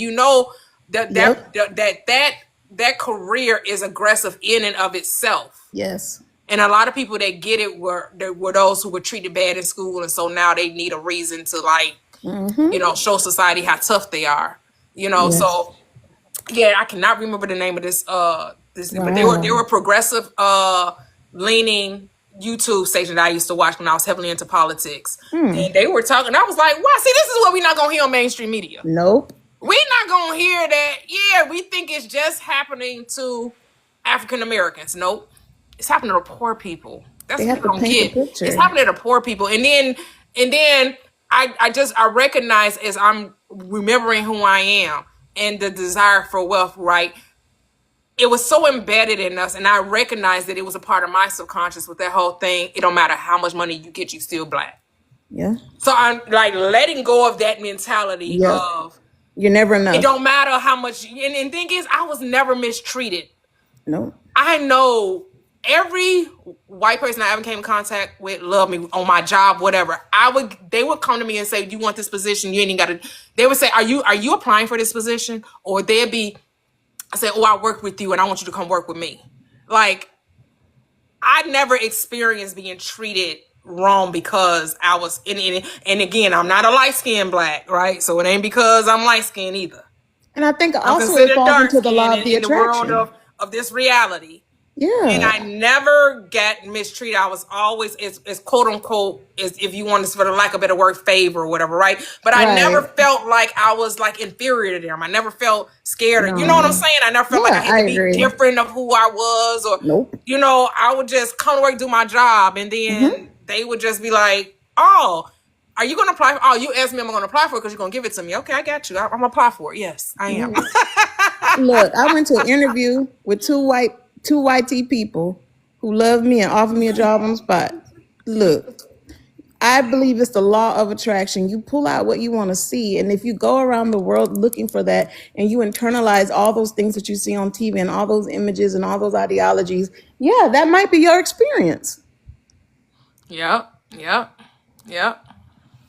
So I don't experience that. You know, I don't have a lot of interaction with cops, but when I do, it's not negative. Right, I mean, yeah. That whole, I don't, people, it was, I remember a couple of years ago in Chicago. I don't live in Chicago, I live outside the city.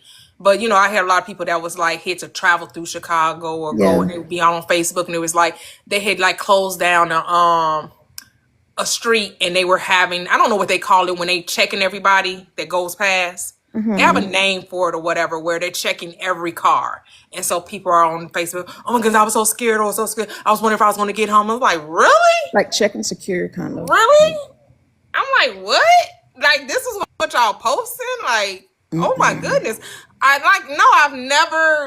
don't change my speed because they traveling behind me or because they pull up. I'm just like, they're just another, I always look at it, they're doing a job. They have a job to do.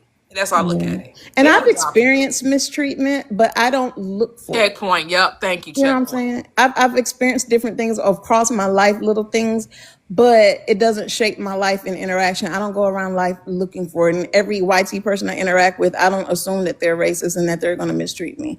So, yeah. Yeah. Do you know why they compare Chicago to Iraq? Because that's where the first black president came from. That's it. hey, Toyia. That's the only reason why we got that.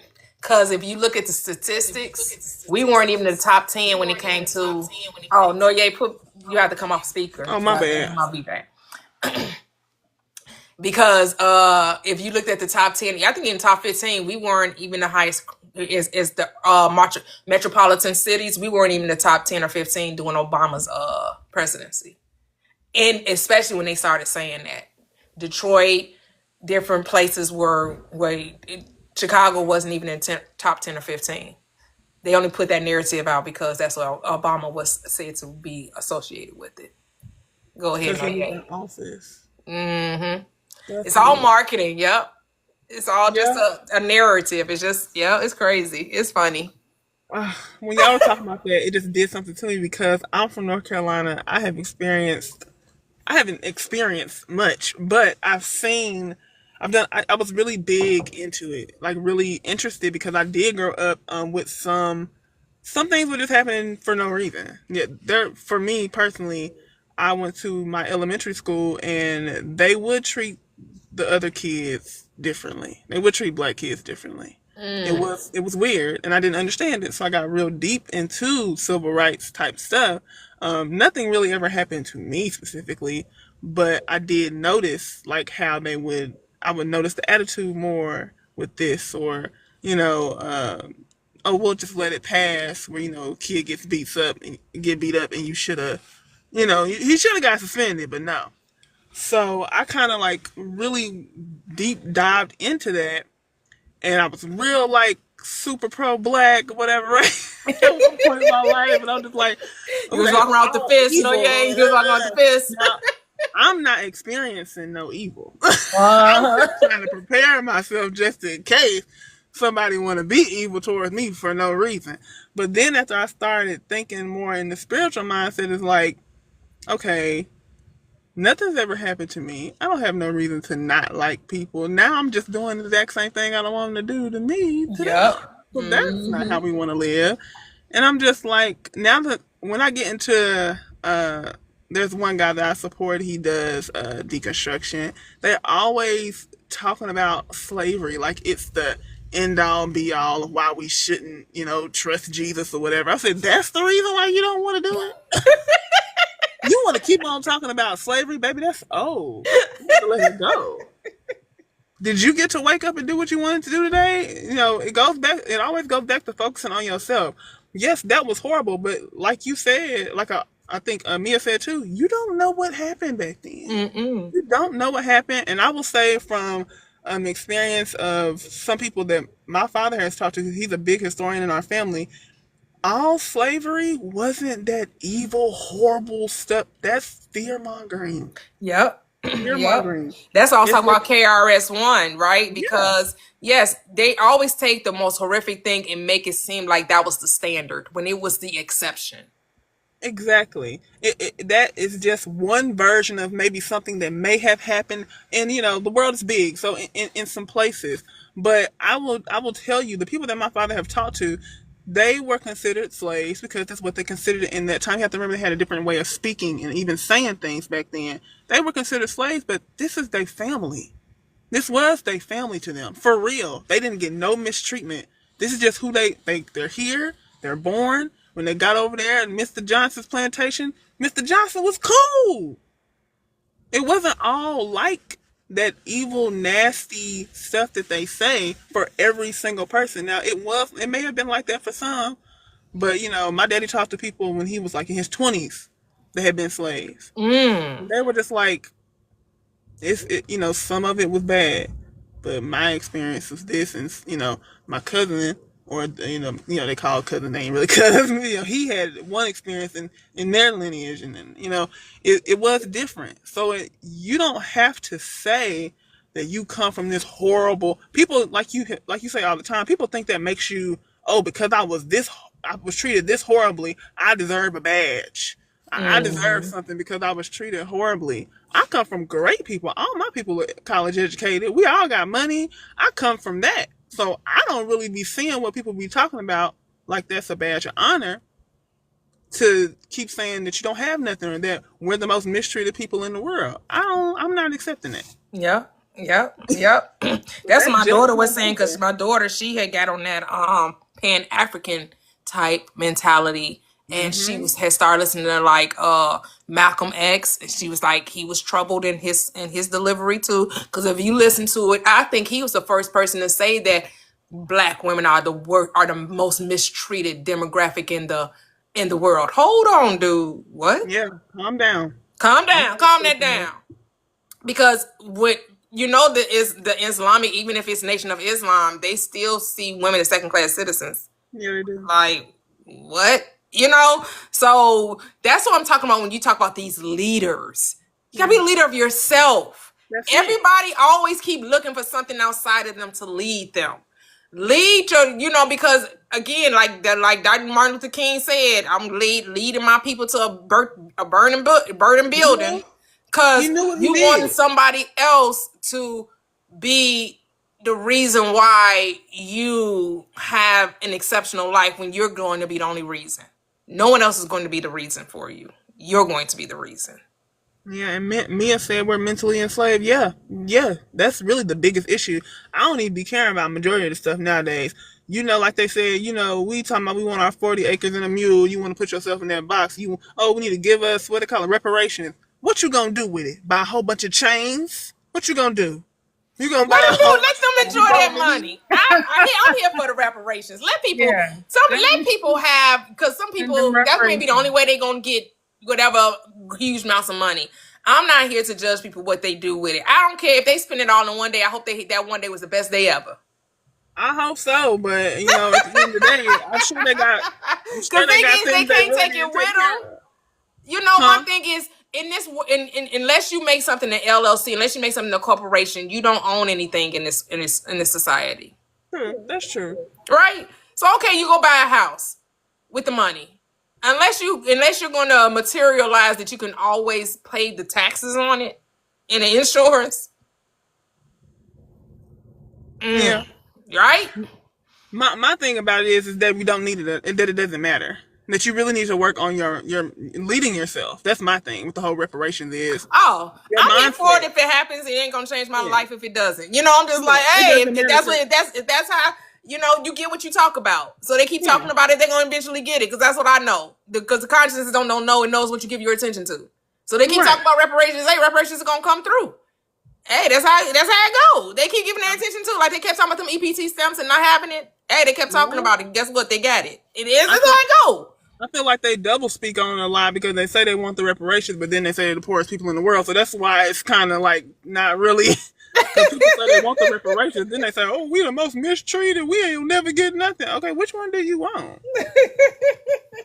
That's why it ain't coming. Because I'm cool with reparations happening, but we can't all be against it. Maybe it's not happening because there was really no enslavement, as we said, as Mia said. Maybe that wasn't a thing. So maybe that's why no reparations are warranted. Because maybe the story they was telling wasn't the story that was happening. Okay, I will say this. I believe that slavery happened, but I think there's a difference in understanding that it happened and identifying with it. Like, I personally can identify with it because I didn't experience it. And I had to go back even 5 generations. My great-great-grandmother was born free. So if we go back that far, I mean, she was born in 1876, I think. And slavery was abolished in 1865. So my point to say that is that I can still acknowledge that it was real and still be like, I personally don't identify with it. It doesn't have anything to do with me. It doesn't have anything to do with anyone that I know or anyone that, you know, that is still living. So in my mind, I'm like, yeah, I can acknowledge that it happened. I can acknowledge that it wasn't good. I can acknowledge that it was mostly bad. And I can acknowledge that I don't have to identify with that at all. It doesn't hold me back. By believing in it or seeing it as a real thing, it doesn't make me any less of who I am. Because I just, you know, my family has raised me to be like, you're the shit. You are exactly who you think you are. And you are exactly who you need to be and you are exactly who you want to be. So slavery be damned, you know, like, but I still don't think it didn't happen. But I do think, like, even if it did happen, it doesn't change my reality. Right. Yeah, we're just saying the stories that were told is probably not what actually happened. Not that people weren't enslaved, you know, because slavery starts in the mind first, which is why how you come into this reality determines a lot of the experience you will have. Right. So, you know, if you tell a group of people this is who you are. Right. But here's the thing. The enslavement just wasn't of people of a certain skin color. People don't realize that the poor in whatever those who see themselves as poor are the enslaved, regardless of skin color. If you see yourself as inferior in any kind of way, whether it's skin color, economic status, that's where slavery starts in the mind. I agree with that. That's because this war that we think is racism is really classism. Yes, that's what I've realized. It has nothing to do with color. It has everything to do with economic status. That is what I've realized over my new way of looking at the research is that it really focusing on that is only holding yourself back, and the only person you're supposed to be worried about is yourself anyway. You're holding yourself back by classifying yourself in this way when they're more concerned about the money, or they're concerned about where to place people so that the higher ups can get what they want. You know, if they give you these things, like you said, they weren't going to let Christmas and Thanksgiving go. They can't do. They weren't going to let that happen. For reasons. Yeah. So that's, you know, only thing is I understand there is nothing greater than the I am. So I'm never going to put this government or people in a position as having power. They only have power over those who don't know who they are. So that's not my world. That's not my reality. But if I hear things that I know is not conducive or is not loving, I'm going to transmute it and alchemize it. But I'm never going to say that the powers that be, those in position of power, I am the position of power. I am the power that be in my reality. I don't know about nobody else's, but there's only one that power that be, and that's I am. That's it. And it's not about me trying to figure out the world's troubles and problems because they don't have any other than the one they're creating. So I got to see life from a different perspective if I want to experience it from a different perspective. I cannot continue to view the world as the world shows me. I have to create the world I want to see. And that comes through my thoughts about it. Your thoughts really are creating your perspectives on life. So as long as you keep seeing your world as separate from you and saying them, they, it's not a them, they, it's a you. It's how you're perceiving is what you're going to see. How you think about it is how you're going to experience it. That's why I don't agree with saying what they're telling me about the history of this plane, this landmass, because I wasn't there. Did things happen? Sure they did. Do people come into this world thinking they're inferior? Of course they do. But that has nothing to do with the color of her skin.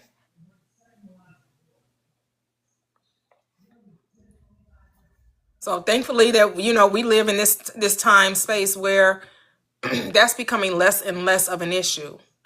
It's becoming, especially in my reality and hopefully in you all's reality, that is not at the forefront of your personal experience. Say, how do you alchemize things? Alchemize just means to change your thoughts about it. That's all alchemize means, to transmute, to change. So you change it. If you hear one statement and you don't like it, you change it to the statement you do like. So like, I'll never say that people were slaves. I'll call them enslaved, not slaves. I use the term enslaved, enslavers, not slave masters or people are slaves. I say they were enslaved. No one is, because you're in a state that's not who you are. So there's no such thing as a slave. You're experiencing enslavement, but that's only because of the mind, right? Because the real deal is that you are a sovereign being that just don't know that you're a sovereign being.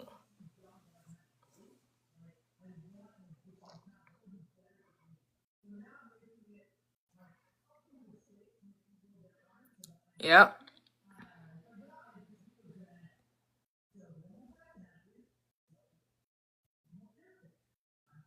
Not what's called Lynn.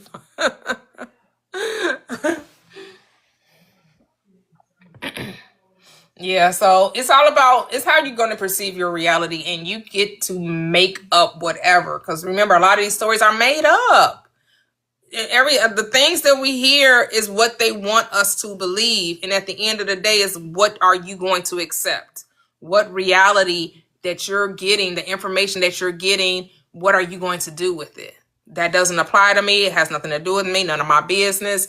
I'm going to believe the best. I'm going to transmute it. I'm going to think differently about it. This all transmute or alchemize it. That's all that means. Think differently about it. Alchemize, transmute, change just means to think differently about it. To say that everyone that experienced whatever they experienced, that was their journey. That was their journey. And yes, it can seem very cruel. Like, no one's going to say that some people didn't experience some very cruel things. People are still experiencing cruel things. If you say that they are, right? But it's like, what are you going to give your attention to? The beauty or the cruelty? Are you going to give your attention to the abundance or to the lack? If you're going to give your attention to, peace or disorder, harmony or discord, right? Like, you always, which one are you going to choose? I said before you, these different states of consciousness, but I'm going to tell you, choose life.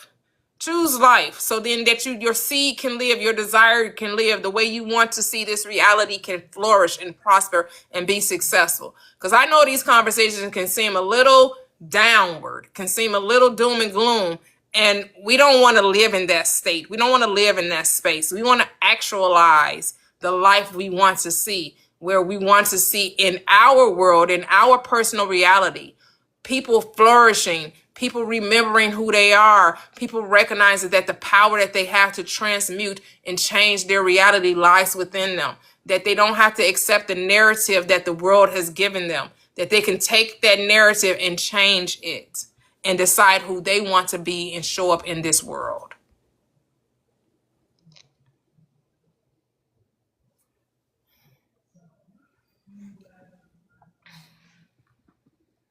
Yep, that's what revision is. You get to tell whatever story, because the thing is that to the extent that you believe the new story, the world would change to confirm that to you.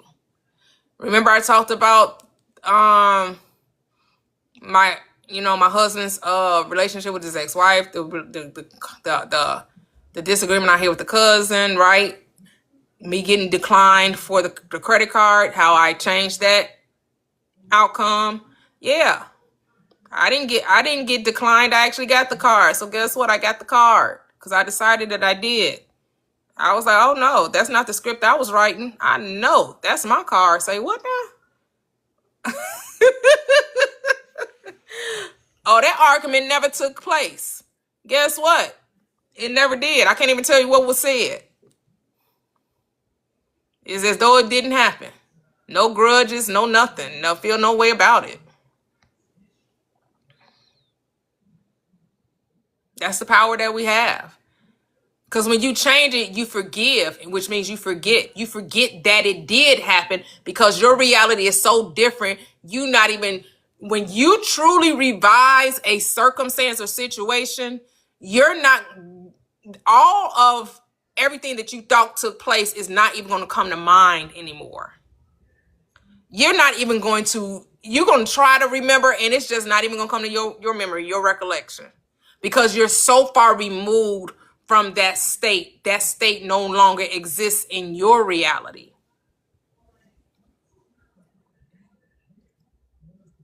Is what the script says. Any man being Christ is a new creation, new creature. Old things pass away, and what behold, all things come new. When you are operating, so those people that experience, like we hear people talk about, and even myself, okay, I'm just gonna take myself. I grew up what people would call poor, not having a whole lot of money. When I was in 4th grade, we moved into government housing, and that's where I stayed. That's where my mother stayed until she passed away in 2017. A 2-bedroom apartment, where they based your rent off your income. And my stepfather didn't make a whole lot of money. My mother didn't work. All of my life, food stamps. All of my life as a child, we got food stamps, got government assistance, public aid. Now, the life I have now resembles nothing, looks nothing like where I came from. I didn't grow up in a home. I grew up in a 2-bedroom apartment. Well, now I live in a 4-bedroom home, 2.5 bath. It has 4 levels now, right? They like that life. I don't know what that life, like I could tell you about it, but I have no identity with it. I don't identify with that being that I was, that only had what the government gave. Only, never went on any trips, never saw the world, never went on no vacations. My children have traveled, but I didn't as a kid. My life resembles nothing like that. But some people grew up in that atmosphere and they continue it. When my mama was on food stamps, I had kids and I'm gonna be on food stamps, and then they kids have kids and they gonna be on government, right? Like nobody ever like expands past that mindset or can see themselves having greater. And then someone decides that they will, because a lot of my family, yes, they didn't, there were no college graduates until my generation. That's when the college graduates came. My cousins and my sisters but me, I never graduated. I never graduated college. I don't have a degree. But there are people in my generation from my grandparents on my mom's side, because I didn't know my dad. There are people that did get degrees, that are college educated. So, but to me,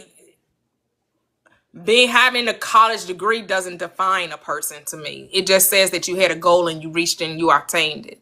That's all it means. You had a goal, you decided to obtain that goal, and you did. And you should pat yourself on the back for it.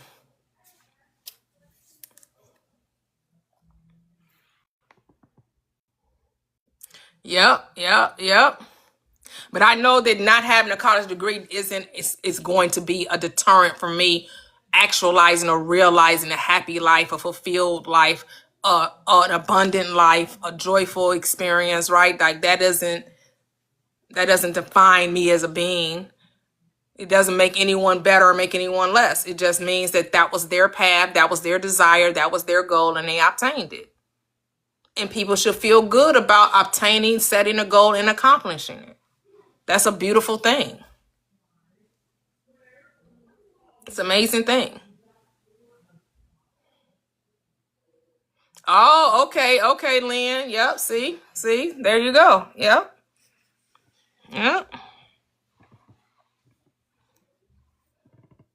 Now I have a whole different mindset when it comes to college now, though, because I'm like, okay. I'm like, I feel like you should only go if you know it's going to be a benefit to you. Because the economy has changed so much, and the way to bring income to your experience, having a college degree is becoming less and less important.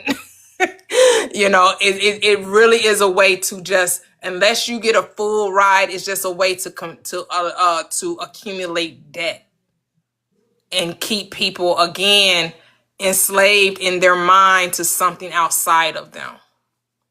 Unless you know that, yes, this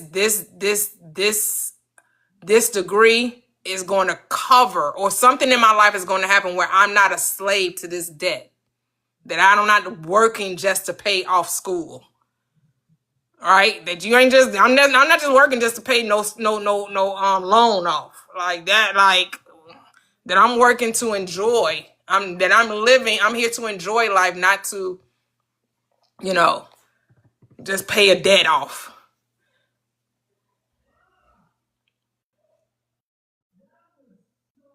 Said it made you go. I get it. Most people that come from a line of graduates of college, of people that went to college, they definitely make sure that their children go to college. I have some friends like that. They made their children go, and then they're not doing anything with the degrees they got, but they wanted them to get it, and they're not doing any. It's like they got the degree, but they all doing trades and doing something totally different than. But again, I think it's just more of to show yourself that you can be disciplined, or that you can, obtain something, or you'll have that to quote unquote fall back on just in case something took place. You'll always say, they can't, like they would say, you can't take a degree from the person, right? So you'll always have that in your back pocket, that you have this, that you obtained this success. Oh, I love that divination. Yes. I heard that. Oh, I know that's right, Lynn. Woo. Oh, I know that's right. That's beautiful. Yeah, I know a lot of people whose debt was forgiven. That's beautiful. That's beautiful. Kudos to you. Yes. That is amazing. That is wonderful. I'll say do things because you want to, not because somebody else says that you. I know as 17, 18-year-olds really don't have much say. So you basically got to kind of do what your family tells you to do, unless you have lenient parents. A lot of people, aren't as, lenient. Some people, no, there's no choice. My kid is going to college. I don't care what nobody say. You going to college because that's the way you're going to be great in the world. That's the way you gotta get that degree. So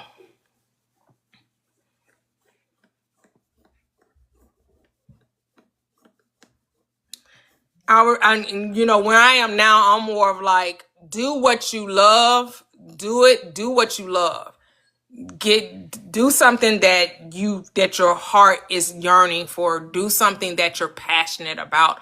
Go for what you feel that your spirit is calling you to do. That's how I look at life now. I look at life as not you should or must do, because you can't get it wrong in this life. And when you decide that that's what you're going to be, life is going to make sure you get it. That's how I look at it now. I look at it, I'm not here to make my children do anything. That's just me personally. I want them to discover what they're passionate about and live with no regrets. Go do the thing that wakes you up in the morning, that fills your cup up, that gives you the why for your life. I know that's right, divination. That's right. I heard that.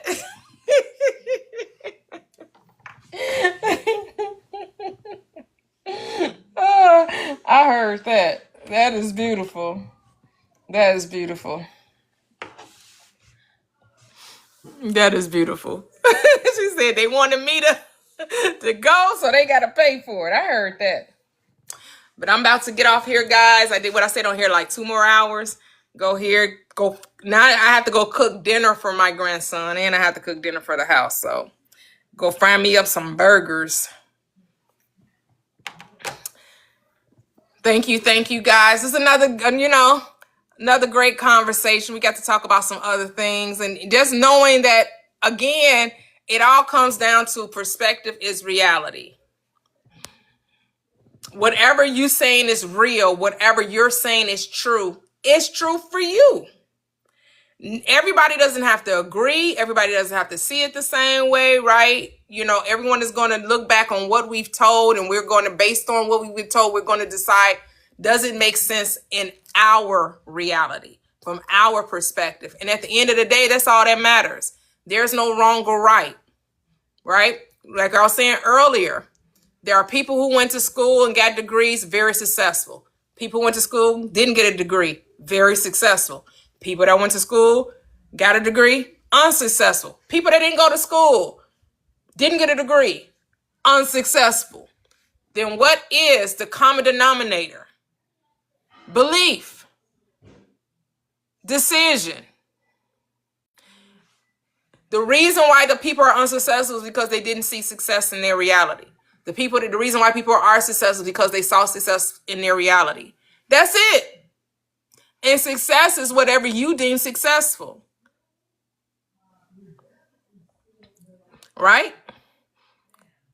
Some people are like, look, because back in the day, especially women, some women, depending on what shade of brown you are, they went to school only to look for a husband.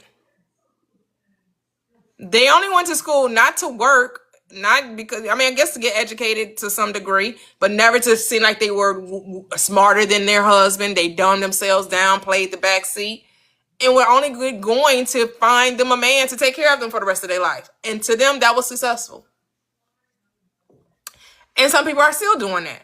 Some people are trying to figure out, how do I not work the rest of my being and I have someone else take care of me for the rest of my life? And there's absolutely nothing wrong with that. They're calling it the soft life era, right? I need a soft life. I need a man with a plan to take care of me.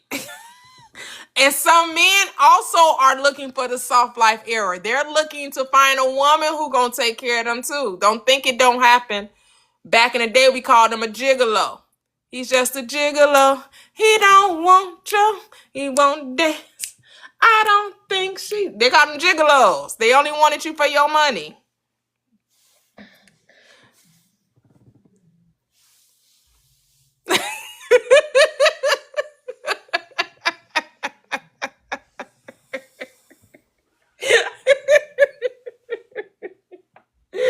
But it's just like, why should a woman be taken care of and not a man? That's something you have to think about. Are we sexist a little bit? It's okay for a woman to be taken care of, but it's not okay for a man to be taken care of. But we do know that men do marry into wealthy families by marrying a wealthy woman. We know that happens. So then we can't really think it's anything wrong with it, because it does happen. And I'm not going to say that the men were only marrying them for money. I'm sure it helped. But I'm going to say that they actually do love the woman regardless of how much money she has attached to her.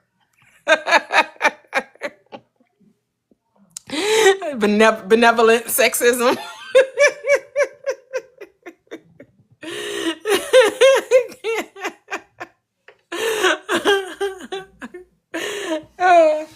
All right, guys, you all have a lovely, lovely, lovely night.